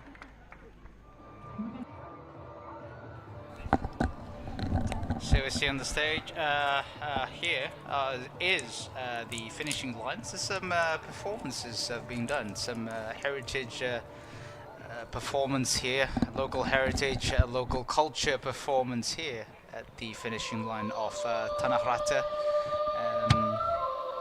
I'm assuming it's a what we call in Malaysia a silat performance, like the local martial arts. Yeah, it's actually very nice to watch. It's like a martial art mixed with a bit of dancing. That's right. Yeah, So yeah. It's like they look like they're dancing, but they're actually performing martial art. Yeah. Yep. It's great to see little kids here and carry on the tradition. That's right. one thing nice about Malaysia culture, right? They really focus on carrying that tradition. That's right. And Yeah. It's a national identity, I suppose.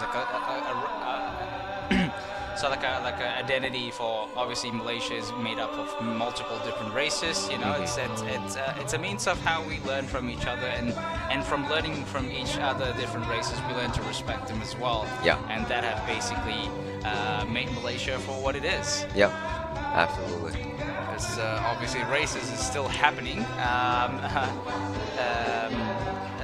As they're still climbing up the stage, but I'm assuming we're in some area where there's a little bit of a disturbance in the signal for footage. But yes, we are yet to see any dominant attacks. So all these big teams have been really driving the pace to really slim down the groups and really trying to get rid of whoever is unable to follow the pace, and just really leave those who are really wants to contend for either the category climb and the real GC contention for this stage. As we've mentioned earlier, it is, after all, the queen stage of Tour of Langkawi, up this horse category, Cameron Highland climbs. Yeah, absolutely. This is where the men will be separated from the boys. Okay. That's a brutal awakening.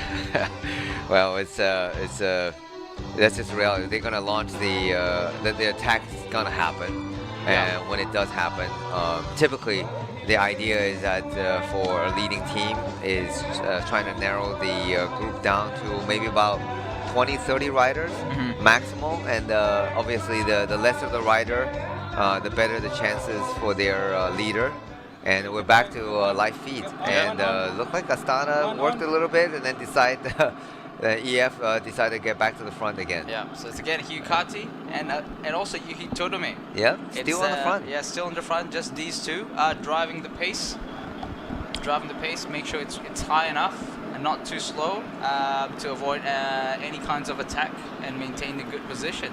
Yeah, and I see on the just behind you have BH rider, and also I see the leading star Cristiano Ruano. He's a good climber for sure. So he's obviously getting himself to the closest to the front. So he has the intention to contest for the finishing also. Yeah, he will be a dark horse in today's race. But I'm sure that his team will be very happy if he is with a podium on today's stage. It will be a monumental achievement. Christian is a Romanian national champion. Yep. And a former rider with currently the MPC. Here, the attack happens. Yeah, the attack happens from Burgos BH. So this is the Romanian national champion. He's going on the climb. No, this is the BH rider. Burgos BH rider. Should be a Spanish rider, unless it's not George Jackson for sure. So it should be a Spanish rider. That's right. From Burgos BH. If it's George Jackson, we'll see his long hair. That's right. Yeah, it's very easy to notice. Yeah. It's very easy to notice. So we're just trying to get a number. Apologize, we haven't got a number yet, but he is launching the attack with 39k to go. And it doesn't seem like EF is doing anything different. He's basically just maintaining the pace that he was doing, and then obviously this rider is attacking. I'm assuming there's a specific agenda. Maybe he is actually trying to get the maximum points for the Category 1 climb at Kampung Raja. Yeah, good point. He's likely he's going for he wants to get the KOM points. So that is very likely, which should be only 9k to go. Number 56. Number 56. Yep, Mario Aparicio. Yeah. So he's definitely one of the riders that we're looking at on the GC contender. So he is, I think you're absolutely right. He is going for the KOM points. Yep. Yes, obviously like Burgos, just like Akipo Confama is bringing pretty much a whole climbing squad except for George Jackson. So Mario Aparicio is up the road, attacking breaking away from the main peloton. And as we can see here, maintaining a high pace from the EF Education Easy Post. Yuhi Todome again on the front, driving the pace. And as we can see, it's quite not quite strung out. But we can see, like, from time to time, the peloton is getting lesser and lesser amount of people due to this high pace that the guys in the front from EF Educations are putting down. Yeah, and that's this part of the climb is getting a little steeper, so that's why I think that's a good place to launch the attack. So it's if you're familiar with this part of climbing, for the next about 5-6k, they will get a little bit steeper. It's not a constant up steep, but it's sort of like a little bit of kicker, and then it sort of flats out a little bit. So there's a little bit of resting spot. Mario is obviously doing a good job, setting up a good pace on the front. Good move. Nobody seemed to be able to follow, but everybody seemed to be contented just letting EF do the bulk of the work. The work right now. Well, And all the work. Pretty much, yeah. And then obviously we can see like probably one of the main reasons that none of the riders are following is like we know Simon Carr is wanting to get the most amount of time and trying to win this and get on top of that general classification. And like if Simon Carr is not responding, so it's sort of like a bit of a signal to the others, like, okay, maybe I shouldn't respond as well. You know, potentially this particular rider, Mario Aparicio, is not going to be so much of a threat to Simon Carr. And also he has his entire team. 100%, five yeah. riders in front. So yeah, he doesn't have to do anything right now. It is up to the job of his domestic, Podium, and Hugh Carthy. I'm sure he's going to pick up anytime when Podium swing off. So yeah, it's you don't need to. This is a poker match there again. You know, a chess game. You don't want to be. If you are the knight, if you're the queen and the king of the chessboard, you don't want to be showing yourself to the battle just yet, because That's right. they are max pull. I mean, they are pod double. There are many other strong contender in the group right now waiting for you to make the first move. Yep. So if you jump too early, you show your cards, you show your intention. Yep. Then you put yourself into a much vulnerable situation. So yeah, it's they're not no panic just yet. And it is still the job of the EF defending champion team, controlling the front, and but Bogos does a great job because likely once they catch up, if they do catch up to Mario, then there could be a counterattack, launched by his teammates. Yeah. And so trying to make the race hard. So it is good to see. Now the race action really start gonna kick off in the next 36K to go. Yeah, 36 kilometers to go. Still a long way to go. Now that we've seen on the screen, it's about 35 seconds time gap. It's quite a time gap right there that Aparicio have established on his BH bicycle here. Yeah, really interesting looking bike, right? It has an interesting fork that comes on a different bending angle. But yeah, obviously it looks very aggressive. Yeah, it bows out a little bit. Yeah. So what it does is the engineering word is trying to reduce the Venturi effect. Oh. So Venturi effect is basically when air goes through sort of like a very narrow, for example, now through the fork and in between the wheels.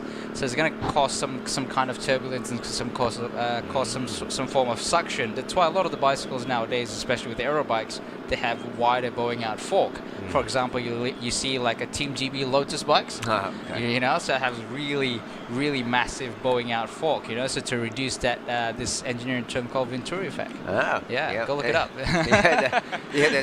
They use on the track, right? Especially Yes. that literally look like aeroplane wings. Yes. And also the whole idea, they do it that wide as well, so that and then also the same with the rear how do I say, chain stays, seat stays I should say, so that it stays in line with the foot. Yes. Right, the legs, right? Yeah. So sort of blocking with the legs, off, creating the additional aerodynamic benefit. So it's a cleaner and airflow. Yeah. I mean, yeah, it's proven because they've got some pretty good results. on the track. Yeah, on the track at least. Yeah, on the track. So yeah, they talk about having that kind of design. I thought they were gonna make a road bike out of that design as well.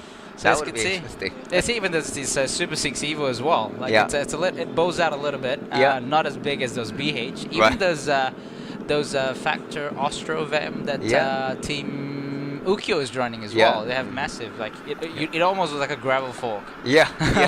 In fact, you talk about Team Factor Ukyo. Yeah, I think my friend at the factory is watching the race right now. He just sent me a message and say hello, and he's watching our commentary. All right. And so I'm sure he's enjoying this. Yeah. This is Tanarata, where the race will end. Not the KOM of the HC climb, but this is where they will have a run, a bit of a run, slightly downhill as they reach the Tanarata. And obviously Brinchang is the highest peak of Cameron Highlands, where the HC category climb or KOM classification will be. That's a massive point out there.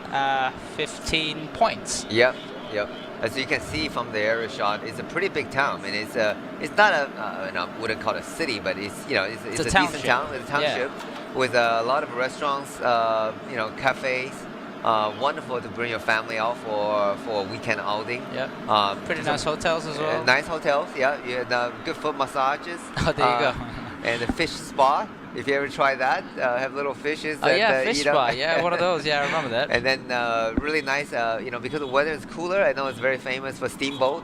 You can come in for steamboat. For those who are not familiar with that dishes, it's like you cook up a hot soup and then you can put in all kind of food and meat and poultry into the fish and into the soup to boil and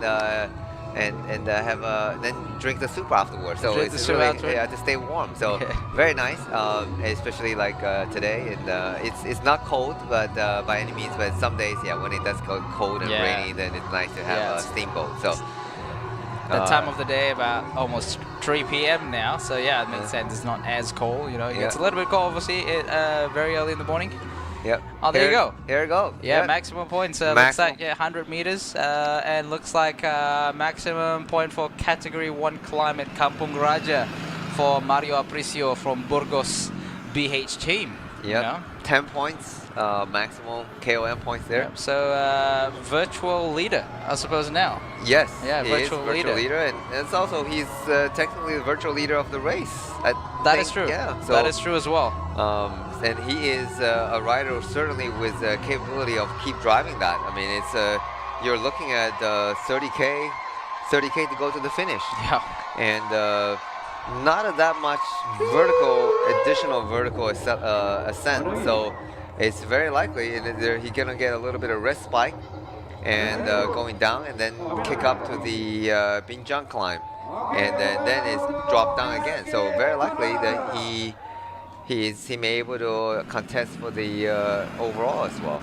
So another rider from BH, or maybe Kipo Kunfama is going to get the second placing of the Category 1 KOM classifications. EF Education is still maintaining a steady pace out there in front of the peloton.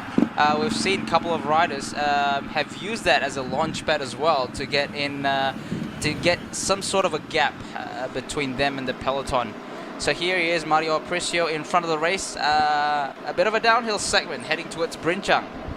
Yep, you can try to rest it up a little bit, or you can't stop pedaling, but definitely you have to keep a hard pace. But it's not going up right now, but he's trying to keep the gap of 55 seconds. Oh, that's a pretty massive gap. 55. Yeah, significant gap, and 30K to go, 33K to go. So a rider of his ability, certainly possible to go all the way. Now that would be amazing performance by the BH, and then if he does win the stage.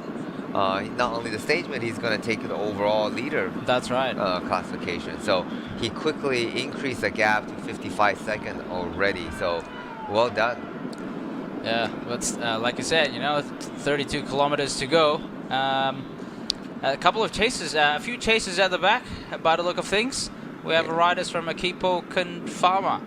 Yeah, it's either Astana or Akipo Kunfama. So their jerseys, colors. Sort of similar, but once we get a clear picture, video feed, we will let you know as soon as possible. It's a neutral service car. So this year's is by Cyclomotion. Yep. Neutral service by Cyclomotion today. You can see all those blue Shimano bikes. Okay. Yeah, those blue Shimano bikes. So just in case, team cars are unable to come to the rider, so they'll be there to support the riders via the neutral service bike. And EF team is that Simon Carr? Looks like Simon Carr's on the front. Oh, that's interesting to see. It is. That is Simon Carr. Yeah. So maybe some things have changed in their strategy. So maybe they're keeping. It looks like according to the team orders, the rider's order is. Also Sean Quinn on his last position in the train. So, yeah. Wow, it's maybe that is the secret. Is actually getting a different rider. Oh, here's the KOM. The current KOM leader, Tompkinson. He is unfortunately he's done for today. He is going to hand over his jersey to someone, likely Mario. Yeah, Mario Aparicio from Burgos. Or we don't know. We don't know just yet. The race is still on. We're yet to get to the HC category climb.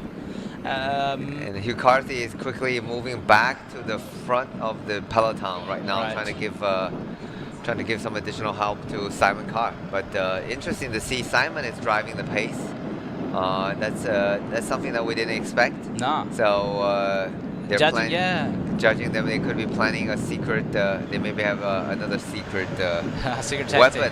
Oh, sorry. We thought Tyler Tompkinson was dead, so apparently just going back to the car just to get some bottles, some refreshments. Okay. Yeah. Good to see he's not done yet. So yeah, that's good. Dropped the bottle. Yeah, so the riders are getting some feed. Hugh Carty, on the side of the road. Yeah, Hugh Carty is back to the front and driving the pace, and then you can see the shoulder rolling. So he is now putting significantly more effort. So this is the downhill part we talked about earlier. Yep. He can rest it up. You can see he's not pedaling. He's going 45 km an hour, but it's kind of rolling and up and down. Yep. Now this it can be done. I mean, it happened before. And Trengano cycling rider Artem Movinsky won the stage by breaking away early and actually taking the yellow jersey all the way to the finish. So it is likely. So so EF is sending Hikarte back on the front and going full gas from the look of it, and trying to chase down a very dangerous BH rider. Yeah, it's putting some pretty serious gap just now. So that's a little bit of the second KOM. Yep. So Mario Aparicio, 10 points, and Miguel Angel Fernandez from Equipo Confama, 8 points, and then Antonio Angulo from Burgos as well for 6 points. Yes. It's and then Philippine rider Joshua Pascual, 4 points. Yep. Yeah, it's not bad. Philippines been pretty active today. pretty active today. Yeah. Nice. They're saving themselves for the mountains. Yeah. It's you see on the front. He's really driving the pace. He's driving the pace. You can see the power. You know, we talk about core muscle. Yeah, you can see the body language. The body language. You see the muscle. You know, he's using the back muscle, pushing down, trying to drive as much power into the legs, into the hips, and the quad as much as possible. But it's right now on the screen we're seeing the time gap is keeping steady at 55 seconds, while Hikarte is doing the chasing right now, and it's still Hikarte by himself, so doing almost all the pull. Although we did see Simon Carr came out briefly for a while, so it's really interesting. They obviously have a different leader in mind. Sean Quinn seems like to be the team leader. Yeah, that's good. That's good. Talk about again poker game. I know I'm keeping repeating myself. That's right. That's right. My wife remind me, don't keep repeating yourself, but I can't help it right now because it is a poker game right there, because they obviously didn't show who is the team leader. So everybody was targeting Simon Carr, but there you go. Then Sean Quinn, maybe he is the actual team leader for the race, because he typically lines up further back. Yep. So the gap right now we're looking at, is that 50 second or 60 second? The sunshine. Yeah, probably 50 seconds. Yeah. Seems the time gap on the screen just have updated to 50 seconds. About 29.4 kilometers to go. Just a little bit update for those of you that might have just joined us in the live section. We're heading towards the probably the last 10% of the race. So we've gone over the flat bit of stages. So now we've finished the Category 1 climb at Kampung Raja. So now we're heading towards the HC climb up to Brincang before finishing the race at Tanah Rata. As of now, one rider in front. Mario Aparicio from Team Burgos BH have put a 50 seconds time gap and actually scored a maximum point for Category 1 climb, which is 10 points. And then at the moment the peloton is chasing. EF Education is putting some really serious fast tempo in front, drive by Hugh Carty and pretty much the whole team. and we were thinking that maybe Simon Carr is not actually the leader for this particular for EF Education First, considering he did some pretty serious pull just now, so Yep. burning some matches. You would think that, as you know, for a race leader, you would think that he would have saved. So as you can see now as well, he's second wheel. Yeah, sometimes it's also possible that he was the initial person for the team leader, but maybe he's not having a great day. Maybe there was some communication along the race, and he said, "I'm not feeling it," and this kind of thing happens. You know, I'm not feeling it. Then he maybe had a chat within his own teammate and said, it's if you feel good, then maybe we'll work for you. I'll work for you instead. So this is part of the cycling, right? Their teammates.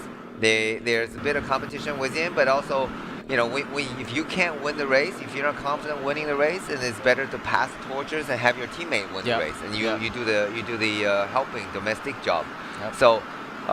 And that's what it makes the moving chess game continues, right? That's so right. we shall see who is the actual king yeah. of this game. Yes, right? It's very exciting. So things have sort of gone unprecedentedly for the past, obviously for the past two stages. You know, we weren't expecting. Obviously, Matteo Malocelli was obviously the top contenders, but we were thinking of maybe Syriza or Decline to be up the podium, but then all of a sudden Matteo Malocelli, who have never won the race at Tour of Langkawi, suddenly won a stage in the Tour of Langkawi. And as of today, obviously we are expecting Simon Carr to be winning the stage and score maximum point for the HG category, but potentially it's not Simon Carr today. Maybe it's Sean Quinn, judging from the lineup of the train in front of the peloton now. It could potentially be they are actually riding for Sean Quinn. Yep. So and then DSM hasn't. Still they're just lining up right behind EF Education. So obviously, Max Pohl obviously is a major contender in this race. So he's DSM wouldn't want the breakaway to go too far ahead. At some point, they may, if they feel the EF is not doing a good enough job to hold the gap, they may have to put somebody else, one of their rider in the chase as well. So right now they're holding off in a good position, but not showing their cars just yet. And so we see Mario Aparicio is just riding really well. I mean, he can see he's pedaling well. He got plenty reserve in his legs, and but 50-second gap, still 23k to go. But technically, he doesn't have to. If he can get over the next climb on Binchon, it is sort of a downhill run. That's right. So technically, he just needs to stay ahead of the peloton. I mean, in my opinion, if you have a 30-second getting over Binchon. On a downhill run, less than 8 kilometer downhill run, it's possible that he hold off the peloton and go all the way solo. Yeah. So that would have really changed the dynamic of the GC standing. That's and, right. Every day we're gonna have a different. We're gonna have a different winner. It's been exciting so far. It's been exciting so far. And today, obviously, we're gonna have a different. We will have a different GC leader for sure. Looks like the gap. Minute. Yeah, a minute now. Yeah. A minute now. There you go. It is growing. So just like what we saw in the World Championship over the weekend, the gap wasn't big, right? It's only a minute of 50 seconds. That's right. Around there, but that was for 100k. So this is a little different, but That's still, right. that means it's doable. It's perfectly doable. So then the EF will be.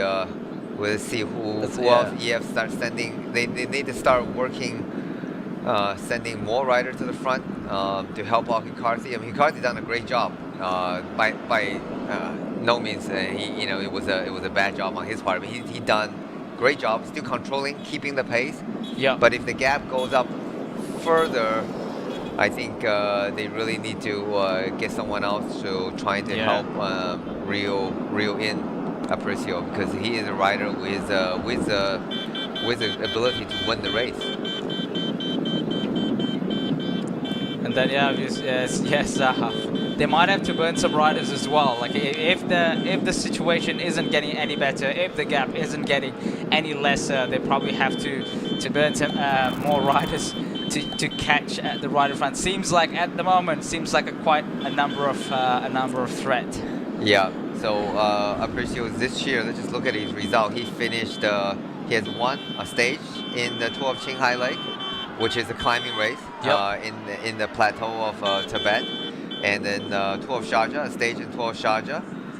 Overall, 5th GC in Qinghai this year. So this year he certainly have done, and he finished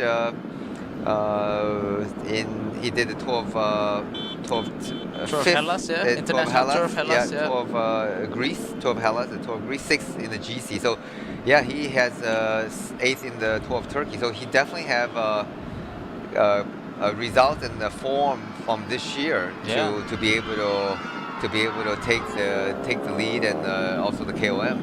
Yeah, he won the KOM in the Tour of Qinghai Lake. So yeah, he's definitely a rider with good form and good Palomares right now. And gap looking like 1 minute still. Yeah, still 1 minute. It's pretty serious gap. So judging from that race, he really have some pretty good climbing legs for 2024. And then he's in his element. He's in his territory. It's I believe EF is quite worried now. Because they have now started really ramping up the pace here, even like going down hills and stuff, like tucking in aero just to make sure they get maximum speed. And gap is not going down now at the moment. And it's 1 minute. It's with the twisting roads like this, it's difficult to see the rider. Sometimes you get a straight road. Yeah. Once you see the target in front of you, it's easier to bring them in because you know how to pace your effort in order to bring the rider. But now this roads, we rode on those roads before, so it's a lot of twists and turns. So you're not able to see the rider in front from the peloton. And with a 1 minute gap, it could easily slip away. So as we anticipated, exciting finish for today, and we do not know who is going to be the winner now. Even EF catch Mario, and that just gonna launch the next counterattack from from BH and from other teams. So yeah, I'm assuming if they manage to capture to bring back Mario Aparicio, considering that DSM has been basically hanging just behind there, so they would have potentially sent a rider up the road, or maybe even Maxpool would have actually started the attack, because judging from the distance here, they're not far from the Brinchang climb. Yeah, they're not. Brinchang climb is gonna be finishing at 8K. Yeah, approximately 8K to go. So we have approximately 10K. So it's 10K. 10K. You gotta shut down. You can shut down a 1 minute gap in 10K. So that's literally, this is gonna tip the. It's gonna be the turning point. So I think if the time gaps start coming down within the 10K, and they capture the breakaway, the solo leader right now, then there's a chance for the EF to win the stage. But if they let this gap go any further, it's going to be a really hard task to bring that back for a group finish. Yeah. As you can see, like, this is Mario Aparicio. Is after that, the attack was just not purely just to get a maximum point for category 1. The body language, the amount of power that this rider is putting out, he is actually definitely going for the stage win, for the hasty climb, and also for the stage win. Yep, it's absolutely, that was a fantastic surprise attack, right? So guys were looking at each other and see who is going to take the KOM points, and he launched the attack and nobody reacted. It's possible they think it's too early, or it's possible they were on the edge. I wouldn't think everyone was on the hook, but he just attacked at the right time. Yep. And the EF decided to let him go, feeling that maybe that's too early, and now they have to do all the work to bring back Aparicio. So we're on the back of the peloton right now. Strung out, proper strung out here. Obviously, it's on descent, but just now we can see from the climbing as well. Yes, it's strung out. They're really pushing the pace here. There.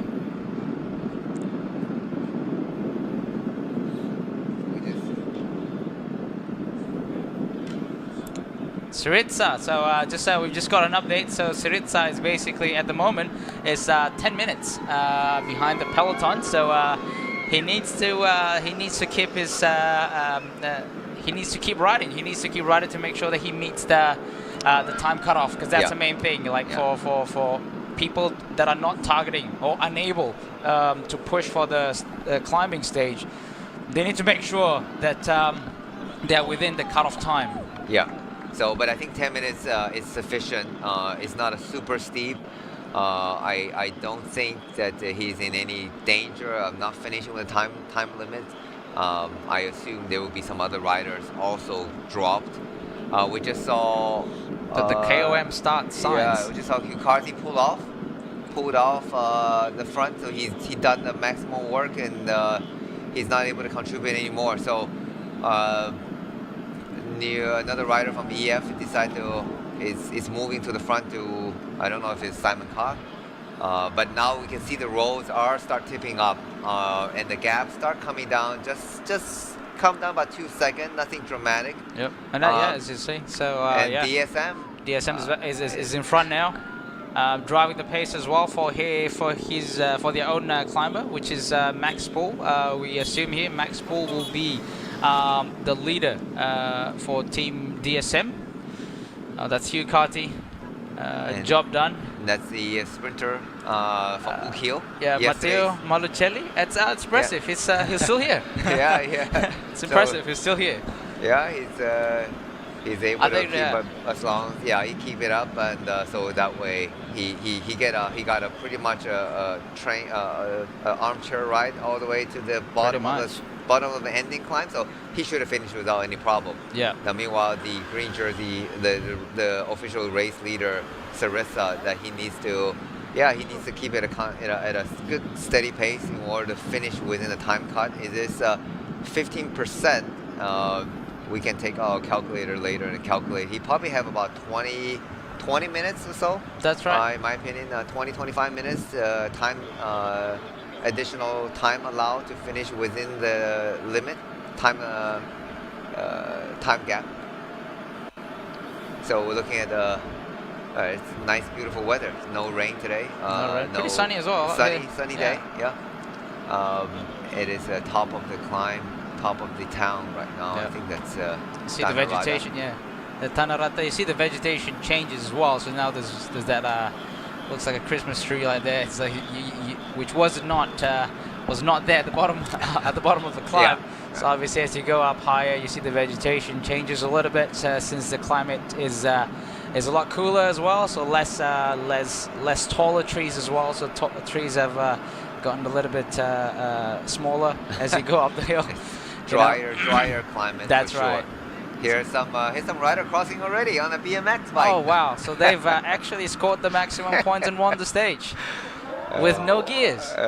Gears are overrated. There you go, celebrating. So that's the finishing line. So it's I think we'll be expecting the finish in. I think this will be 40, maybe 30-40 minutes. We'll just see the leading rider coming through. We just lost a bit of a live feed right now going through the hills. Apologize for that. We want to be able to get back to the live action, because this is a nail biting part. Is a time gap growing. Now DSM is coming to the front, so that's good. They obviously sense the danger. Yep. There's got to be they must sense that there's a possibility that Aparicio will be able to run away to the finish. So that's why they decide to send their rider and make sure bring back the gap. And for Max Paul. Yeah, that's on the screen right now is the results of the second KOM at Kampong Raja Category 1 climb. So Mario Aparicio, rider still in the breakaway now, scored maximum points of 10 points, followed by Miguel Angel Fernandez from Equipo Confama for 8 points, and Tony Angulo third place at 6 points, and Philippine rider Joshua Pascual. You know, Filipinos viewing from the line.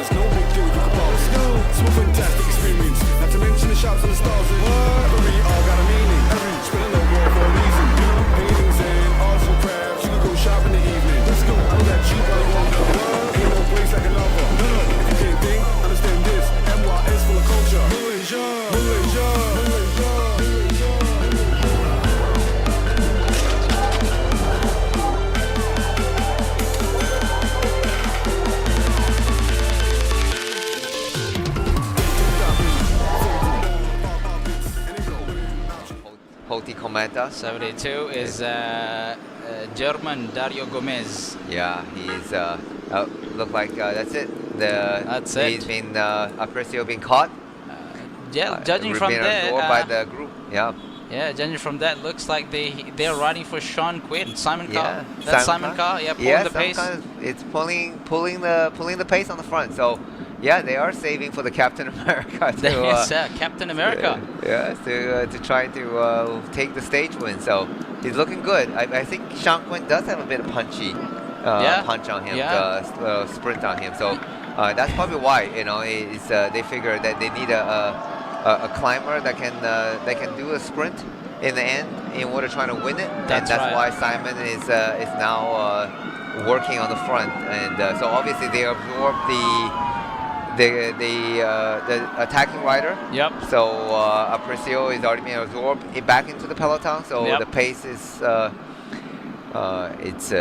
it was super fast going up the last part of the climb. But, it was. That was once after Hugh Carty did his final pull, and then the remaining EF rider just pushed the pace, and that's when everything just sort of like exploded, and whoever's left's left. So we can see here Simon Carr is pulling the pace. So at the back here, rider number 6 is Jadi Vanderlee from EF Education here, just hanging around at the back there. Simon Carr, as you can see from the look on his face, from his body gesture, he's doing a maximum effort here to deliver Sean Queen. I can see there's also two Poti Kometa rider right behind the EF riders, and then one Ukio, I think that's Gaboni. He is the winner of Tour of Japan this year, so he's yesterday's winning team. So he is a climber. Gaboni from Team Ukio is on the 5th position in the peloton. What's remaining of it, and he's trying to. He is obviously a climber. He's winning the Tour of Japan, winning the stage in Mount Fuji, which is also a very steep climb. Then I can see DSM, Max Pol. He doesn't have a teammate in front of him, so he is alone, isolated right now. There's Poti Kometa as well. There's one rider accompanying Paul Double, just behind the EF Education rider, which is Simon Carr, and also Sean Quinn. And that was an interesting change of plan, I suppose. Obviously, in the interview, Simon Carr did mention he wanted to be winning this stage as well, and he admits that this particular stage is the determinant of the GC classification. But you made a good point, because considering that all of these riders made it to the top, you would want someone that could actually outsprint all these other riders, Danny. Yeah, and that's a poker game right there. You know, he's made it sound like an interview that he doesn't want to win, but obviously he seems like he's not the designated winner, leader of the team. So Sean Quinn he's working, but we see a rider from Confama attacking on the right, from the right hand side. So Akipo Confama we finally talked off the about road. it earlier. So they are the team with the most climber. So that's it's perfectly capable of winning the overall GC. So we're yet to see what rider is this, as we're unable to see what number this rider is. Yes, that was what an attack by Akipo Confama, a team full of climbers. Yeah, and a well-timed attack as well, as we can see from the screens, as the pace sort of slowed down just a touch. The rider from Akipo Confama attacks its rider number 43, which is Ibon Ruiz. Gonzalez. I think it's Gonzalez. Sorry, my mistake there. So Gutierrez rather than 43. Yeah, Gutierrez. George Gutierrez. Yeah, George Gutierrez there. 43. My apologies. So George Gutierrez. He attacked, and nobody reacted, and seems like everybody was just from the judging from the body movement. Everybody was kind of on the rope already, so he attacked, and it opened up a good gap, and it's a small size figure, so definitely a climber for the steeper roads.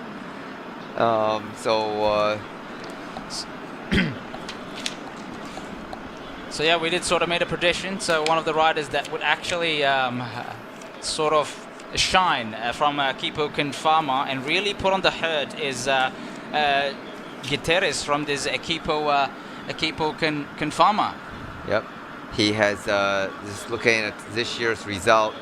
He finished top 10 in the GC in several races in Europe, in Australia, in Spain.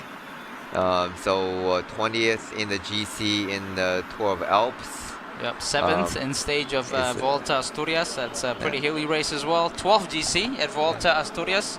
And only 21 years old. 21 years old. Yes, very young indeed. And we yet to get some time gap between Gutierrez and also the what's remaining of the peloton at the moment. Looks like no one is responding to this attack from Gutierrez. Yeah, he's right now there's 10K to go, but to get to the top of the mountain, top of the last category climb is Binchan at there's only 2K to the top.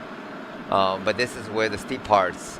So let's see if he can maintain his gap, and but obviously Astana and the DSM is going. You can see, I think Max Pole, led by Martin Harrow. I think they decide to time to jump across is getting dangerous. Yeah, 12 seconds, the official gap there, as we can see on the screen now. So what's the remaining of the group now has pretty much split in two as well. It looked like going from 2 to 3. Right two, yeah.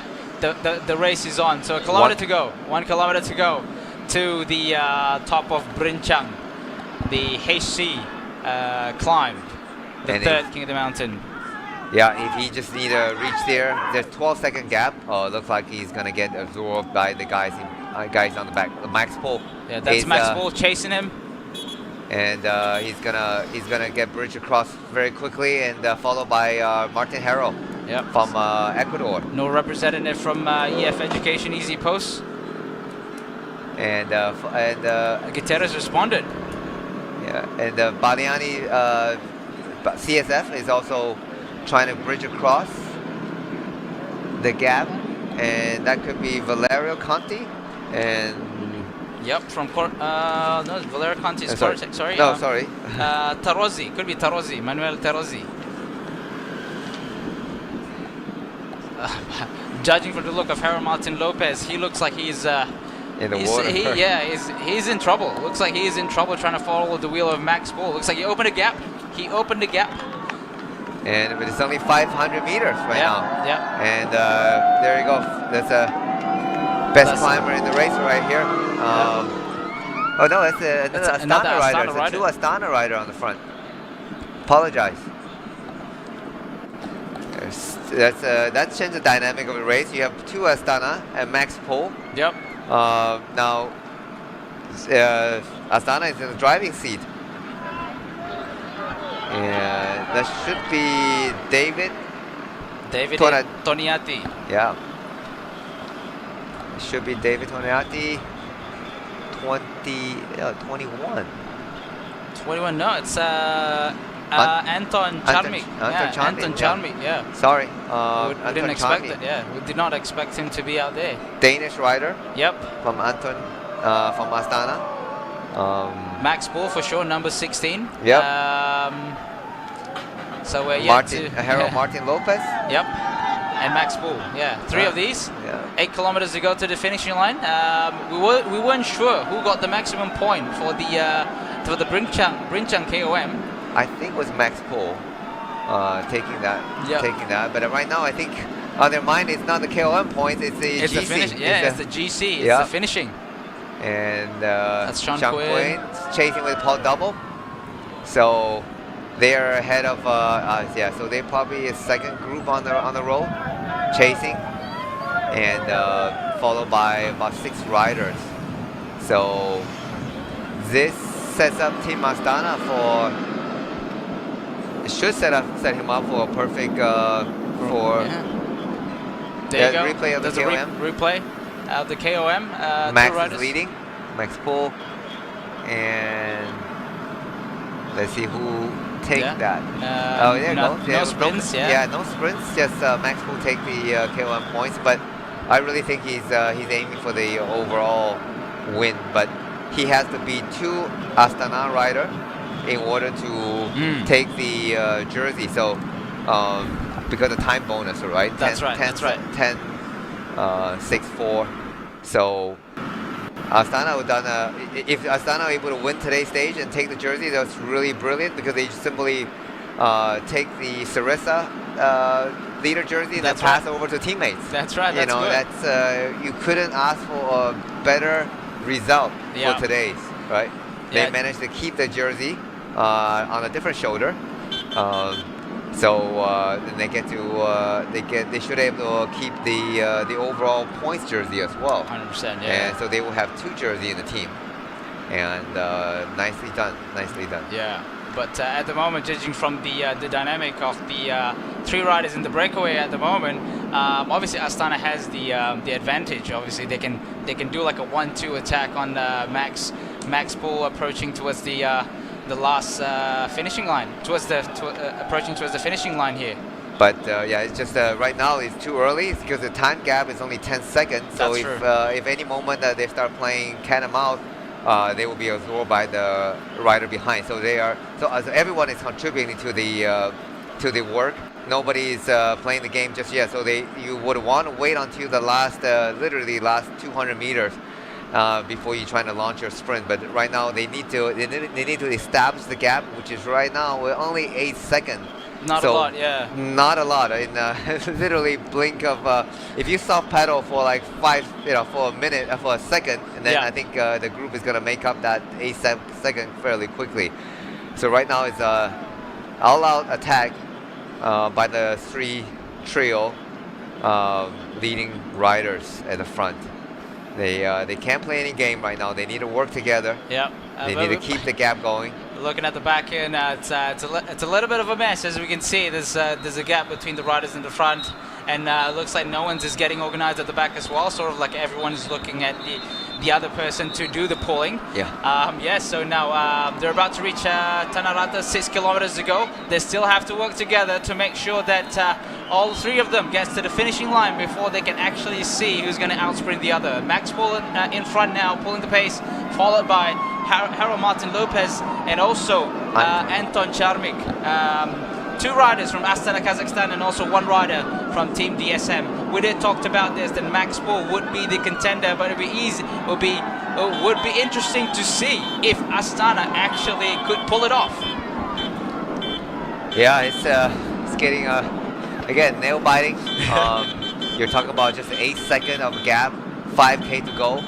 But the riders on the back, they don't really have teammates right now, so it is difficult. Nobody's gonna commit 100% to do the chase. That's true. So that kind of work in the favor of the trio leading riders. You see one EF, I see one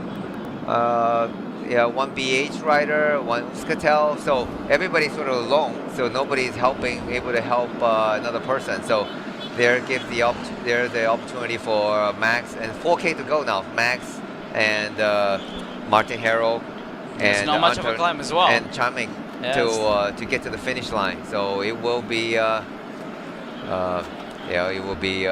should be these three right now, but we should see. Yeah, Confarma has two riders in the group, so but they need it look like three. Yeah, they need to come in. So they go. Yeah, they get to the front now. So there's three Confarma rider. So one of them decided to get to the front and start the chase. And that's the right thing to do. Yeah. They managed to get everything organized. Obviously, earlier when the attack from Max Pool happened, it sort of shatters everything, and then finally they've got everything organized, and now they're pulling the brake back to them.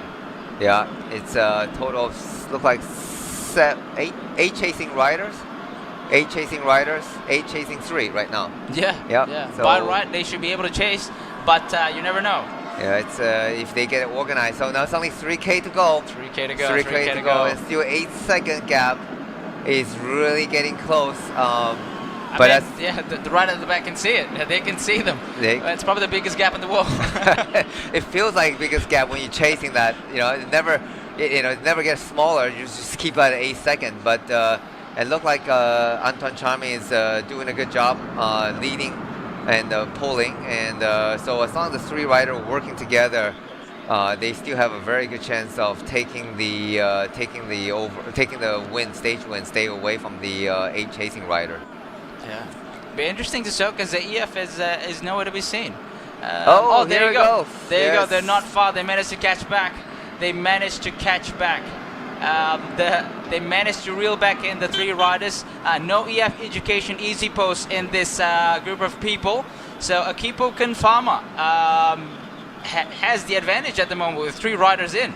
Yeah, and suddenly the race dynamic changed, and we're gonna look at EF is chasing that. So you have a couple riders trying to get back to the first group. So now let's see if the paces slows down or somebody gonna launch another attack. Looks like Confarma is gonna launch an attack from the right hand side because obviously that's they have the number in their advantage. So you might as well go and see if you can get to the finish, or if not, then prepare for the small group finish sprint. 2K to go. But Two. this is You're Oh my gonna God. see climbers sprinting against each other. So It's- who is best sprinter right. among the climbers? Yes, yes. Although Oh, nope, BH. BH, yep, BH is going. 55. Moving up. Yeah.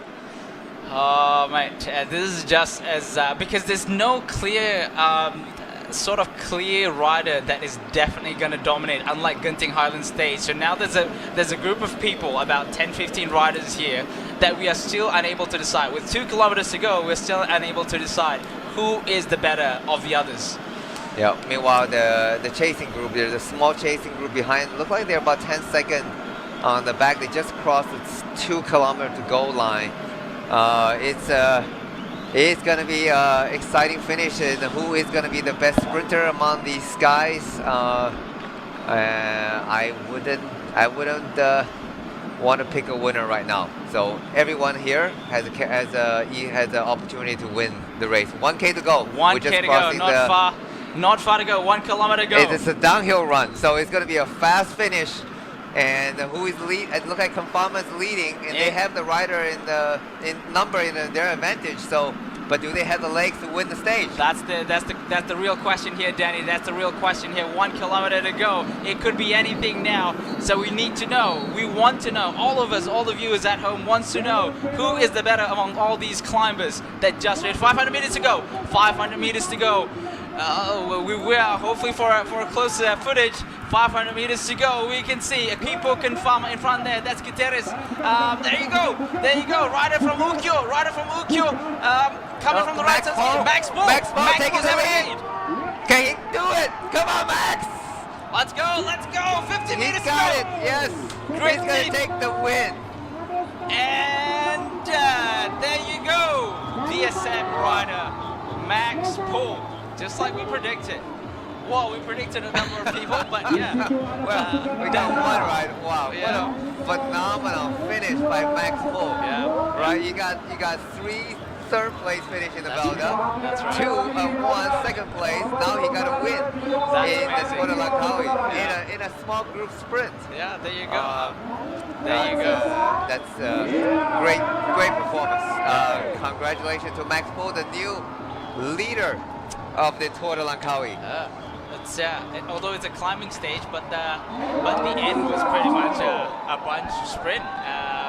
So there you go. You mentioned, like, if you're good with climbing, you gotta practice your sprinting, and there you go. Max Bull was the better sprinter. Yeah, among all of them. Yeah. So certainly he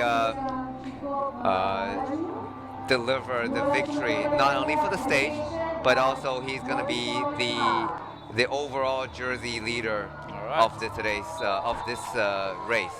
But it's only stage 3. I know it's so much excitement, but we're not even halfway through 100%. Yeah. the 2024 Tour de Langkawi by PETRONAS. So more action stay ahead, and I think now the pressure is on his team sprinter, Casper Van Wooden, to deliver a sprint victory as well. That's right, yeah. But now it's going to be interesting. They're going to have a job of controlling the peloton. Yep. And then trying to win the stage. Yep. So for a moment there, it looked like Team Astana had the perfect card to play. Yeah. They had 2 series of Simon Pinot, and so it looked like they had 2 leading rider in the group, and but end up not able to close out with a win. Here's that looks like Ukyo rider. Yeah, that's Ukyo rider. That's right. And that's actually, if I'm not wrong, that's not Yuma Koishi. That should be Manabu Ishibashi. Yeah. If I'm correctly. So he may take the Asian classification. We shall see. Here's the interview with Max Bull. I think the concern for most teams with real climbs is one of us quite going to be high enough, but it was really good to stay patient. Had some really good guys around me. Came up with a really good plan and tried to execute it. And we got really twist on guys. Here's a replay of the finish. Yep. The sprinters among the climbers. Yep. And Max Bull took up the sprint very early. probably about 200 meter to the finish, 100 meter to the finish. But it's sort of downhill run, so he's able to keep the momentum, and he has the best leg and the best speed. So well-deserved winner, and with the finishing just over 4 hours and 24 minutes. Jay, that's fast. That's fast. 4 hours and 24 minutes. I mean, looking at it from our point of view, you know, Weekend Warrior point of view, 4 hours and 24 minutes, 170 kilometers going up Cameron Highlands all the way to Tanah Rata from Simpang Pulai. That's, yeah. Looks like some frustration faced from Hero Martin Lopez there. Slamming his handlebar. Max Paul from Team DSM, Firmenich Post NL. So what a performance. Yeah. I just did a time calculation based on the finishing, the winner's finish time. So the sprinter has about 39 minutes to get across the finish line. So that's 40 minutes to get to the finish line. So that's shouldn't be too difficult. That's right. And I hope Harif Saleh is most likely still on the road. Then I hope he continue right to the finish. 40 minutes should be plenty time for the sprinter to get across the line, and then to contest for the sprint tomorrow and the next few days. So Sarissa, the overall race leader, we saw earlier he was about 10 minutes behind, but I think he should have been able to finish within the time cut as well. Here's again the finishing Max Pole. Looked like Martin Harrow took second or third, so he was a bit disappointed, not able to take the victory. He was slamming his handlebar just now. He must got second there.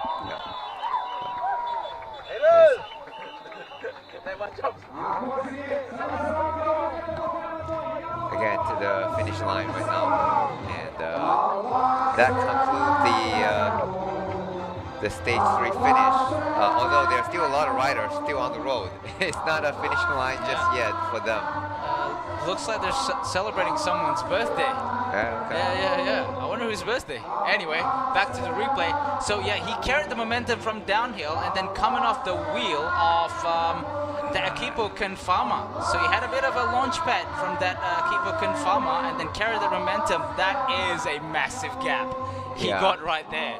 That's a sprinter's way of thinking. You know, just run. So look like the Ukil rider. I think the Ukil rider getting third. So Martin Hero Lopez, he was a little bit upset because he was blocked, and there was a bit of movement on the final sprint. I think from the Confama, so he was the door shut down a little bit in front of him, but that's probably why he loses a bit of momentum. But I think the time gap was the distance was a little bit too big for him to close. But Ukil rider should be Carboni getting third. We're still waiting for the official result. So, oh no, it's Thomas Bassetti. Thomas Bassetti should be getting the third spot. Let's wait for the official outcome. We wouldn't want to be a repeat of yesterday, and that we end up announcing the wrong winner. Here comes the Hanshan rider.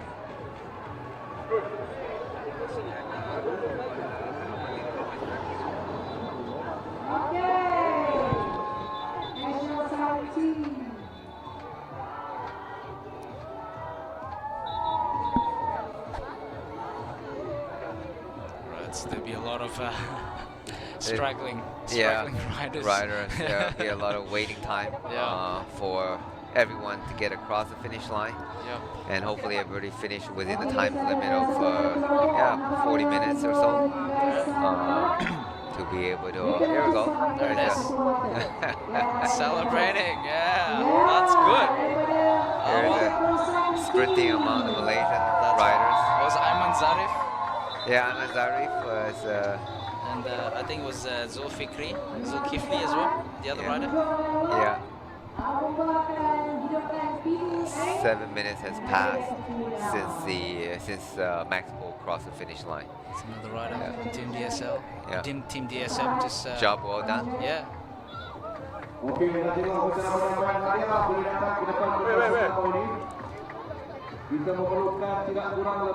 at the setup of the bike from Max Paul. Yes, aero bike. Aero bike and deep wheels. Yeah. For climbing stage. Well, That's the new climbing bike. Yeah, well, I think the Scott bike, they always been fairly light. Yeah, So even you're their right. even their aero bike are light. So nowadays, you know, like a lot of riders prefer lightweight aero bike. Yeah. You know, because you're getting the benefit of the aero on the flat stages, and also the bike's light enough on the climb. Max, winning the Queen stage, that's what you came here for. You must be a happy man. Yeah, of course. It's really the only opportunity for the climb, so yeah, it's really nice to get my first win here. How did it happen? Tell us about the tactic. There was one rider attacking first. How did you do it? Yeah, it was.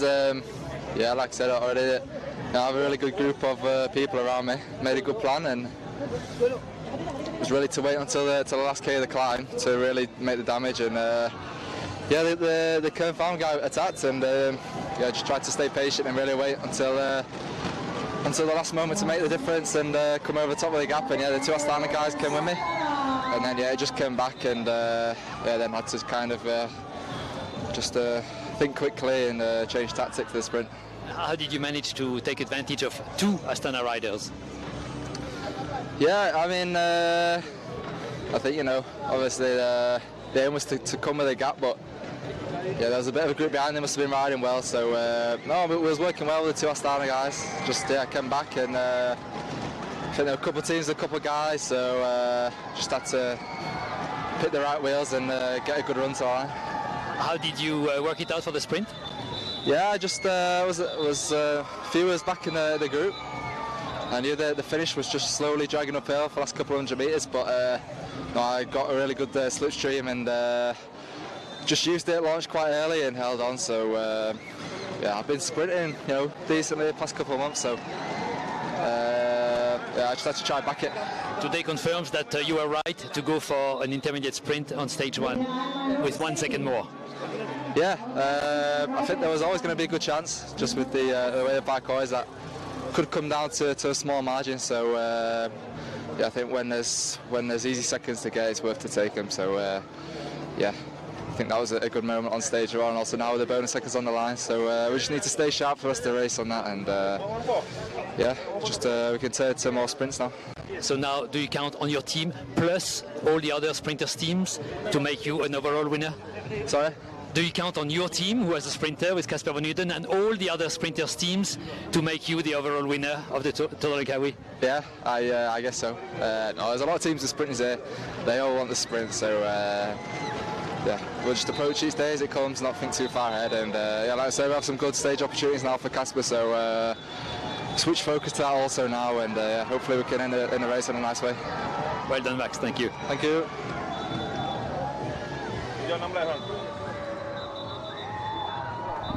There you go. That was the interview for the stage winner and also the race leader now, Max Paul from UK. What's more interesting, he proved your point, Danny. Yeah, he said in the interview he's been practicing sprinting for the last couple of months. So yeah, he's a climber. He's been practicing sprinting, and see you go. He looks pretty good on sprint. Yeah. That's a long sprint as well. Yeah, he did well. Yeah, 21 years old. It's amazing. These riders are getting younger and younger. Yeah, I mean, we talked about earlier the accessibility of Power Meter, the accessibility of the, you know, like all these science and information nowadays. Yeah, so yeah. It is. It's unbelievable. Yep, here we go. The official result, and followed by Max Paul, followed by Harold Martin Lopez.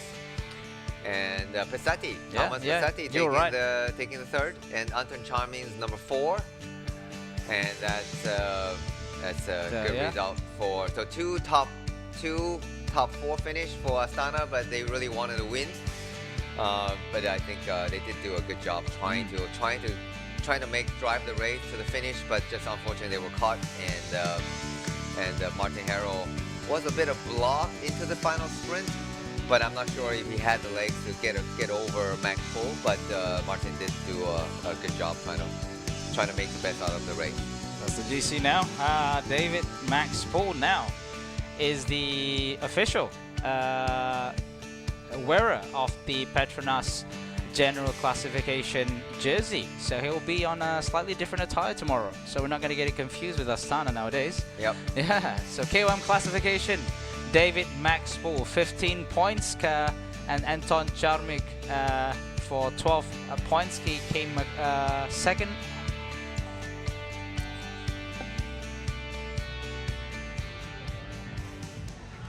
Harold, there was another Lopez from South America, Miguel Angel Lopez, who won here 8 years ago.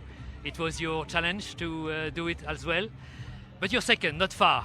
Are you still happy with what you have done today? Yeah, I'm very happy because this is my first time with my team.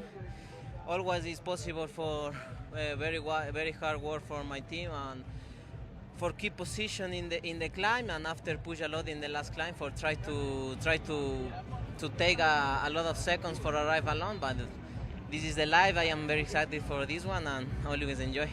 What did you feel when you were two Astana riders at the top of the last climb with Max Poole?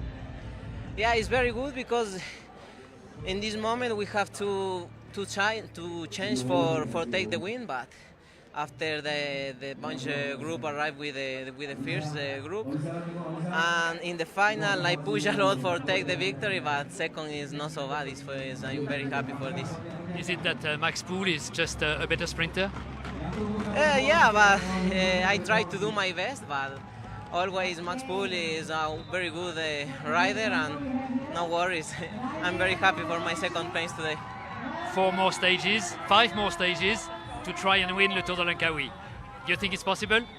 Yeah, always is possible because in this stage we have a lot of bonus sprint. Of course, we try to take a 1, 2 or 3 seconds for take a win to GC, but now I'm very happy and excited for my first podium in my career. It is possible because the other Lopez 8 years ago won here, took the yellow jersey, but didn't win overall. All things is possible, no? With God, with the help of my team, all is possible. But now, how do you say? Enjoy this podium, and after read and after sleep, and tomorrow we'll see it for tomorrow. Muchas gracias. Gracias. There you go. Interview with Harold Martin Lopez and from the team Astana. And also a young man, 23 years old. Oh, wow. And I did have the fortune to ride with him on a training ride 2 years ago and before the Tour de Langkawi. Okay. Very nice young man. He was under the development team of the team Astana. All right. Yeah. Okay. And the first time, and he was put in as a stagiaire in the World Tour team to do this race. And I think he finished 10th overall. Very nice young man. Soft-spoken, friendly. Most South American riders, they're so super friendly, nice people. It's wonderful to see he getting his first podium. Pro podium, with the World Tour team in the World Tour team Astana. So he should look like just look at it. He is renewed, staying with the team for 2025. So that's good. He's able to continue his race with the World Tour at the World Tour level. Yeah, he finished 18th in general in Tour de Suisse. He's definitely have a pretty good year. He did start the Volta de España, but he didn't start on stage 10. But maybe he had some sickness or illness. But typically he finished the stage but didn't start the next day. But yeah, good. We have an interview coming up. So just a brief pause for us.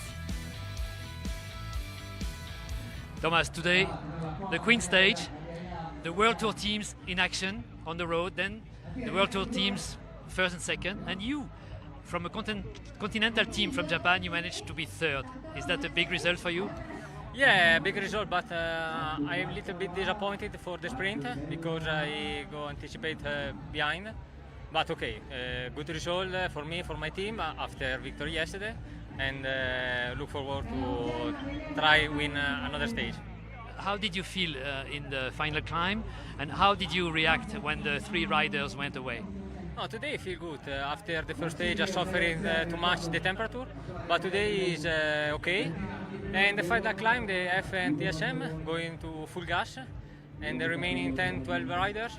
And in this point, I suffer in the last kilometer, but okay, it's a good stage for me and for my team. Do you see the possibility of winning the Tour de Langkawi, at least make the podium? Yeah, the next stage is important to take a few seconds in the sprint. I think the GC decide in this point. Grazie. Thank you. That's an interview with the third place finish from Team Wukio. So 2 days in a row they're on the podium. That's right. So, Yeah. good job for Team Wukio and getting a podium result against all the World Tour and pro riders. So that's definitely, I'm sure he's happy about that. But, although he did mention the interview was a little bit disappointed, but anyway. Yeah, I think he misjudged how much speed Max Paul was coming off from that downhill round, and as you can see, Max Paul had about half a wheel from Martin Lopez, and Thomas Besenti just right behind Martin Lopez for third place. It was a beautiful stage. It was a tough stage, and obviously it wasn't as steep of a climb, but at the end of the day.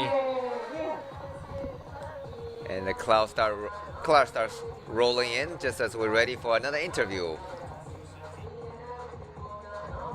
Yesterday, a stage win for your team. Today, third place with Thomas Pesenti, and you, best Asian rider. It looks like a great Tour de Langkawi for Ukio. Thank you. I'm very surprised and very happy. How did you race? Did you mark the other Asian riders? Today is very hard stage. For GC, this stage is very important. So we try to best and get judgy. I try to keep this judge. How was the speed with EF pulling? Yeah, very hard, but I do best. Thank you. Thank you. There you go. That's the interview with Ukio rider Manabo Ishibachi. Yeah, Manabo Ishibachi. Yeah. He is the best Asian classification winner of today's stage, and he should take the white jersey. Oh, there you go. From Terengganu cycling team, Ayman Rosli. Another shot of Tanah Rata. So there's a few places that you can go. So on top of Cameron Highland, there's Brincha, and there's also Tanah Rata. So back again, we'll see the stage 3 classification. So we have David Max Paul in first position, Hero Martin Lopez second place, and third Thomas Besenti from Team Ukio. And Gaboni is number 6, Team Ukio. So they have 2 riders in top 10 finish. Good job for Team Ukio. Yeah. There's a few teams that actually did pretty well today. Team Philippines, not so bad. Yeah, they're pretty good. And today is also Ukio. Ukio has been really good yesterday and today. Yep.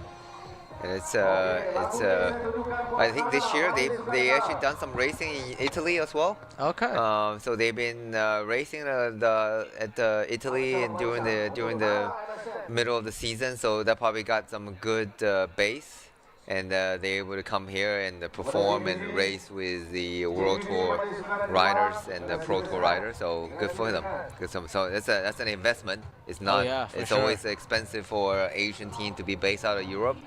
But if you really want to improve your level, and we can talk about more tomorrow, that they really need to be racing in Europe because generally the level is higher, and also there's more frequent races. So there are races almost once every week. So there are more racing. So these guys, especially during the racing season, they need to be racing all the time in order to keep their form, so keep their competitive edge. So yeah, that kind of showed the racing in Italy kind of helped, and I see the Japanese rider also Ichibashi taking the white jersey and he should have a pretty good cushion on that in order to keep all the way to the end. So, but race is far from over, right? It's only stage 3, so you still have 5 stages to go. Anything can happen. And tomorrow we're gonna start off with the bang. So start off with a climb, for sure, and then ends up in Bentong, which is the finishing 131k. So we are just waiting for the presentation of today's stage. And meanwhile, we can preview tomorrow. We're gonna be starting from town of KKB, Kuala Baru. Kuala Kubu Baru, sorry. And then starts with a climb, so that's about an 800-meter climb. Not a steep, but a steady climb. Just, quickly, Danny on the screen. Yeah, Siritsa is here. Finally,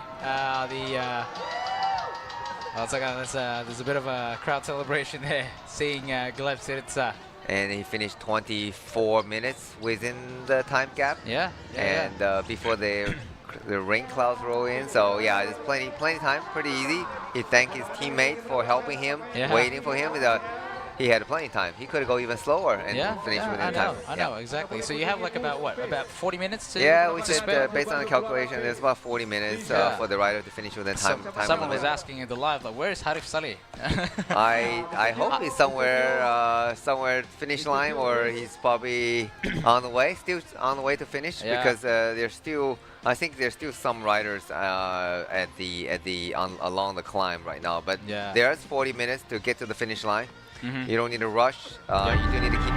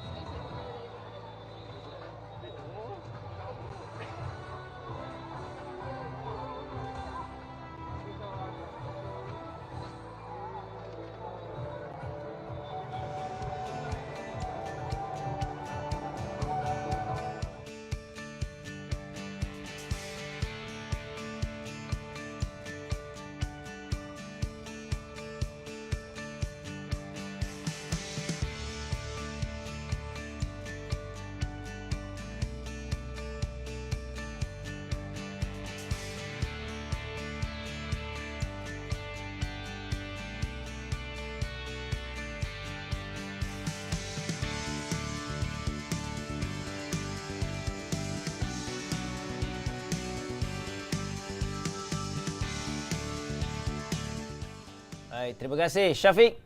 Kita telah pun selesai perlombaan sejauh 170.3 km berakhir di Cameron Highlands. Segala aksi telah pun kita saksikan bagaimana Max Pole.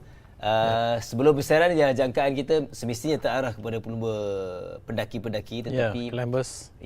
Kita menjangkakan Simon Pello, tapi sebaliknya hari ini ialah Tapi sebenarnya Max Pole pun memang salah seorang climber yang dijangkakan untuk menang juga.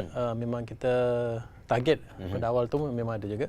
Cuma kita tak nampak pasukan tu bekerja. Yang kita nampak hari ni betul-betul bekerja tu EF yang betul-betul bekerja, yang cuba mendapatkan. Sebenarnya saya nak nampak juga masa awal tu Simon Carr tidak ditargetkan sebab dia bekerja bersama-sama as a domestic. Memang hari ni sebenarnya mereka letakkan Sean Quinn tu untuk menang. Namun dia tidak kesampaian. Ini ialah itu yang sering kali kita bincangkan setiap kali peringkat M, bahawa perancangan pasukan mereka ada, begitu juga dengan pelumba, tapi kondisi ketika itu dan juga taktikal lawan, pace juga main peranan ketika pendakian, yang mana Max pun bijak untuk ambil peluang ketika menuju kom terakhir dan juga menuju penamat tadi. Pastinya biasanya kalau pelumba itu mempunyai fitness yang bagus, dia boleh tunggu dan lihat.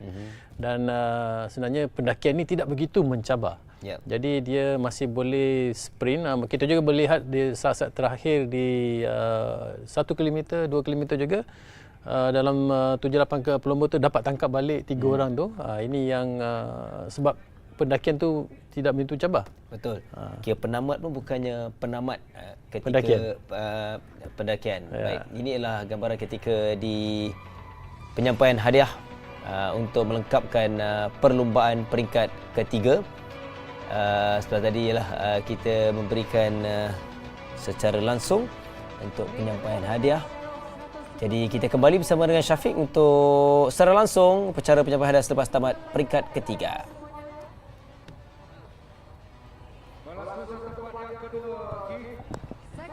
We're back to the prize giving. Back to Tanah Rata prize giving. So third place for today is from JCL, Team Ukyo. And then second place for today's stage is Harold Martin Lopez. He's pretty excited, although he didn't win. From his interview with Jeff, he was pretty happy. You know, he's pretty happy. First podium finish. You know, second place is first year in the World Tour team. That's right. So he's certainly happy. Nice young man from Ecuador. And nice little elephant as well. It looks a little bit like Superman Lopez. Superman Lopez. Yeah, you're right. And the champion here. Fantastic performance by Max Bull with that attack just before the Brinchang KOM. And then trying to establish a break with Harold Martin Lopez and also Jarmik from Astana, and then got the better of the rest of the group by a fantastic sprint. 21 years old from the UK. Now it's fitting, right? Cameron Highland was famous during the British colony days. The Cameron Highland was that's a history. That Cameron Highland was actually created for the British residents to go up there and as a summer retreat from the summer heat, right? So from the heat. That's right. So here it goes. You have that and also Fraser's Hill. Fraser's Hill as well, So you have and also British love tea. So you started the tea garden. So here's a British rider conquering the hill that used to be managed by the British. That's right. Yeah. A little bit of history for you guys. There you go. The podium for stage 3 from Taiping to Cameron Highlands. Max Poole, first place, second place, Harold Martin Lopez from Astana, and also Thomas Vicente from JCL Ukyo. Bubble O2. Baiklah, tanpa membuang masa, kita jemput saja pelumba untuk ke atas pentas. Let's invite this rider up on stage. Most competitive rider. For Mario Aparicio. Mario Aparicio. Yeah. I definitely agree. He deserving, well deserved. He attacked fairly early before the 20K almost. Yeah, before the Kampung Raja KOM. Yeah. He got maximum points over there. Obviously, he tried, just judging from his body language, he's definitely going for the stage win, and obviously it didn't happen. Yeah. He gave it a good crack. Yeah, a little bit disappointed face, but he certainly did his attack and certainly tried. No regret there. So well done by rider from Bogos BH. Most competitive rider dari Bubble O2. Yeah, so he was able to keep a gap a minute until the steeper part of the final climb, and then you can see Max Poole and then EF, and then so the other riders Astana. Close. Yeah, cracked him, I suppose. Yeah. It's still a good result to be on the podium, and I'm sure BH will continue to fight on, trying to improve their GC standing. So yeah, that's the MSN white jersey, best Asian rider. Ladies and gentlemen, the time has come for us to introduce the best Asian rider as of the third stage, PETRONAS Langkawi 2024. Let's welcome the rider from JCL Ukyo, Manabu Ishibashi. Alright, so the winner of the best Asian rider white jersey is also is from Ukyo, Manabu Ishibashi. Yeah, and during his interview, he said he sounded like a little bit surprised, because I think he said his English wasn't 100% understood, but I think it sounds like he was trying to work for Yuma Koishi, but seems like maybe that was the intention to work for his teammate, but then end up he had the best leg of the day. So that can happen. Yeah, especially on a climb, right, where you have no place to hide, and you have good legs. So he seemed to be pleasantly surprised. So he should be wearing that jersey should be able to keep that all the way, because I really don't. I think the time gap is quite significant. Unlike the GC classification, because it's only separated by a few seconds. That's right. Thank you so much. There you go. Japanese rider. We were talking about the Japanese rider. Yeah, Walters now. Yeah. So here it goes. Different Japanese rider taking the Asian classification. Sponsored by MSN. Seterusnya bagi MSN stands for Ministry of Youth and Sports. Raja Bukit dari Tourism Malaysia. Alright, so it's the Tourism Malaysia King of the Mountain jersey, polka dot jersey, you're famously known. And that should be Max Poole again. Yeah, we saw that classification just now. This is the jersey that you want to see up here in Cameron Highlands. Siapakah bakal menyerang jersey polka dot Kerajaan Tourism Malaysia? Ladies and gentlemen, give a big round of applause for this rider, David Max Poole from Team DSM Feminic Post Maximum points at the Bryn David Max Poole was not contested. I don't know. That was kind of Martin Lopez. They just rode across. They rode across, and then the target was to try to win the stage, so they didn't fight for it. And that's a lot of time, professional teams. If their goal is to win the stage, they don't fight for the minor classifications. So, but yeah, nevertheless, another jersey for Max Poole. But that should be tomorrow. Should be shepherded by Martin Lopez. So that's because Max Poole gonna be wearing the overall leader's green jersey. Yeah. So there you go. The polka dot jersey classification. He's leading by 2 points, if I'm Once again, David not Maxwell. mistaken. Yeah, should be. Receiving the polka dot jersey as of the third stage, PETRONAS Langkawi 2024. And next, we have the orange jersey, Abizar. The orange Thank you so jersey much. next. Next, kita beralih ke Sprint jersey orange classification or untuk points Raja Pecut. classification. Untuk itu majlis dengan sukacitanya menjemput Encik Amir Hamzah bin Awang Ghazali sebagai pembangunan KBS bersama-sama dengan Encik Suhadi alias pesuruh dia sukan KBS untuk menyempurnakan penyarungan jersey KBS Raja Pecut. So for Max Pohl, this should be his first professional victory, if I'm not mistaken. He had many podium finishes, but the actual professional race victory, this should be his first. Let's call Yeah. this rider up There on you go. stage. Tour Langkawi is always a springboard for a lot of young riders. Yep. And from amateur level going to the professional level. And the new The new points classification jersey holder, Matteo Malucelli, which was yesterday's stage winner. Sorry, I made a mistake just now. So KBS actually stands for Ministry of Sports and Youth, whereas MSN represents the National Sports Council. Yeah, my apologies. Got mixed up Malay and English.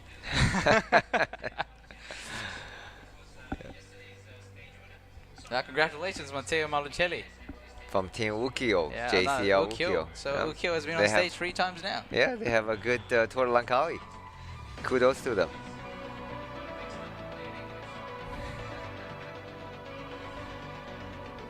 Yeah, they have a little bit of hard time zipping up the jersey. Yeah. I'm not sure who's bonking here. Can't find Yeah, the it's zip. we have to go see the official result. You know, because he was trailing on the points classification, and now after today's stage, and he's actually leading the points classification by. It'd be good to see how many points he's leading now. Right. Grazie. Yeah, they forgot to zip it up properly. Oh, I think they had a hard time with. Unless something wrong with the zips. Yeah, with zippers. Rider? Yep. Okay, That's why, I'm not a fan of zipper. Always have issues. That's why we make the shoe cover without zippers. Makes sense. He gave up. He just decided let's get on with it. It looks good anyway. It doesn't really it's not flapping around in the wind. Thank you so much. Not to your rider, I suppose. Seterusnya untuk jersey PETRONAS, jersey So here's keseluruhan. the PETRONAS green Terima kasih kepada GC PETRONAS. Untuk jersey. itu majlis dengan That's suka kita mouthful. But menjemput anyway, Yang berusaha Tuan Kamarul Iskandar bin Odin, pegawai daerah Cameron Highlands, bagi menjemput dan mengiringi I'm still figuring out, can someone mention it and tell me in the comment what color specifically is it? Is it green or is it turquoise or is it teal or? It should be green. It's a green, just a different shade of green. It's a kind of bluish green though. Yeah, I do. We can check out the Phantom color to find out what exactly the type of green that this is. From Team DSM Permanent Post and now. But it's a very nice color, right? It kind of symbolizes the sky and then also a bit of the water, the ocean. So yeah, it's nice green. All right, there you go. Max Pohl is the new GC. The overall race leader. Yep. And Besok Kuala Kubu ke satu lagi lokasi negeri Pahang. Wah, luar biasa Pahang. he should be able to. He talked about in the interview whether or not he should be able to keep it. I don't doubt that will be the case. And he said the next few days will be back on working for a stage victory, which has eluded Team DSM post NL. So they still want to get a stage win for Casper Van Wooden, because that's got to be one of their item on their bucket list for this Tour Langkawi, is to win the GC and also win a couple stages in the sprint finish. That's right. That's right. Maxpo from Team DSM. Because pretty much, although we're probably gonna see the route preview of tomorrow, but yes, there will be climbing the first part of the race, but it's not too steep that these sprinters can't hold on, and then pretty much it's just downhill from there, which is going to be a fast downhill from that gap down to Tranum and then to Raup. Yeah. And then from Raup to Bentong, it's pretty much a little bit of a rollers, and then as you're about to reach the Bentong, it's pretty much flat. Flat, yeah, sprint. So Maxpo is leading the overall GC general classification by 5 seconds over Harold Martin Lopez, and 6 seconds over Thomas Passetti. So I mean, it's not a big gap. It is there, you know, if Harold Martin decided to go for the intermediate sprint or Thomas Passetti, so you could technically steal the leader jersey from Maxpo, but although judging from the way he's sprinting, I think he wouldn't let that jersey slip away. Alright, sekali lagi terima kasih Syafiq.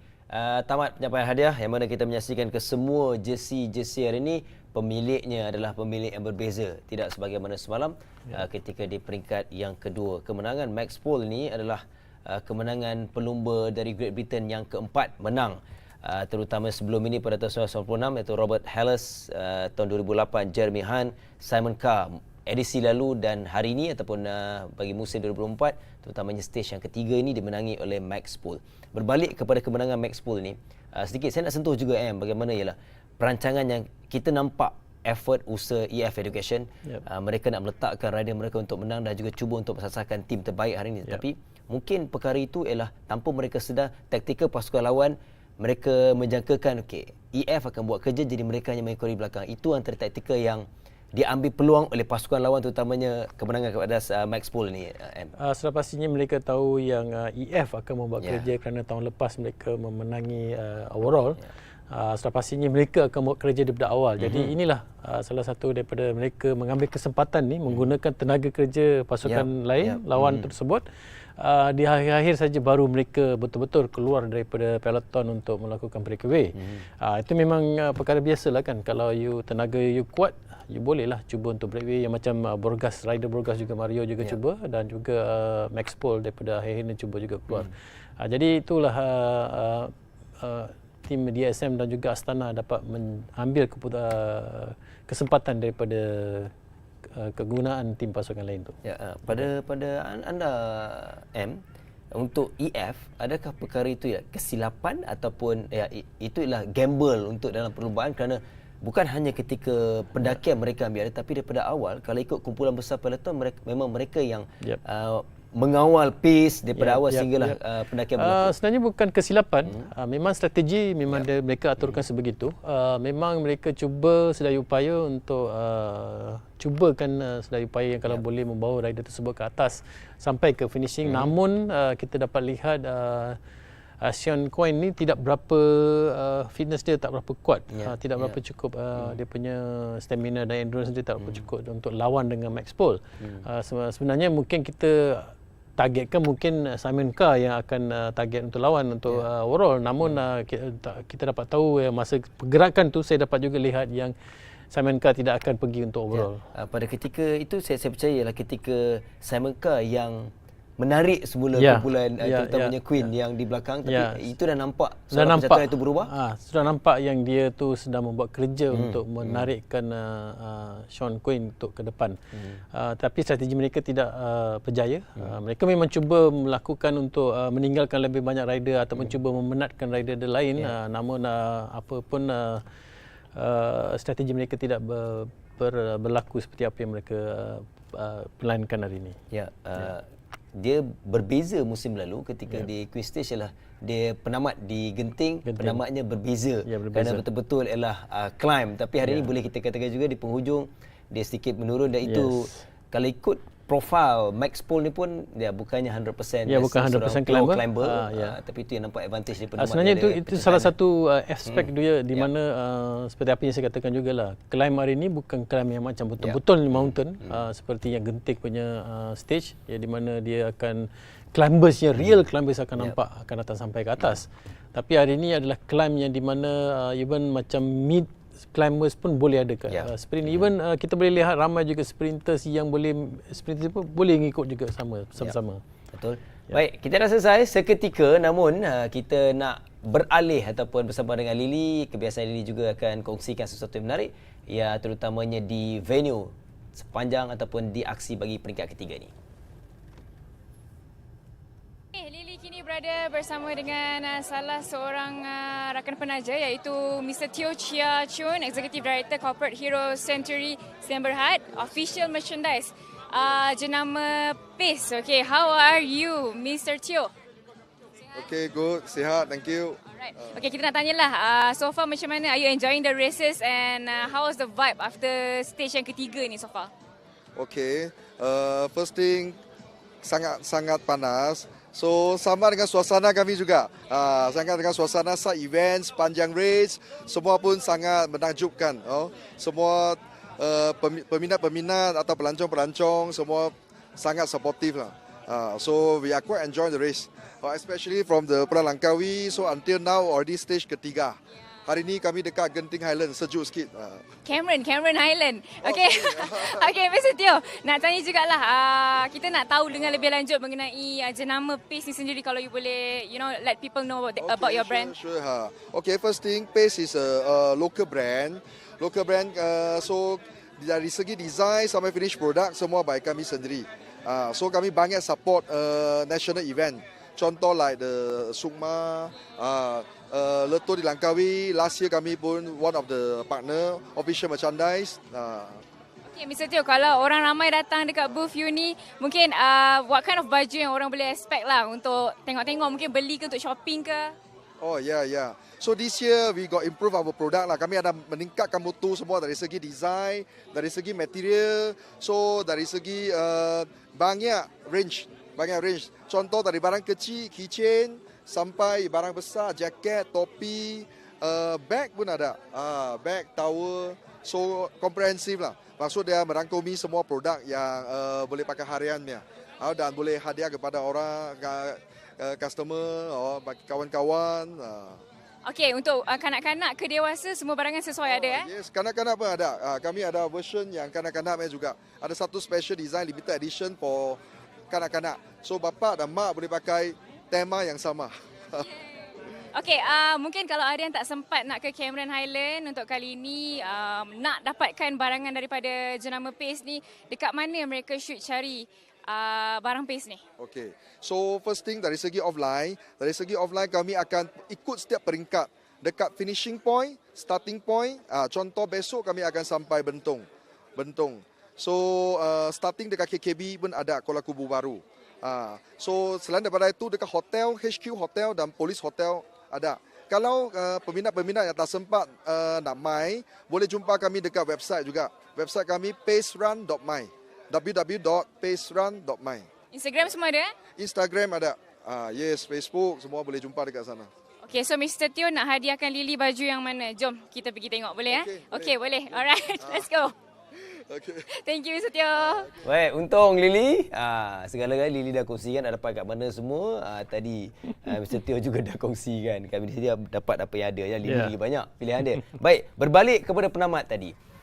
Kita melihat ialah selain kemenangan ke atas Max Pol, tapi kebijaksanaan di penghujung terutama kilometer terakhir, position, kedudukan dia sebelum penciptaan terakhir meninggalkan, saya rasa dalam 180 meter tadi dah nampak dia mendahului dalam kelompok besar di hadapan itu M. Ya, sebenarnya apa yang saya lihat juga tadi, tenaga beliau masih nampak masih ada lagi untuk sprint. Sebenarnya kerana ramai yang bila mendaki ni, walaupun kamu mempunyai tenaga untuk sprint,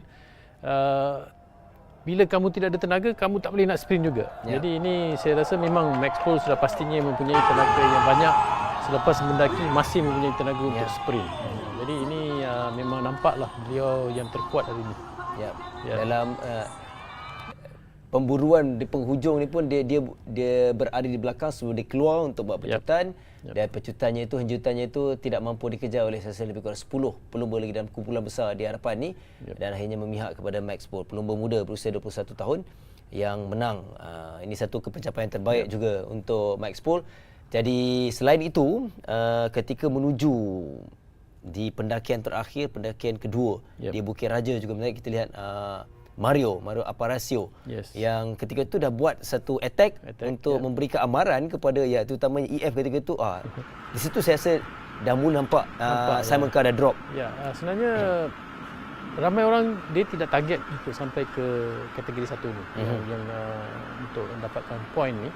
Mereka target mereka adalah horse kategori yang last punya tu, yang di mana mereka tahu yang di sinilah kalau kamu breakaway kamu akan melepaskan diri daripada peloton dan juga boleh sampai ke finishing line untuk menang staging ini dan juga untuk pergi ke overall punya jersey, untuk green jersey. Jadi di sinilah dia punya deciding factor. Sebab tu masa yang Mario masa keluar awal tu yang kategori 1 tu mereka tidak berapa memudarkan kerana tidak berapa nak mengejar kembali, hanya pada kadar space yang laju yang tidak begitu jauh daripada beliau kerana mereka tahu di horse kategori nanti mereka boleh tangkap dia kembali. Lebih kurang jurang jarak daripada kom 2 dan juga kom 3 saya rasa taklah begitu jauh.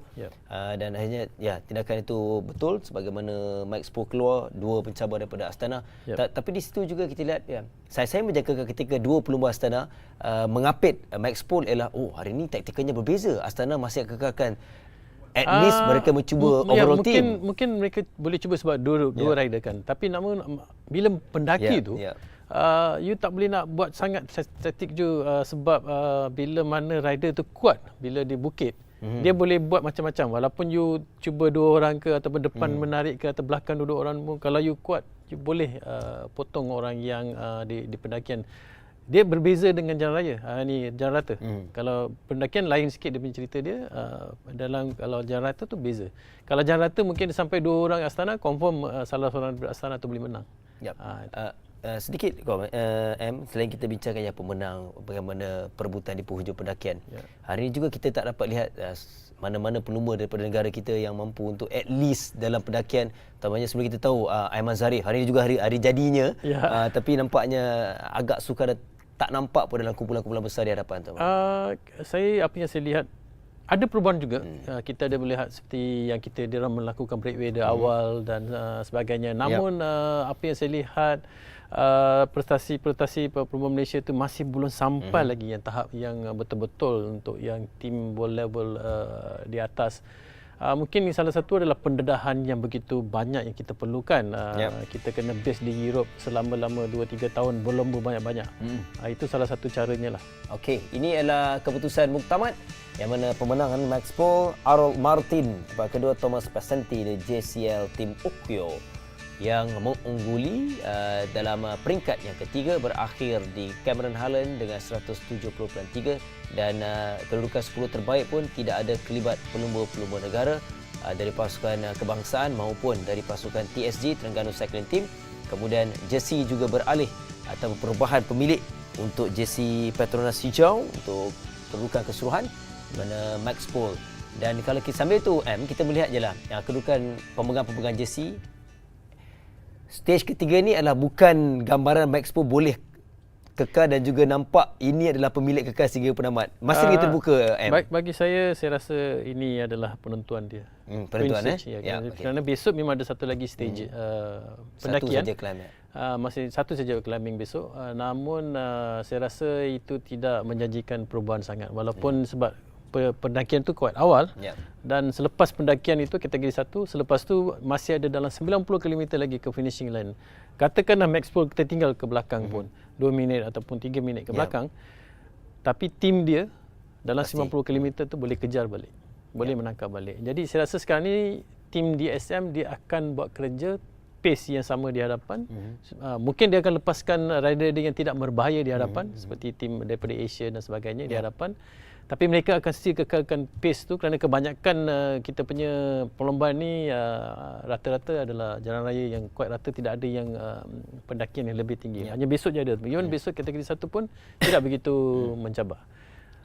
Tak sampai 1000 meter. Besok adalah 865 meter tu sampai di gap. Hanya satu pendakian. Tapi in basikal ni apa-apa boleh terjadi. Mungkin kalau dia berlaku kemalangan ke ataupun basikal rosak ataupun tiba-tiba ada satu breakaway masa crosswind.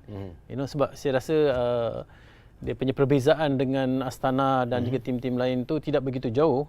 Masih dekat juga. Jadi mungkin juga tiba-tiba masa ada kesilapan, terlelap sekejap. Mungkin kalau rider tu terlepas ke hadapan, boleh berlaku, bukan tidak boleh berlaku. Masih ada cadangan, masih ada peluang untuk pasukan-pasukan lain untuk mengejar dan juga untuk membuat perubahan. Jadi perlawanan tu masih ada lagi, masih boleh mencuba lagi. Persaingan untuk saya ada lagi, untuk M dah tamat hari ni. Tapi tak apa. Ada saya kata esok. Masih boleh cuba, maksud idea masih boleh. Tapi itulah. Betul. Okey. Esok ialah peringkat keempat. Peringkat keempat yang mana akan bermula di Kuala Kubu Baru dan akan berakhir di Bentong dengan sejauh 131.2 km, dan kita akan bersiaran esok lewat sedikit 11.45 pagi kerana esok flag off atau pelepasan bermula sekitar 12 tengah hari, dan anda juga boleh saksikan di YouTube dan juga di YouTube LTDL, Petronas LTDL, juga di YouTube MSN untuk pilihan lain, tetapi secara langsung di Esso Arena 801. Jadi maksud saya tadi tu ialah untuk M tamat, esok M tak bersama kita dah. Itu maksud saya. Apa pun terima kasih M Kumarison. Sama-sama. Mungkin kita mengharapkan juga esok akan kembali pemerintah negara yang mampu untuk memberikan saingan yang lebih sengit. Untuk staging-staging lain tu, possibilities untuk Malaysia punya riders tu berada di hadapan tu ada peluang lagi. Apa yang kita lihat sekarang, prestasi mereka pun semakin meningkat. Tadi pun saya lihat salah seorang pelumba Malaysia tu dia sampai 7 minit selepas rider pertama sampai tu. Maknanya tidak begitu jauh. Kalau dulu mungkin sampai 10 minit, 15 minit, tapi ini 7 minit adalah satu prestasi yang bagus. Baik. Sekali lagi M, terima kasih. Sama-sama. Dan kepada anda, terima kasih kerana bersama dengan kami sepanjang 3 peringkat. Esok jangan lupa untuk kembali untuk menghangatkan lagi pertengahan saingan untuk Petronas Letuh di Langkawi 2024. Akhir kata dari saya Semubin. Jangan lupa teruskan #BeatTheHeat, #kita semua tim Mas. Salam hormat, jumpa lagi.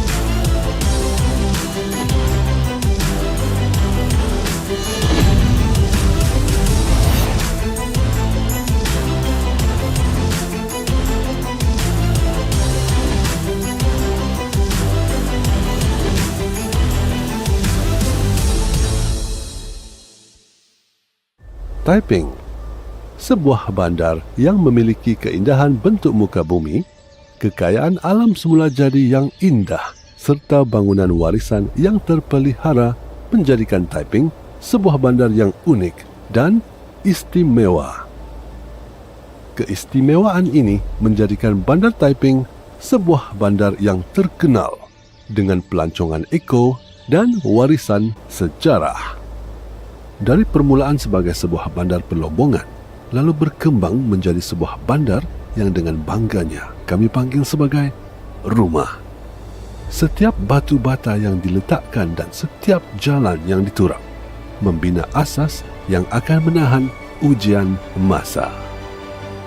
Kemenangan dan kekayaan alam ini memberikan bisikan catatan ulang tahun ke-150 Bandar Taiping dengan slogan rasminya, kelestarian warisan mendepani urbanisasi. Cuba kita bayangkan ada sekumpulan burung yang berkampung di dahan-dahan pokok. Pokok hujan-hujan yang sedang menjalar mencari air dan menjamu selera pelbagai jenis makanan yang diantaranya dianggap yang paling sedap di dunia. Bandar yang mempunyai bangunan yang tertua di Malaysia menerokai keunikan paya bakau yang terbaik di dunia. Sungai yang boleh membasuh keresahan jiwa anda. Mendaki bukit yang penuh spesies flora dan fauna. Ada juga tempat yang boleh menaiki itik, menunggang ATV atau bersenam bersama anti yang bernama Mei Mei. Maksud saya tidak tahu pun itu nama sebenarnya, tetapi ya, tempat yang seronok untuk beriadah.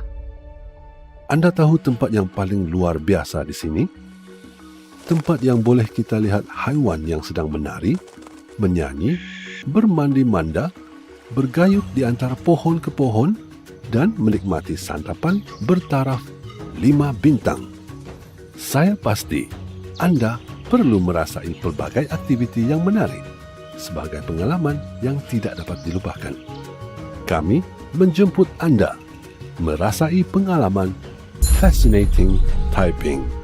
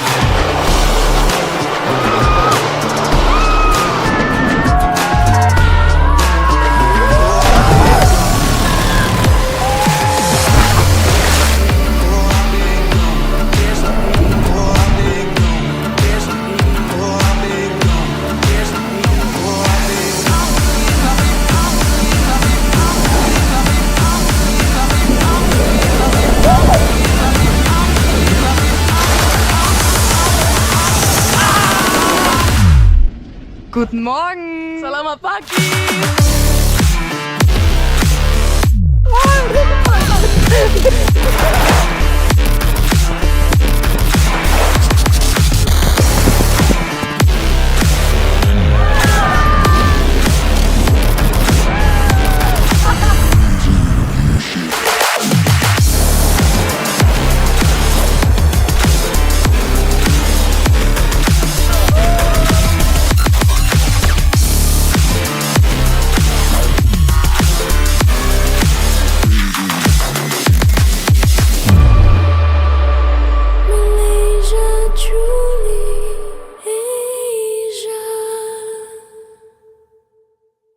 At Petronas, earning and redeeming Mercer Rewards points is now cardless. Really? Just key in your phone number at the pump, at the Mercer store counter, or use the Settle app. Legit? Get up to 3 times more Mercer Rewards points with Settle and redeem fuel. Simpler, better, and more rewarding. Taiping, a city that has the beauty of the landscape, the wealth of beautiful nature and preserved heritage buildings make Taiping a unique and special city.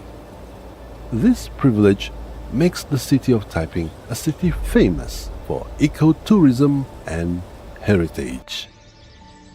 From its humble beginnings as a mining town, it has blossomed into a city that we proudly call home. Each brick laid and each road paved built a foundation that would withstand the test of time. The victory and richness of nature whisper and echo the historic commemoration of the 150th anniversary of Taiping with its official slogan, Heritage, Sustainability in the Face of Urbanization. What I mean is, try to imagine a flock of birds making their home in the trees, the rain trees, their branches reaching out to the water and savoring the many types of food which are among the best in the world. The town that has some of the oldest building in Malaysia, exploring the uniqueness of the best managed mangrove swamp in the world, rivers that bathe the restless spirit within you, and ascending the hills filled with flora and fauna. There are also places where you can paddle a boat, ride ATVs, or even exercise with an auntie whose name is Mei Mei. I mean, I don't even know whether that's her real name, but it's an excellent location for exercise. Do you know a place which is the most special here? The place where we can see all kinds of animals dancing, singing, swimming, swinging from tree to tree, and enjoying a 5-star breakfast. I am sure you will experience various interesting activities, as it will be an unforgettable experience. We welcome you to experience fascinating Taiping.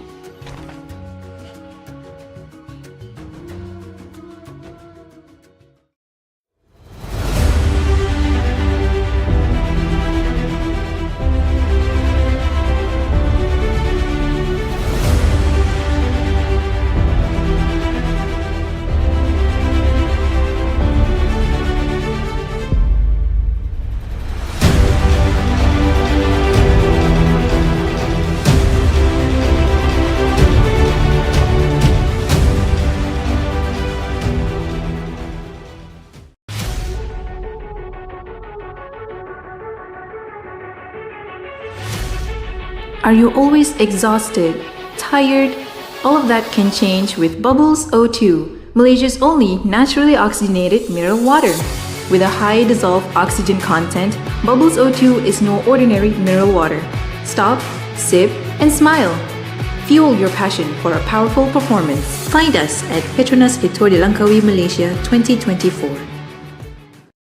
Taiping, sebuah bandar yang memiliki keindahan bentuk muka bumi, kekayaan alam semula jadi yang indah, serta bangunan warisan yang terpelihara menjadikan Taiping sebuah bandar yang unik dan istimewa.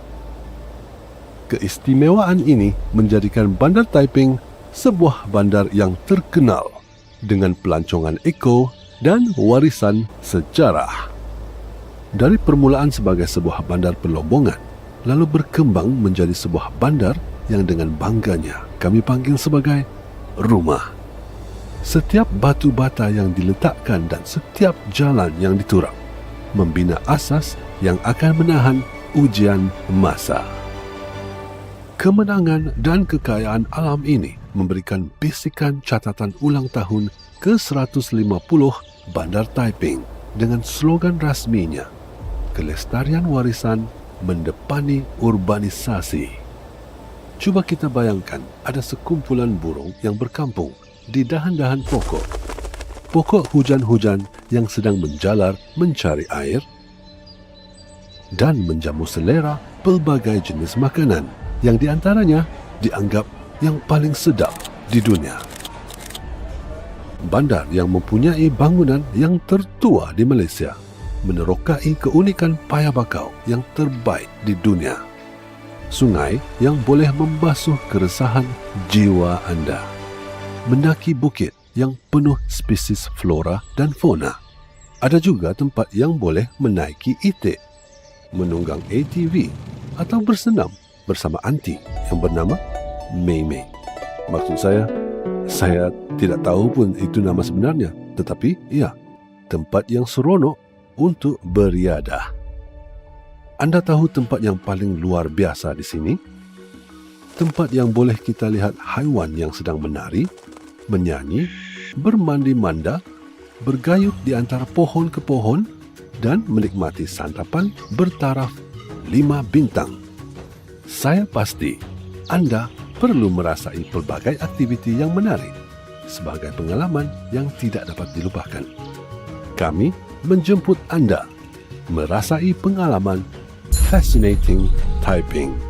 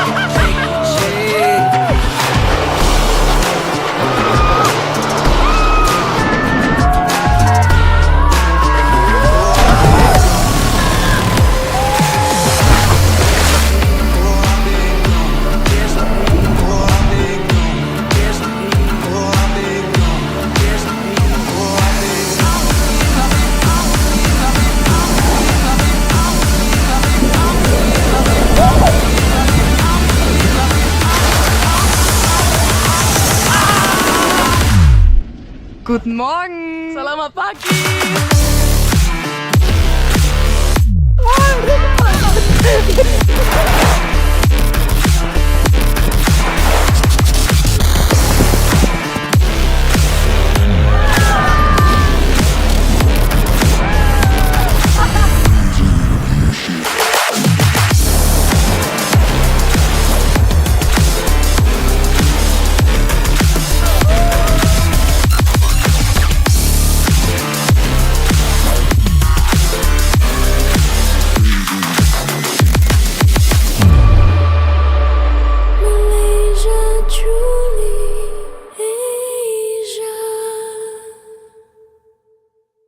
At PETRONAS, earning and redeeming Mercer Rewards points is now cardless. Really? Just key in your phone number at the pump, at the Mercer store counter, or use the Settle app. Legit? Get up to 3 times more Mercer Rewards points with Settle and redeem fuel. Simpler, better, and more rewarding.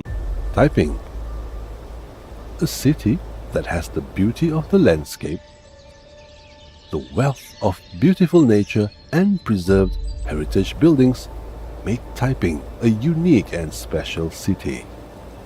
This privilege makes the city of Taiping a city famous for ecotourism and heritage. From its humble beginnings as a mining town, it has blossomed into a city that we proudly call home.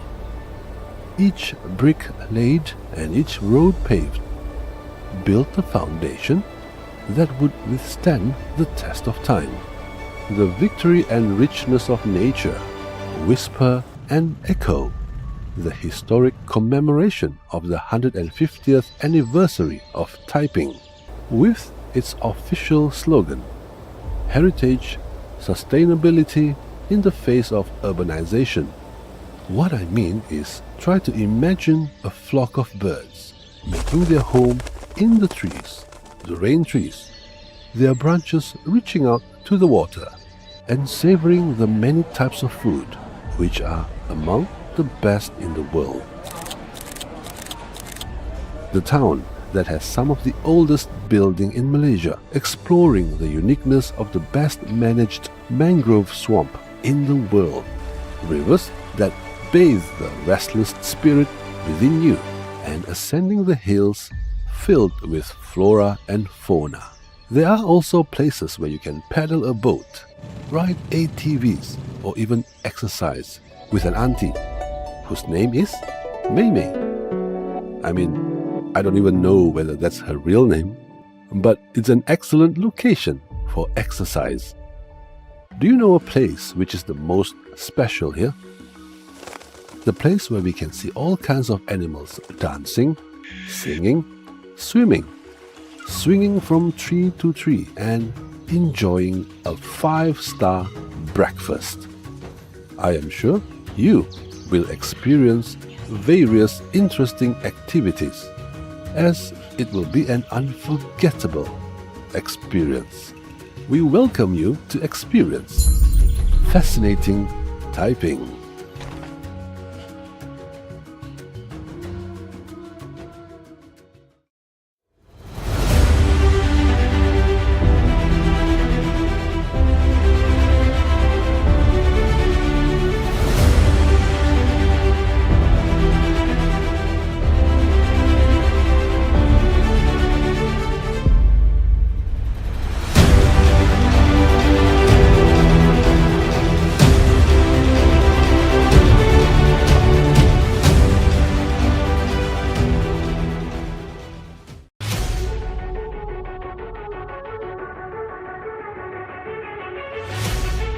Are you always exhausted, tired? All of that can change with Bubbles O2, Malaysia's only naturally oxygenated mineral water. With a high dissolved oxygen content, Bubbles O2 is no ordinary mineral water. Stop, sip, and smile. Fuel your passion for a powerful performance. Find us at PETRONAS Victoria Langkawi, Malaysia 2024. Taiping, sebuah bandar yang memiliki keindahan bentuk muka bumi, kekayaan alam semula jadi yang indah, serta bangunan warisan yang terpelihara menjadikan Taiping sebuah bandar yang unik dan istimewa. Keistimewaan ini menjadikan Bandar Taiping